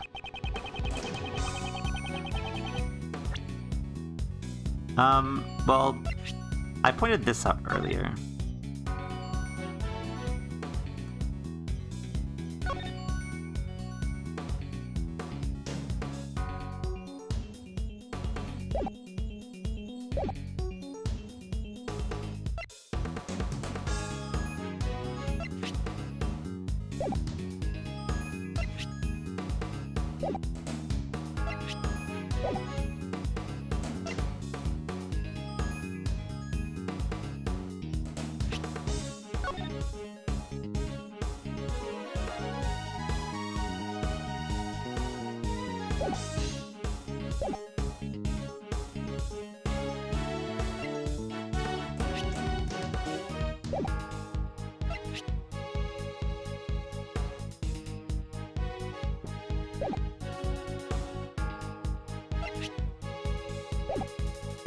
I mean, you did plant a bug.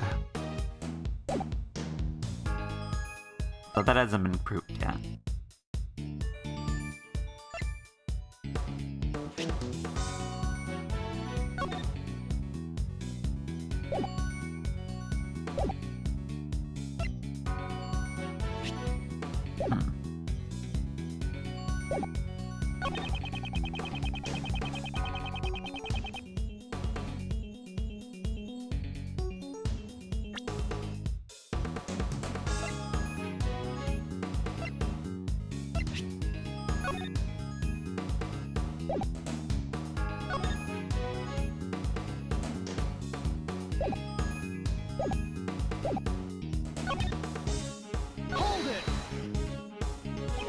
Decided to commit murder, and they did so. Proof that was established, to be charged as if you were self-committed the murders. I know we heard just a while ago, but that's a technical term again? It's instigating murder, okay.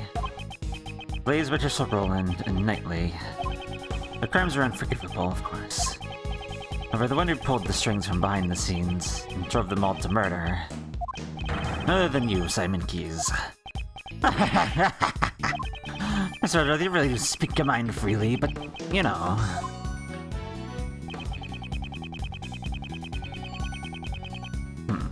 Hold it! There's not a single word.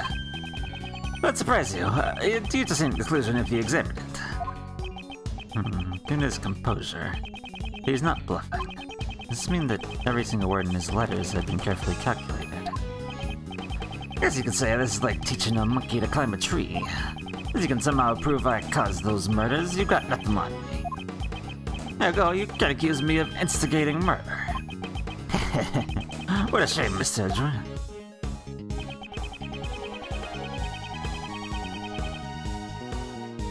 Oh. True? True, actually.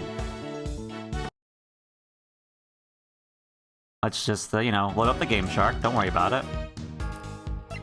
This hasn't been proved as you yet, but, kill? Kill. Objection! Oh. Well. Yeah, that hasn't been proved yet, huh?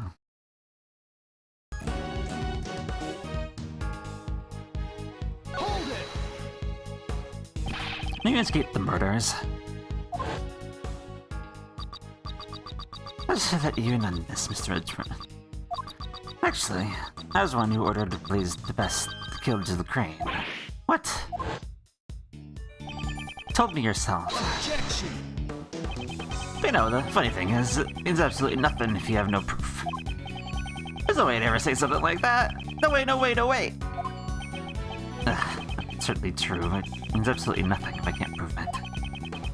Evidence that could prove be said over the phone. Oh, actually, I see.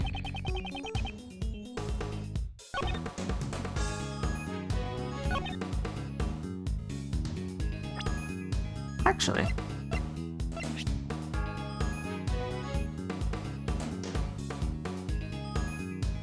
Objection!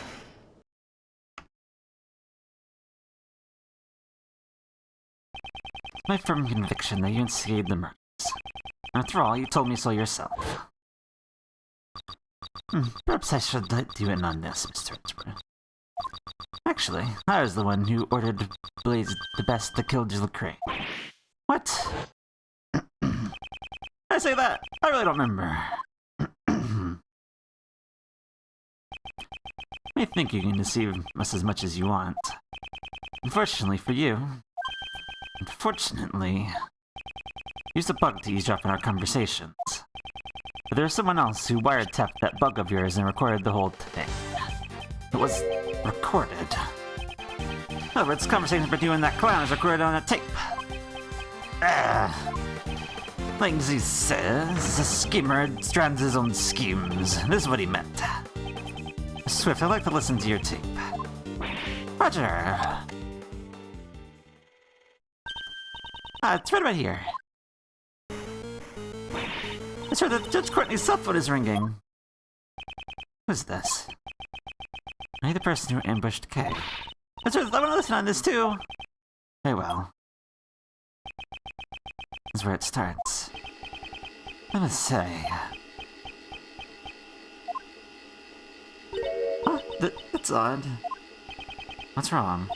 Well, there's nothing recorded past this point. What? Why? Wasn't it recorded?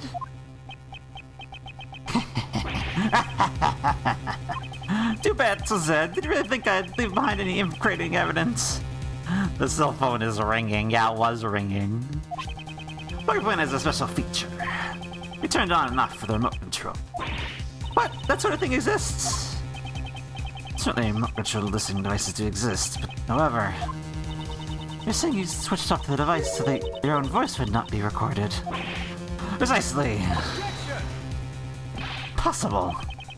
You couldn't have done that unless you knew you're being recorded. Objection! Isn't it obvious, I know? I guess you just don't get it. I'd call it a hunch. I had a feeling I was being wiretapped. Miss Swift, was it? I figured things out because you knew about the kidnapping. Don't tell me. You're listening on that conversation. That's right. Oh, gonna think of it. I'm surprised you didn't realize it until now. I'm being this prosecutor you turned out to be Mr. Edgeworth. Oh my, and what was the end result of this? Let's see, I don't have any proof of the instigating charges. It's game over. Mr. Prosecutor, was my recording no help to you at all? Ain't there something, anything at all in my recording? Miss Swift. Okay. Yes. Bug was playing in your bed, right? Any ideas? How do you expect me to come up with an answer right off the top of my head? You're the one who came in contact with the culprit. Objection! Unsightly. You're all fussing over useless evidence. Let's move on to the next topic. Next. What's this? He seems a bit eager to change the topic of conversation. You're the one who came in contact with the culprit. Only Kate got in contact with Simon. My sound was recorded at the time she was with the culprit. Miss Swift, how long have you been recording? It's 2 nights ago, I reckon. 2 nights ago. In that case, I heard a conversation with Simon possibly even recorded.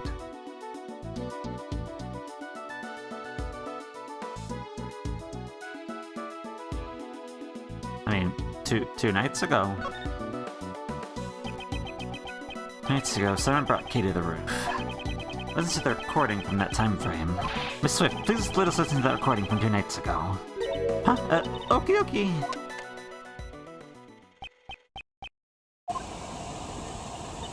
This is the son of a hot air balloon.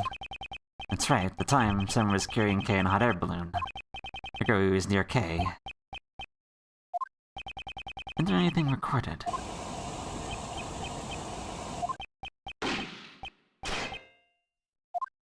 Ah, that was... gunshot.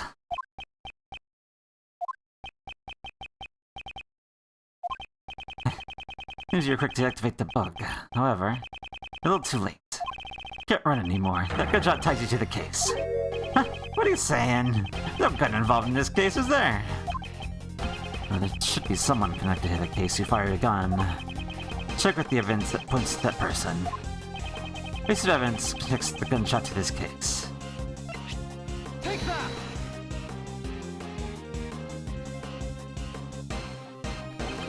It's written right here. The body doubles autopsy report. Gunpowder residue was detected on his right hand.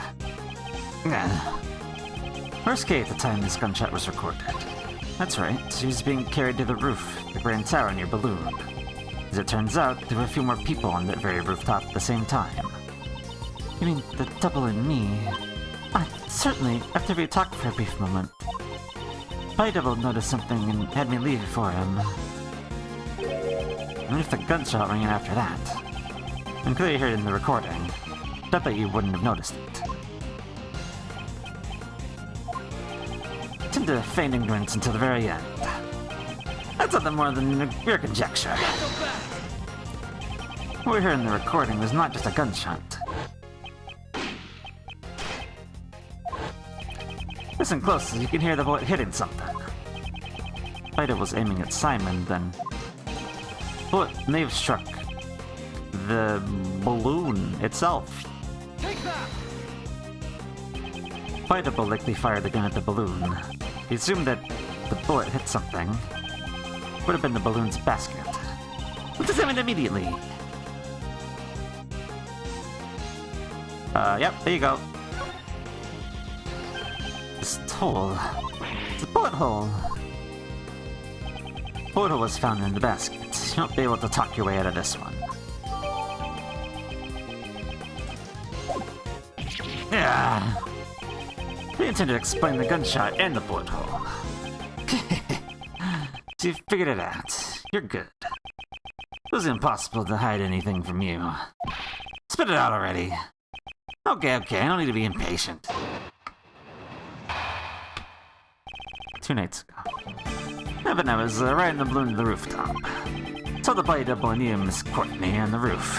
Don't talk about a surprise. Well, the double noticed me, told Courtney to leave ahead of him.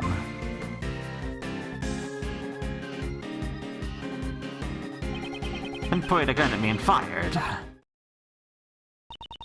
do you want to shoot down the balloon? Simple. Body double had intended to kill Miss Courtney. Killed me. That's right. You talked to the double about John, didn't you? That's not like the body double would have met with you the otherwise. From his point of view, it was like showing him evidence that he was a fake. I mean, he was afraid of judging Courtney because you knew about John's past. Afraid? That's exactly right. The body double was a coward after all. I remember how his hands were trembling when he fired the gun at my balloon. All clear now. I was only there by chance. Just a friendly witness who was passing by.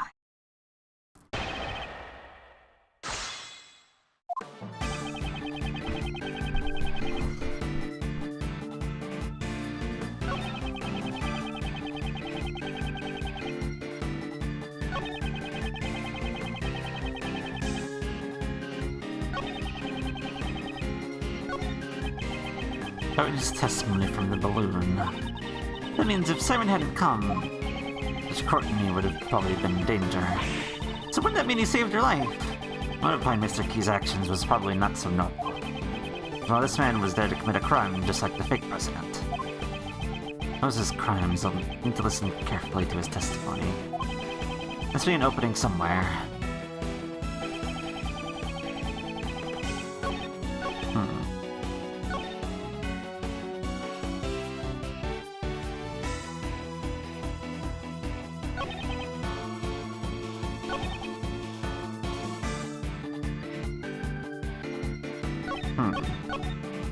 Hold it! And what time was that? I think it was around 11 p.m. Should have coincided with the time Miss Courtney and company are on the roof, right? Yes, it was indeed around that time. Doesn't seem to be any contradictions. However, time frame is important. At that moment,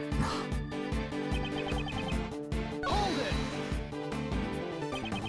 saying this rooftop rendezvous was beyond your expectations.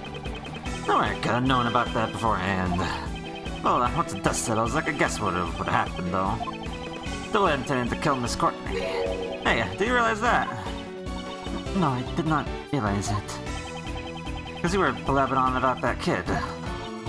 That's... What kind of mother are you? Things have gone badly, your kid would have died because of you.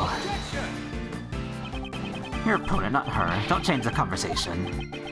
Judge Courtney, I'd like you to please leave this... My apologies, Prosecutor Edgeworth. Oh, goddess of law. Please watch over this man and grant him aid. Oh, you're making me laugh. This lady doesn't even notice the balloon.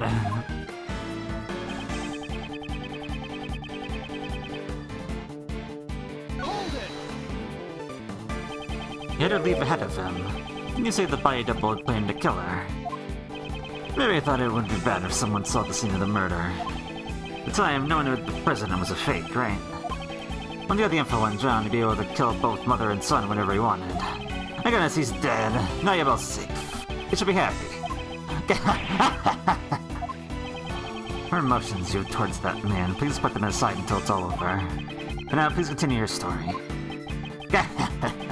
As you wish. And so that cowardly body double must have panicked when an eyewitness suddenly appeared from the skies. Hold it! Pote struck the balloon's basket cleanly. I didn't quickly try to get away so he wouldn't shoot me down, but they've been a close call. He tried to get away right then. That's right. Is there a problem? Their problem with this statement.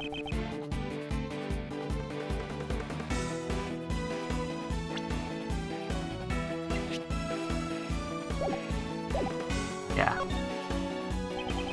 What's the place to K on the rooftop? Couldn't have gotten away before then, correct?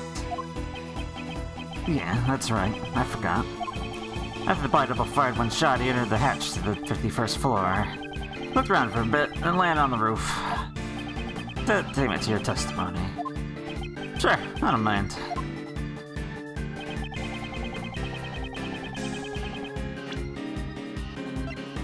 Yeah, no.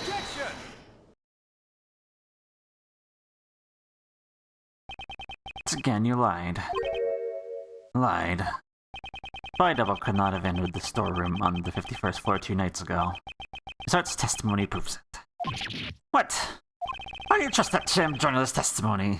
What'd you say? Can't insult my mentor like that! That's good, that lady was staking out the 51st floor. Given that, just how did that body double leave the roof?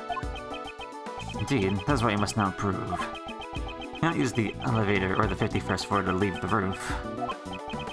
Only one route remains. But the body will leave the roof without using the elevator at the 51st floor. The balloon! Body double flew. He flew. Simon Keys, you rode in your balloon. Hey, stop joking around. Or I've needed to give the body double a lift. Elevator security camera. 51st floor is being watched by Miss Hart. Your balloon was the only way the body double could have left the roof. At the circus, we often perform dangerous stunts in order to surprise the audience. You got me cornered. Sorry, but the show ends here. What? Hey you, Lada, was it? I'd like to ask you something. You're saying you stood watching the 51st floor the entire time without any breaks. Well, right, of course, there ain't no mistakes about testimony. Really now, but didn't the son of Miss Edgeworth's assistant fall into the storeroom? Because he had a faint. didn't mention it before, but after that, I might have dozed off a little. To be more precise, I fainted, something like that. Something did happen. So I've determined the sound that made you faint. Like the sound of Kay falling into the storeroom floor. What's your point? Ain't nobody's perfect. Look at him, Mr. Edward, the kind of person you're relying on. He fell in the storeroom after the body double left the roof. In that case, I have a theory on how things happened. Where that cowardly body double fired a shot at me. One hid in the shadows until Kate fell into the storeroom. What? So what if he was hiding? Good grief, you guys still haven't noticed? What if the body double stayed hidden until I had fainted? Then he went down to the 51st floor. That can't be. Precisely. Locked room mystery in the roof has been unlocked. God, even said it in my own voice. Oh wait, there's more. Told the hidden body double about John Marsh. That's why he attacked John the next day during practice, but got himself killed instead. In other words, the one who murdered the body double was none other than John. John no more to kill the body double. He knew he was the real president's son. How would he have known that? Because I told him so. In a letter. What did you say? That's a lie. Yep, it's all a lie. Huh? Then again, maybe not. Maybe I really did tell him. Right, John? It's true that I caused Mozilla's head to fall. But I didn't know about my dad until today. I'm not lying. Oh really? I wonder about that. What about the head falling thanks to the bug? Now, if you're the one who caused it to fall, and the body double was crushed to death... that settles it. You're the culprit. You successfully carried out your revenge. Congratulations. One piece of the puzzle now in place. As Mr. Edgeworth would say. The logic fits. Now then, any rebuttals? Murder of the double. Manipulating humans into fighting with each other. Sound just like me, right? I had the same thing nightly in Blaze. Anyway, there's no way the body double could have gone from right in my balloon. The double was crushed by the monster's head, right? But it was that caused the monster's head to fall. You understand now? Body double's real kill is... truth that provided gave a big motive for murder. Get it? Those two tried to kill each other because the truth you're so fond of. It's impossible. Hey, you detectives over there, hurry up and arrest this murderer. What's wrong? Why are you moving? Damn. That's all. Let's admit it. In the end, aren't you all the same as blazing the body double? You're the prime suspect, come up to me without any evidence. As it can be distorted to best suit your needs, this lie you all believe in. That is by no means true. You're not gonna arrest anyone. Maybe I should have a talk with the policeman outside. I'll tell them that John Marsh is the killer. They'll be forced to take action. Simon Keys, your testimony isn't over yet.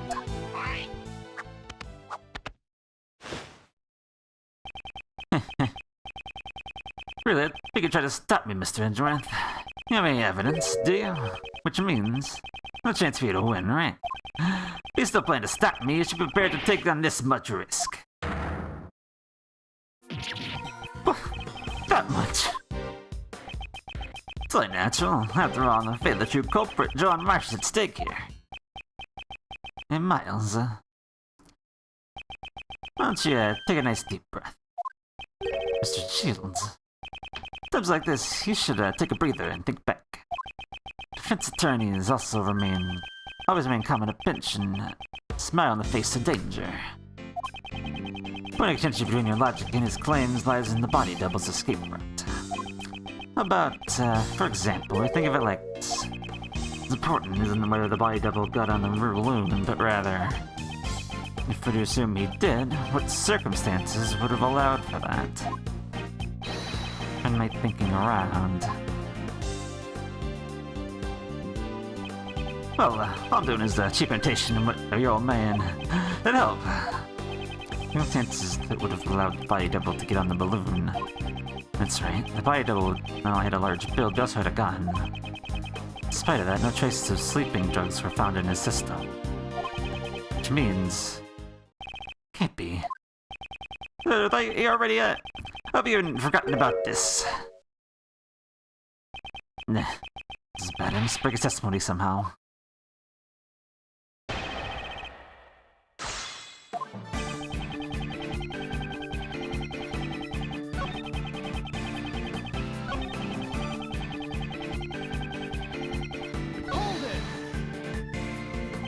It's the only way the double could have gotten off the tower. Well, let's suppose that was the case, even if I had carried the body double down. What's the problem with that?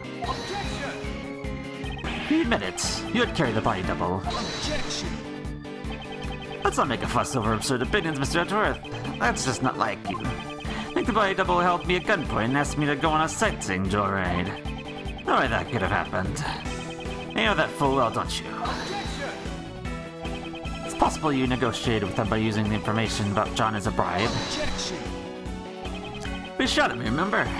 There's just no way we could negotiate. In that case, what if you used the sleeping drugs and transported him while he was knocked out? Well, let me ask, have they detected any traces of sleeping drugs from his body? That's no good. You can't find any openings. Mr. Edgeworth, isn't there something more interesting we should be talking about?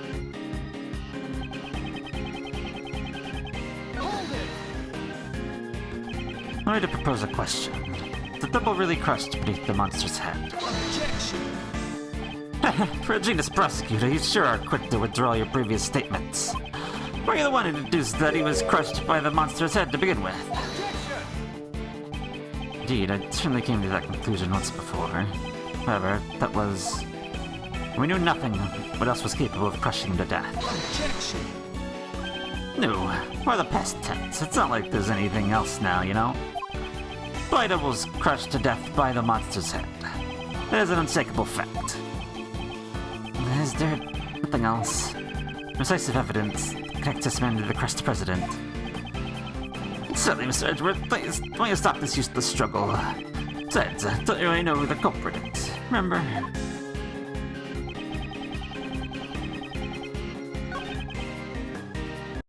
Let's just, do this real quick.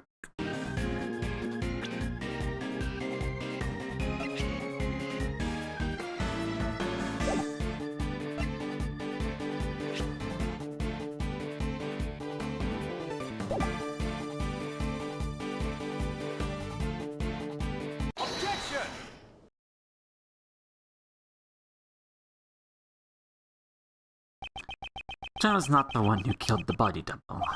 He was crushed by a monster. This very quick turn around isn't like you at all. Oh, I get it. John is supposed to understand the heart of a monster. No one understands the heart of monsters. No one understands the heart of monsters is you. Well, even I have monsters for friends, you know? Stop being so modest. Didn't you have one very important friend? Monster you control at will. Simon Keys, you're the one who killed the body double. That's... the lion balloon. Monster made of cloth that expands when filled with hot air. Fits you quite well, wouldn't you agree? Sorry, but I have no idea what you're talking about. And fixate on your claim that you manipulated John the body double. I think it's an impossible fantasy of yours. After all, even an animal tamer cannot tame the dead. Bida had already been murdered while he was on the roof. Murder weapon was the balloon you were in. I see, though it floats in the air, that balloon still weighs several hundred pounds. Double threatened you on the roof. Immediately came up with a plan to defend yourself. That plan's relation with your balloon. Where the body double wanted to get on, that he was carrying a gun, none of that matters. So you carried in your balloon was the body double's corpse. Hold on a sec, Mr. Edgeworth. And the double was killed on the rooftop 2 nights ago. That certainly doesn't match up with the time of death. What did you say? Not like you at all, Mr. Edgeworth. Take a look at the autopsy report. Time of death was around 11 p.m. last night. Oh, true, actually. Last night. That's right. The very night the Muzilla's head fell.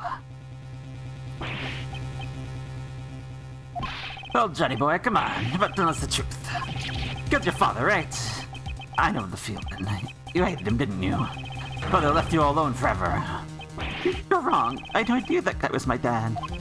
Not this again, then I personally tell you myself. That was my logic wrong. Mr. Edgeworth, allow me to thank you once again. Chasing down Blaze and Patricia and bringing them both to ruin. This adventure's a success all thanks to your logic. That time of death matched up, then logic would fit. Perhaps he did something to throw off the time of death. What's more, Dane Gustava was it. He took down the culprit of the IS-7 incident. Dane Gustava and the IS-7 incident. That's it. Gustava killed Dover and hid his body in a block of ice. Gustava intended to freeze the body in order to throw off the time of death. If that had coincided with the tea party, Mr. Gustava would have been suspected. I was correct.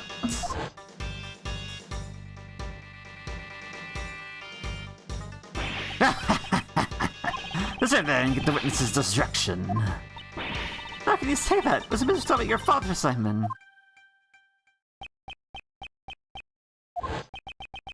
Scared, I'm so scared. Mr. Roland keeps asking about that day. Daddy, help me. Why can't you come save me? Is it because I broke my promise with you and didn't eat your sweets? Couldn't care less. My father left me all alone. And if we share the same blood, that man is not my father. Objection! Like father, like son? Yeah, true. Hate to say it, but like father, like son, you're the spitting image of him, Simon. Father you hated so much. What are you talking about? This has been fate. By sheer coincidence, you just happened to use the same exact method your father did. To throw off the victim's time of death. Rescuing from the refrigerated warehouse near the harbor, pal. Refrigerated warehouse. Saying that I threw off the time of death. How would I have done that? Here's your lines where you hid the body double's body. Here's the place used to hide the body. The warehouse. Take that! Throwing off the time of death by freezing the body, along with John's kidnapping. Seems that everything is coming together. The kidnapping? Why are we going back to that? I don't know a thing about it. Don't forget, John was confined to a refrigerated warehouse. That's right. You kept the body double's corpse in that very same warehouse. 18 years ago, your father hid a body the same way. What? Father? When you abandoned me, did the same thing. Who'd have guessed? Both father and son would use the same method. Objection! Stop it! Don't let me in with that guy! My father, I'm nothing like him. There's not a single connection between us. Objection! You may think so, but even now, your bond with Mr. Gustavo still remains. Didn't you say once before, I don't like sweets?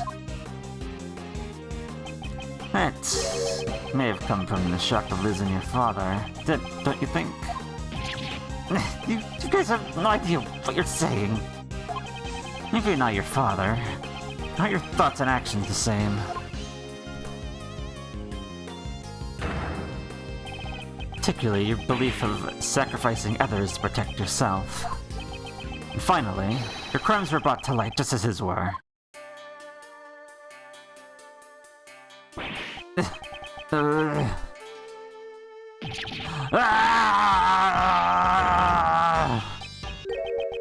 Just kidding. I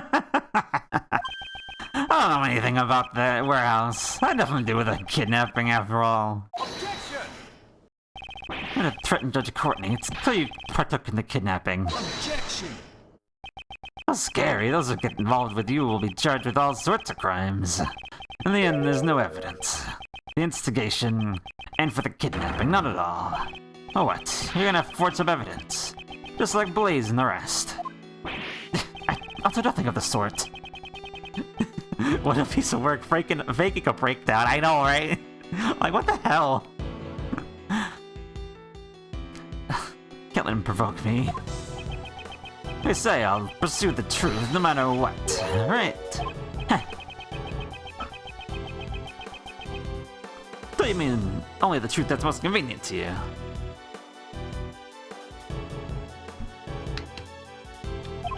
After all, that's how the police pull out the walls off the heads of those with power.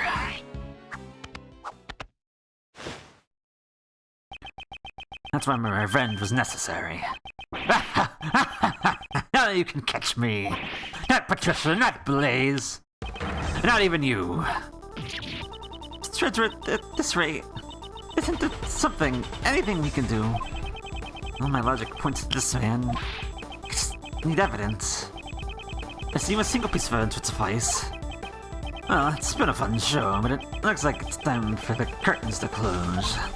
You like, why don't you come see my next performance? I'll let you, if you admit defeat.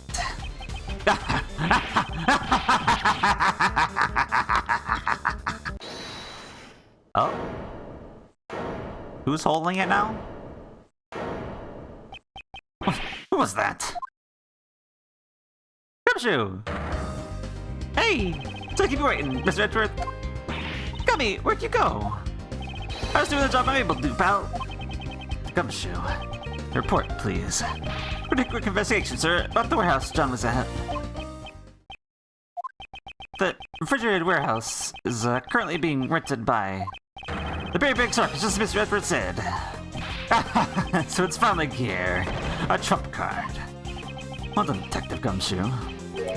Now then, Mr. Keys. There must be some mistake. Maybe it has something to do with the circus. I see. Indeed, we are not well informed with the affairs of the circus. In that case, why don't we get your boss's opinion on this? Regina. We're renting a refrigerated storehouse to store the animals' food, but I don't know much about the place. After all, I let Simon handle everything. Curse you! God, Simon, how scary! What a shame. It seems your desperate actions after the crime were in vain. The body was found in the warehouse. Suspicion would have fallen on you, the one in charge. That's why you specifically moved the body back to the Grand Tower, wasn't it? Nah!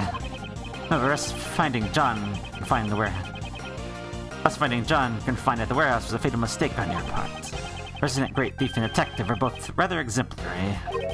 What's wrong? You even tell your face paint you're looking pale. It's not over yet, Mr. Edgeworth. Your logic is missing the most important piece of evidence. Oh, please do tell. Isn't it obvious? Evidence that I killed the body double with the balloon. Can't present it, can you? After all, there's no such evidence. There's no way such evidence could possibly exist. The evidence, it exists. What'd you say? Tiki's murdered the victim. Traces of the murder should still remain here. On the balloon?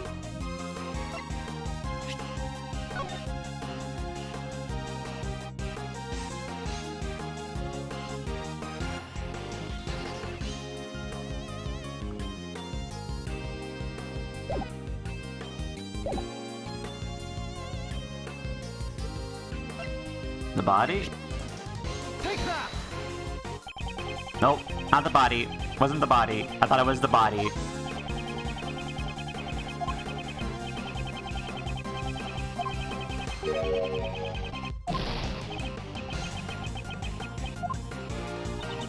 So we killed the double with the balloon, right? In that case, indeed, if traces of the murder remain, must be there. Alright, I'll go with my first idea. That was the balloon, but I was like, but the body though? To become clear once we examine the basket of this balloon. The balloon again. Did you already find the bullet hole? There's no way you'll find anything else there. It'll be fine, right, Mr. Edgeworth? It's always the hero who always finds the truth no matter what he's up against. That's right, pal. Of course it's gonna be fine. Edgeworth has gotten out of more impossible situations than I count. I believe in you too. But more importantly, I'm sure your old man was watching over you Watching over you believes in you as well.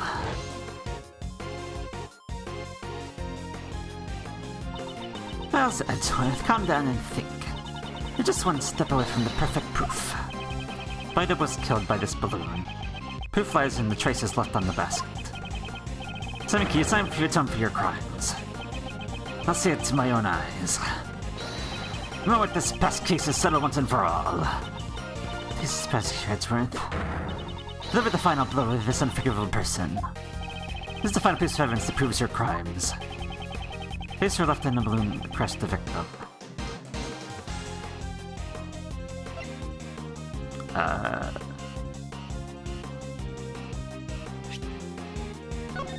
I mean, I don't see traces on the balloon, but...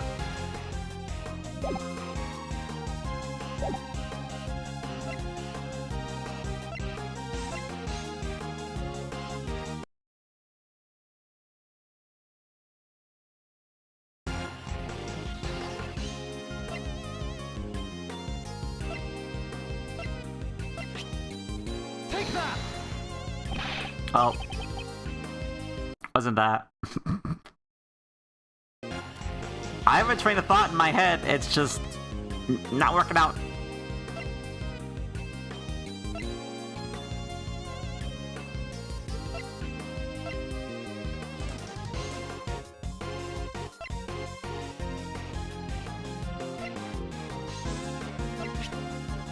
But directly. Take that! There you go. That's what I'm trying to get at. There we go. When John found the body, a bouquet of lion lilies was there as well. Lion lilies, flowers from Zing Fei that represent the bond between parent and child. That's your evidence. Surely, they must be buried underneath that mountain of garbage by now. Furthermore, the one who threw it away was John himself. That's not much of a bond now, is it? The language of flowers has nothing to do with this. Calm down, John. Certainly, you may have thrown the flowers away. However, I believe those emotions remain as strong as ever. Bond will surely protect you from that man in the form of my final piece of evidence. What the heck are you talking about? Flowers were crushed. Ergo, they must have come in contact with the murder weapon. I also find the very same pollen still stuck to the basket on your balloon. No way. You guys examined the baskets a few moments ago. There'd been yellow pollen stuck on there, wouldn't you have noticed it then? Objection! Mr. Keys, evidence is not restricted to what you can see with the naked eye. What? Emma? Yes. Will you form one more scientific investigation for us? Leave it to me. The balloon's basket, right? Do you have something that can do that? A reaction. A reaction of what? How did you test that, Emma? What did you use? This pollen from a flower. We'll find out soon enough if it's from the same flower. What? I'd say this proves that. Vtuber's death was caused directly by your own hand. Oh wait, that can't be. You crushed the body double to death on the rooftop of the tower. You retrieved the body and hid it in the ward house. Why did he have to go to the trouble of retrieving the body? 2 nights ago, he knew that a separate incident would occur at the tower. Miss Crane's... Precisely, leaving the body there would disrupt his plans. I see, so you couldn't leave the body in the circus warehouse either. Exactly, the next day, when he was bringing the body back to the tower once again, saw the small fire John started, which caused Mizulla's head to fall. So when the idea came to you, you planned to pin the crime on John. Gah! It looked like the murder weapon was the fallen head. Such foul, cowardly behavior. For that reason, you carried the double's body in the balloon and lowered it into the film lot. At that time, the figure of the body double being lowered was down by a rope. It was captured in John's video recording. Damn, it was all... You saw through it all! Damn it! Damn you! You ate animals, you manipulated people, you manipulated cases. Almost as if you were a king. However, it's all come to an end. Simon, the animals have gotten angry. Even Money and ST. You never thought of them as your friends at all. How sad. They're angry. Damn it! Don't you look at me with those eyes!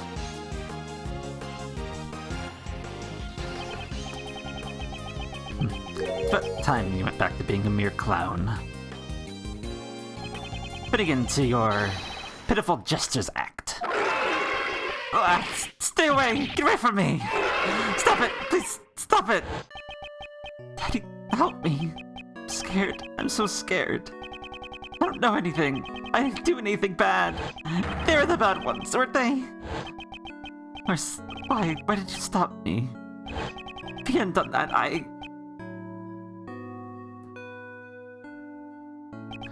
couldn't even trust the police. No one helped me.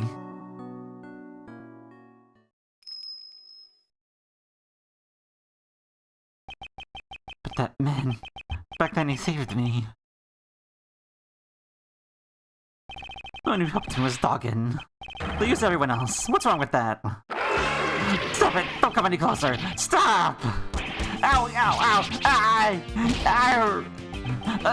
Not you! Ah! Please, no more!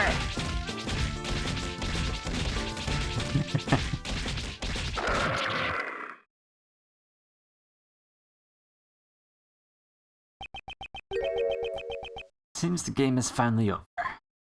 Oh, hi. Yo, hey, detective! True. Chilly the killer. Miss Redruth, I must thank you. You exposed the true identity of the mastermind. Now I'm free to... What? Trying a gun would be most inadvisable. Stay where you are and do not move. I don't have a gun. Do you have a gun, do you not? You intended to draw and fire it at anyone noticed. So taking it from the body double when you killed him. This man has betrayed his bond of trust with me. He'd have me killed the president while knowing full well he was the body double. Lying about a target is an extremely dangerous thing to do to an assassin. Not having all the cards on the table can seriously jeopardize an assassination. However, what is even more unforgivable is your deception and your attempt to manipulate me. Time has come for your retribution. Stop!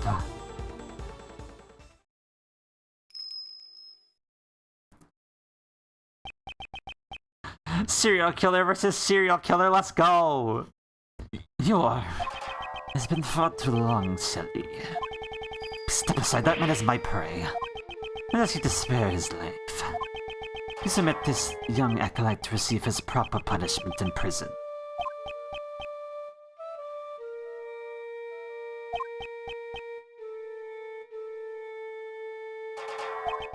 If I refuse...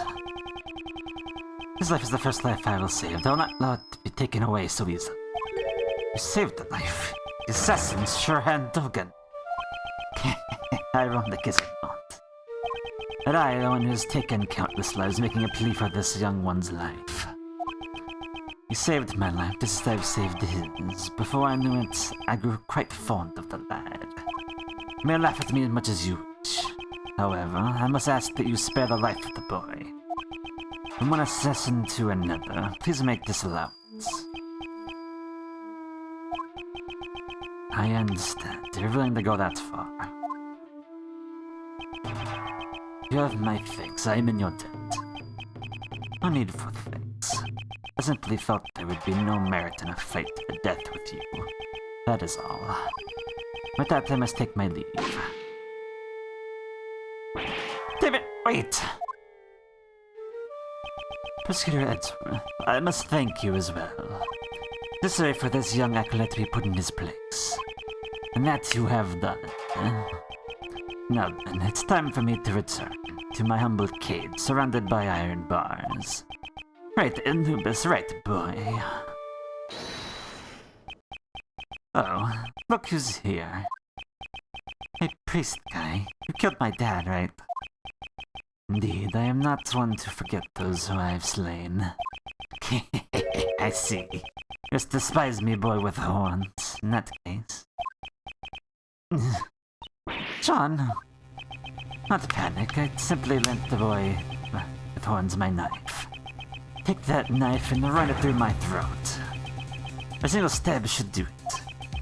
I've long grown weary of my wooden carvings. Revenge. John, don't do it! John, please, I beg of you. Till just now, I intended to seek revenge. No matter how many years it took. Revenge. Revenge is good, really good. All your pain and suffering slips away. Everything becomes numb and you feel nothing. Yeah, you may be right. I thought about that while I listened to what you had to say. John. But the only one who would be satisfied with revenge would be myself, right? If I became a murderer, my mom would go through even more pain and suffering. My friends from the movie, too. And all those people who care about me as well. The boy with the horns says some interesting things. That's right, I finally get it now. I'll never forgive you, but not the one who should punish you. After all, isn't that what my mom and the prosecutor guy you're here for? John, you just said some really profound stuff just now. Hey, perhaps you should study up a little more yourself. Is that so? Well then, young one, it is time for us to depart. Where to? The prison, of course. That place will be our home. Our home?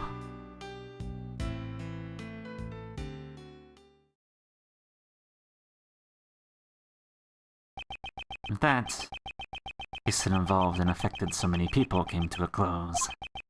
However, there was still one last thing I had to do. April 8th, 2:54 p.m. Grand Tower, PIC meeting. Hello. Mr. Edgeworth, sorry to keep you waiting. What do you call Uncle Ray and the rest of us out here? Mr. Edgeworth. The formal proceedings have just come to a close. What are you talking about? This is the place where I once relinquished my prosecutor's badge. This is your prosecutor's badge. Mr. Edgeworth, what is the meaning of this? Consider this my resignation. I am no longer a prosecutor. You tried to save me when I was suffering from memory loss. You... A certain man once said, only ally defendant has their attorney. By trusting in their client, an attorney draws closer to the truth. Sad that man still shines brilliantly in my eyes. This is the image of my father fighting in court does. Gregory. However, this is nothing more than that man my father's way of life. It's not mine. Mr. Edgeworth. I think I shall live as a prosecutor after all. I see. So you made your decision. Sorry. Well, no, I understand. That's your answer, isn't it? It is. Okay, that's the end of this conversation. Don't forget it. If you beg me later, I won't let you work for me ever again. I understand. But you know, Miles, what if I ask why you chose to live as a prosecutor? Mr. Shields, you asked me this before. Fight crime as a prosecutor, to save people as a defense attorney. I want you to think carefully, I bet you want to live your life from now on. I thought long and hard about that question ever since. How should I live my life? After this case concluded, I finally found my answer. I want to save people as a prosecutor. As a prosecutor? Simon Keys, he too is a victim.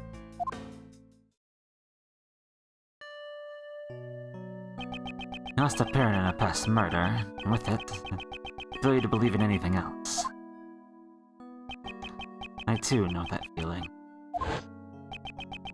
Feeling of losing what's important to you and being unable to believe in anything. I tried everything during my lonely battles in those days. All I can hope is that I can get every defendant declared guilty. Who saved me was... Oh, I'm so sad they didn't actually play it. They should have. Show him, okay, fine. But you should've just played it. Come on. Mr. Keys must have been all alone. Able to find salvation from the law, he had no choice but to turn his hand to revenge. I suppose he never thought to seek help from the police. No way, no way, no way! As long as Blaze was around, the evidence would be destroyed by him. Actually, didn't something like that almost happen today and during Patricia's trial? Must save those like Simon Keys. Well, how would he save them? This tragedy could have been avoided if only he could have relied on the courts. Instead, he was cornered by Blaze the Best, who used the power of law for evil. The form of law can change depending on who wields it. Maybe he wants a shield to protect and a blade to harm. That too is a contradiction of the law. Contradiction, huh? That's true. It sure is a contradiction in the law. Where the law is right now isn't always completely right. And the way to right those contradictions is by joining the courtroom system. One who to save Simon Keys was not an attorney. Rather, a watchman of the law, a prosecutor. To face the contradictions of law as a prosecutor. I see, that's just like you. But you know, it'll be tough. It won't just be a walk in the park. You'll be going against the law itself. You realize that, right? I do. However, someone must. Yep. Uncle Ray believes in you, too. Law evolves and grows, just like all of us do. I'm sure you can pull it off. After all, you're Gregory's son. Old man would never give up, no matter what. As I always saw only what laid straight ahead. Miles, you chose to live as a prosecutor. Your eyes look just like your father's. Looks like you've grown up a bit. I wish your old man could see you now. Thank you very much, the Shields.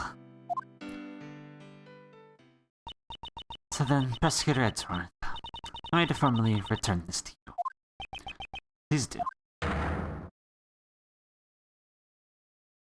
I, Justine Courtney, as a member of the PIC, here do hereby return Miles Edgeworth. The rights and privileges of a prosecutor, in the name of the Goddess of Law.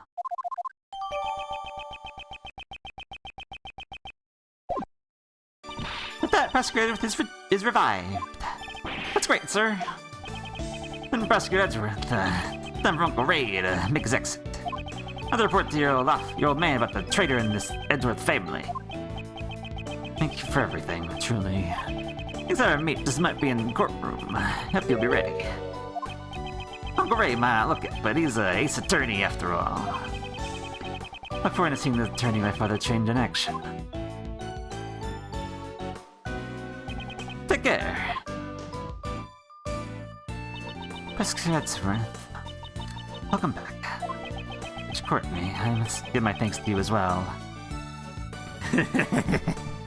I will look, I got my badge back. Let me present it to you. To me, you sought to fix the corruption within the PIC from the inside. Must truly have been a lonely battle. No, it was not. For I was never alone. Because the Goddess of Law was always by your side, right? Made me realize that one could fight in such a way. Prosecutor's office, the entire legal world is caught up in the contradiction. Might not be set right, there's a truth that will never see the light of day. Only through your help that I was able to find this new path. One that fights against the contradictions in the law. I do find that promising, as one in the service of the Goddess of Law. You'll certainly succeed in helping the law grow. Let's meet again in the courtroom. Yes, I must apologize for my sinful acts during the trial 2 days ago. Next time I fulfill my duties as a judge perfectly. Your Honor, I intend to speak regarding your ideals. Prosecutor Edgeworth, however, the greatest judge I know, is one overflowing with humanity. Even during a trial, that judge experiences happiness, anger, sadness, and joy. But nevertheless, always hands down the correct verdict in the end. It's difficult to say, but sometimes I feel that perfection is not always correct. But Judge too has the right to behave in such a manner. Thank you very much. Persecutor Edgeworth. I pursued and fought against Blaze the Best. The goddess of law was not the only one by my side. That's John. I have this cadet with me. I feel a strange sense of courage well up from within. No matter how painful things become, no matter how strong the fall. Remember that I am not alone. I'm able to keep moving forward. Wrongs must be put right, for John's sake as well. John too lost his father from a past crime. That is more important to me than even the words of the goddess of law. I'm sure the goddess would be angered by those words. Your bond with your son is the secret to your strength, I imagine. I don't have to be perfect, I just want to grow little by little. Both as a judge and as a mother. That is how I feel. It seems there is much each of us has yet to learn. Agreed, we are still but children before the world. Let us grow in our respective paths, until we meet again. I look forward to that reunion. May the blessings of the goddess of law be upon you as you follow your new path.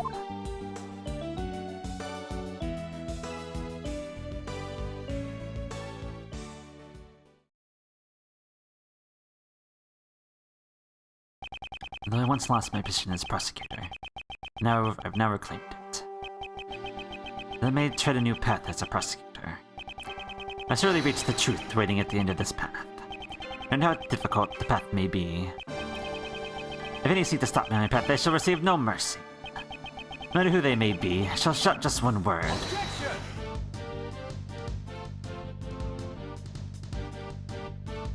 Ooh, and it's over. Well, are you gonna do the... No, I don't think you are. Oh, yes you are. Chief! What sort of scoop are you aiming for next? Hey, you a journalist? There ain't nothing more important than information.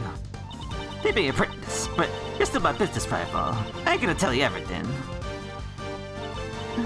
That's my mentor, right? I reckon you're even more prepared than me. I understand. I'll get my information, use my own 2 feet. Yeah, that's the spirit.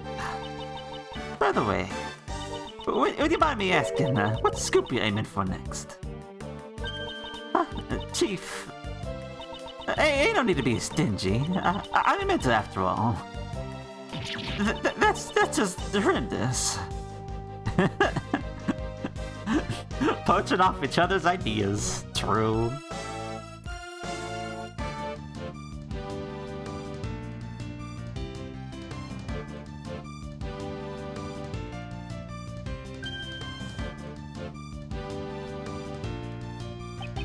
It seems that the wound on my left arm is yet to heal. The bodyguard who inflicted this wound upon me is his name I'll not forget. Now then, she'll return to being a simple ice cream salesman. Perhaps this time I shall try being a creative salesman instead. For now, I shall live a cobbler until my services are required once more.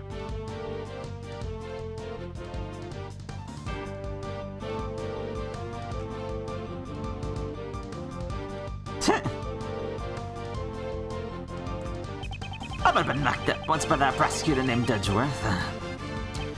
But if I keep on trying to escape, I'll let him get my fighting spirits. Ain't that right, Rocky? The gong that'll sound out my next escape will ring out soon enough. Till then, let's keep working out.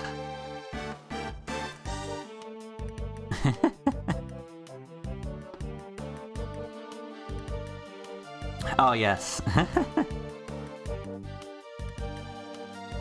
Are you acquiring into my studies to become a pet groomer?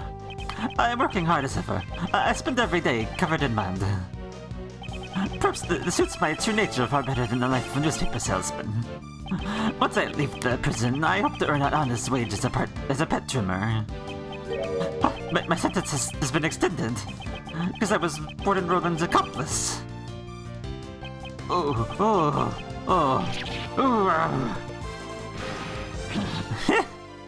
Why do you think I've been giving a rat's ass about these stupid animals' well-being? Down with the pet trimmer's license! Damn it! Still, you shouldn't be able to leave prison. You're a murderer.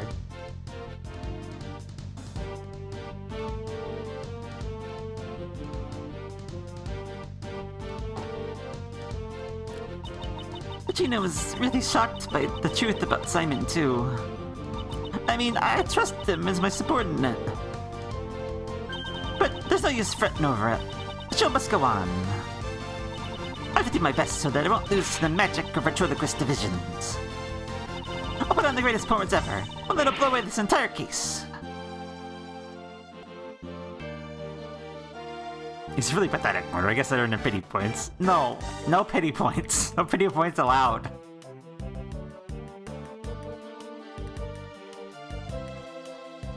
It seems I have grown soft in my old age. Right, Anubis? Right, boy.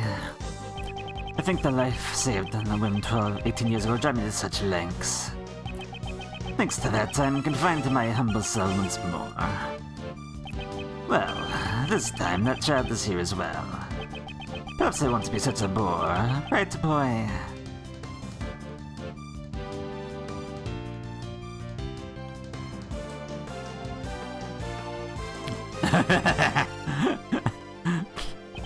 Today's dessert is chocolate cake. That's gently melting a moment of allure. I'll wait for you forever, Kate. I shall come here every day, as you and Raymond did for me. My Azure Shields, my Azure Edgeworth, I am truly grateful to them. I cannot believe I am able to eat your desserts once more, my Azure Master. I have been allowed to distribute my treats in both the detention center and the prison. The past 18 years, I have brought joy to one and all of my delicious sweets.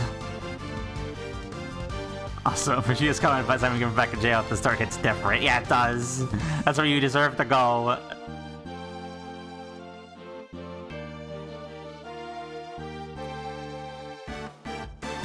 Yes, fix everything, boys. Of course, I'll abbreviate my thanks too. After all, I could stuff myself with Jeffy's delicious desserts once again.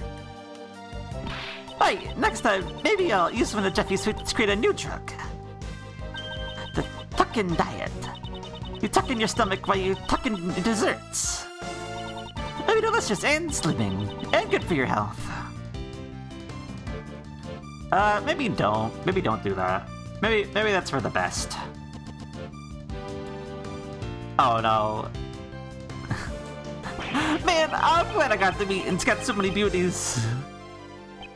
But Mandy caught a glimpse of my beauty sketches. Beauty sketch. She had misunderstanding and clobbered me in the face with my sketchbook. So in exchange for my sketch beauties, I had one beauty walk out on me.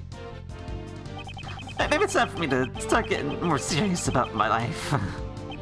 Do I take the path of an artist, or do I follow the path of my heart? Oh, and by heart, I mean the heart of my new lady. Of course, Larry, yes. You're destined to be on and off relationships. Just, it's a shame. Mr. Bad, thanks for all your help today. I'll testify about the IS-7 incident as much as you need me to. Prosecutor Edgeworth seems pretty active too. Choose not to take the same path as Gregory, but rather live as a prosecutor. Well, I'm kinda sad that I won't get to work with him, but I'll continue to watch over him. Looks like you've grown up quite a bit yourself. I'm so happy Mr. Bad actually praised me. If you ever need a hand from Attorney Raymond Shields, give me a call anytime, any place.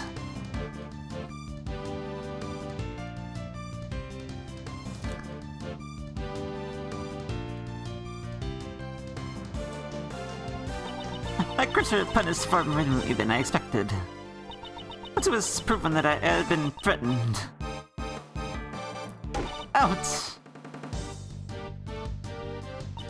No crime is more heavy or light than any other. I'm sorry, of course I regret what I did. However, I'm so glad I can still be together with you, Granny. Huh? You wanna hurry back to work? That's right. The next corpse is waiting for us, after all. Shouldn't you say patient? Shouldn't you say patient, though?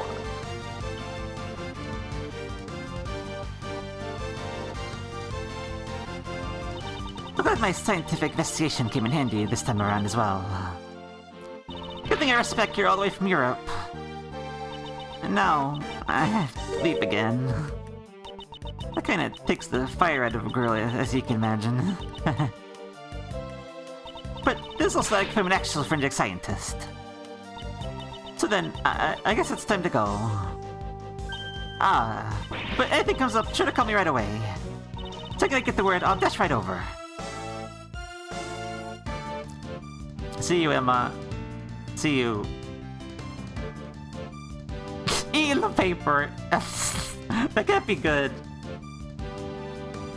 No, to die young men are only corpses. I mean, yeah, that makes sense. But greater than the father, greater the expectations are for the children. Prosecution the best, was it? This way of life shall be tested henceforth. Just as mine was. Miles Edgeworth chose to live and die from his father as a prosecutor. I suppose that too is an answer. I know how Ray kicked his paper eating habit. True?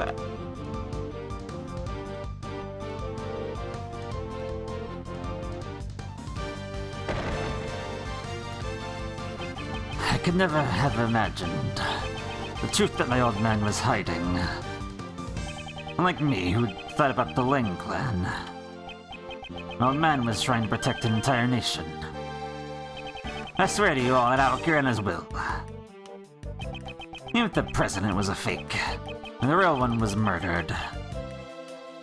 I swear that I, together with my men, shall revive Zhengfei. Someday I shall show you all the Zhengfei brimming with life.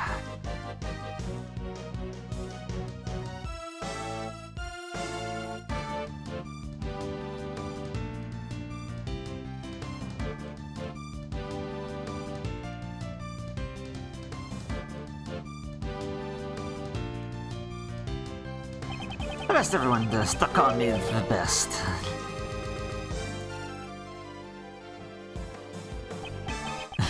I don't like it. It makes me feel like I'm just borrowing Pop's power. I shall study even harder than before and triumph for Pops. I'll become strong enough that I won't even lose to Mr. Edgeworth.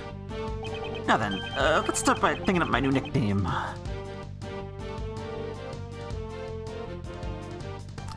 Brizzy was Gaggery, yeah, I saw that. Well, that's happened, but thankfully, the film was a roaring success. The gossip articles about the murder made our movie the talk of that country. A monstrous man appears from Mighty Buzilla. This is the true face of the man who murdered the monster that murdered the president of Zhengfei. Isn't that you in the photo, Mr. Powers?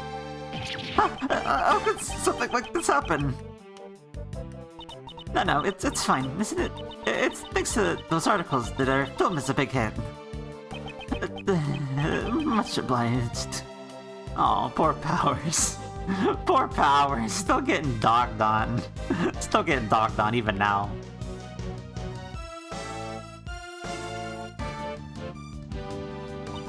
John, I greatly enjoyed watching your movie. It's no big deal. It's not like I had a major role or anything. You had the starring role, though. What are you saying? I played the key character who connects Mozilla and Gordy. There's no one besides you who could have played the part. Yeah, I guess, well, it would have been nice to do as a sequel. Really enjoy working as an actor. Before we head home, can we go buy something? I'd like to decorate our home with the dragon lily for Dad. One will not suffice. We'll need 2 more. One for me and one for Amy. Well, basically did nothing, so I had the dragon one more time. True.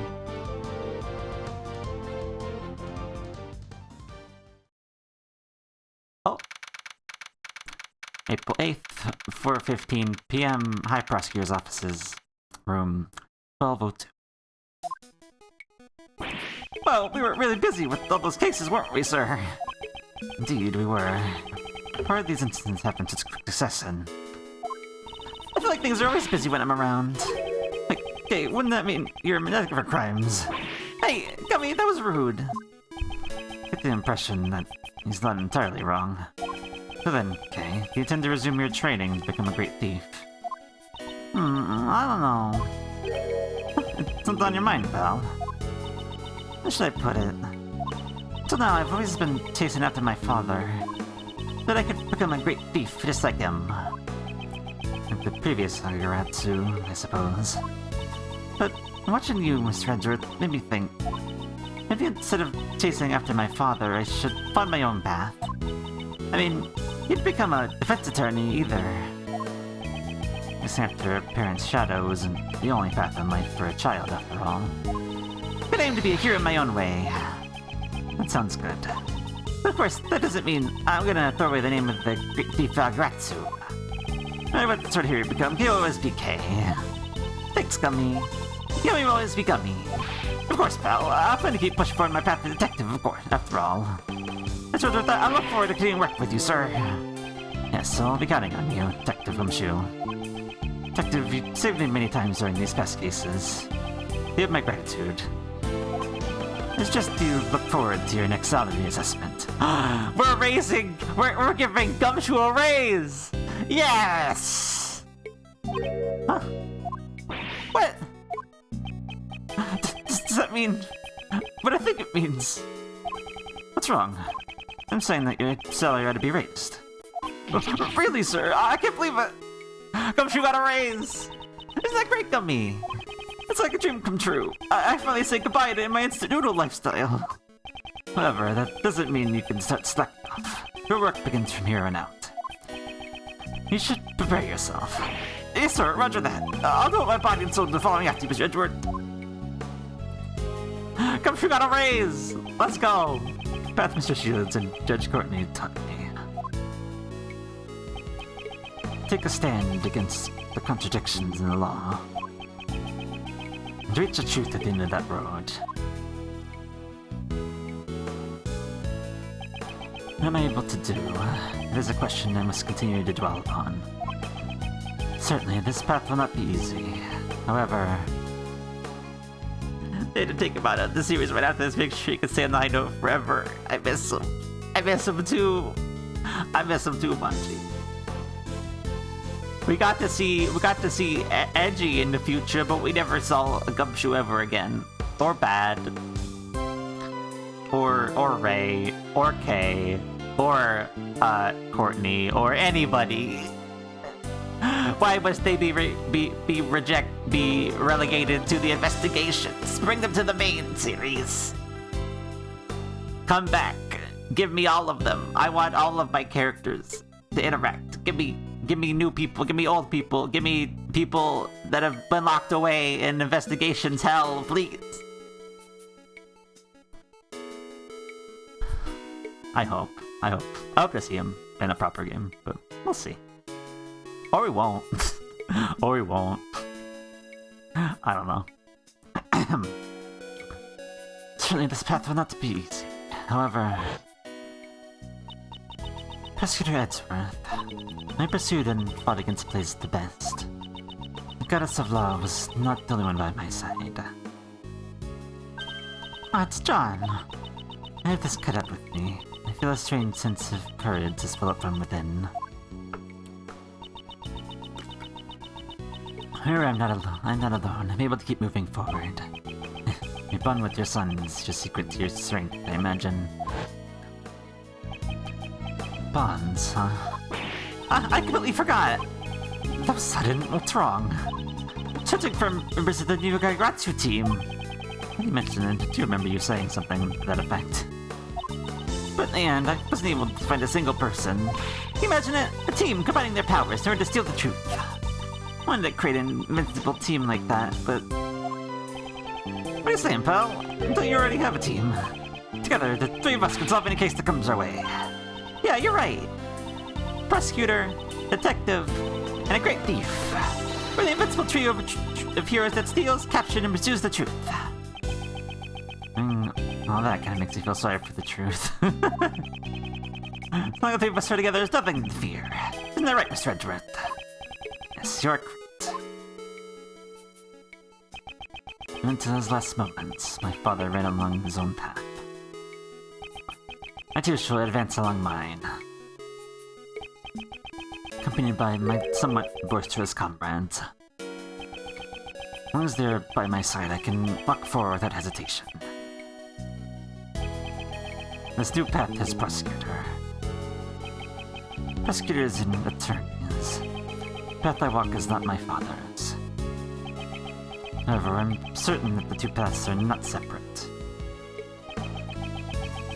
Although we may walk in opposite directions, our destination is the same. Why, you may ask? Because both paths lead to one and only one truth. Oh, that's really nice.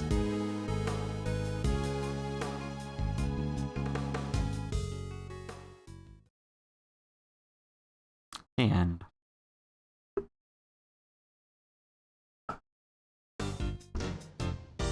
Save clear data? Sure. I'll do that.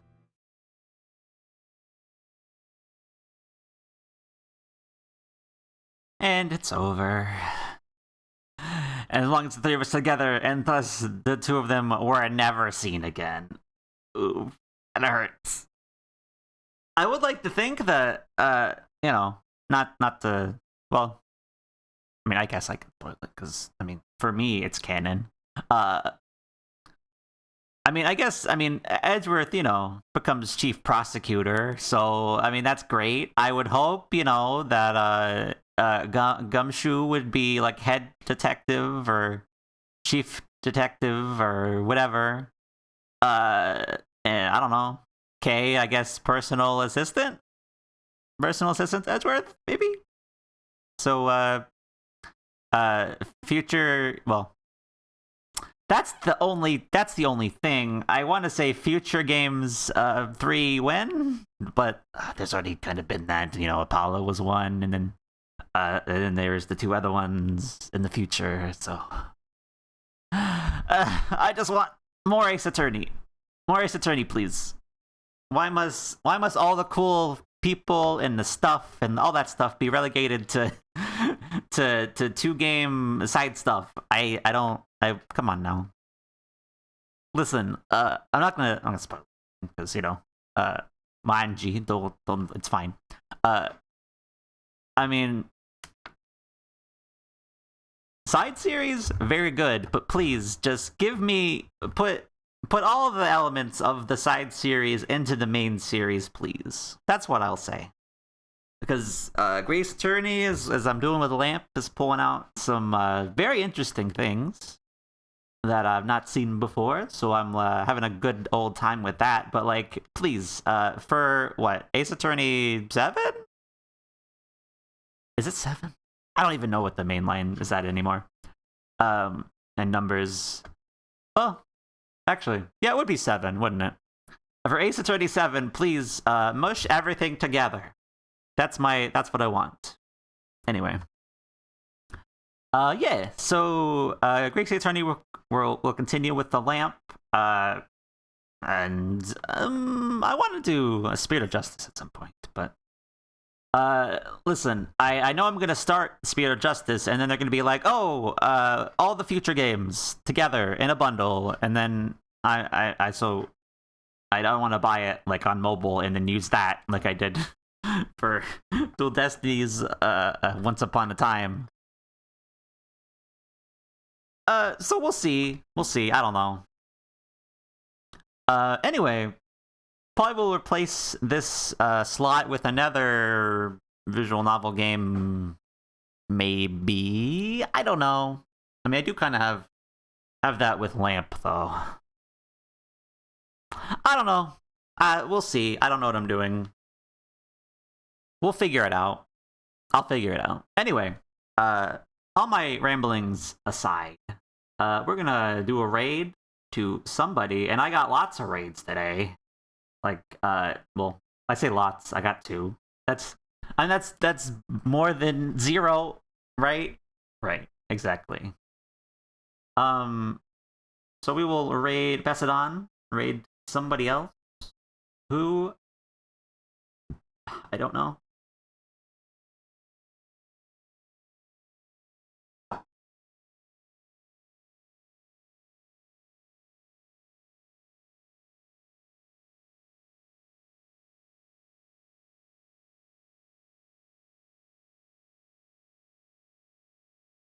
I mean, I ended Grace Attorney by rating an artist. I guess I will do the same today. Even if I've been seeing a lot of this particular artist in the past 2 days, to be exact. Why not have more? More artists. We're gonna go raid Scarlet.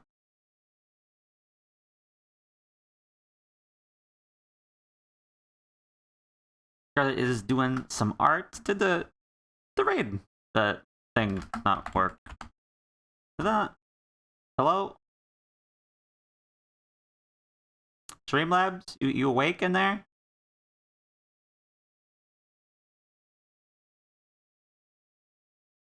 Streamlabs? You good? You live? I don't think you live. You turned on. That's weird.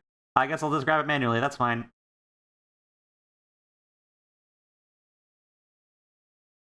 Streamlabs is slacking on the job.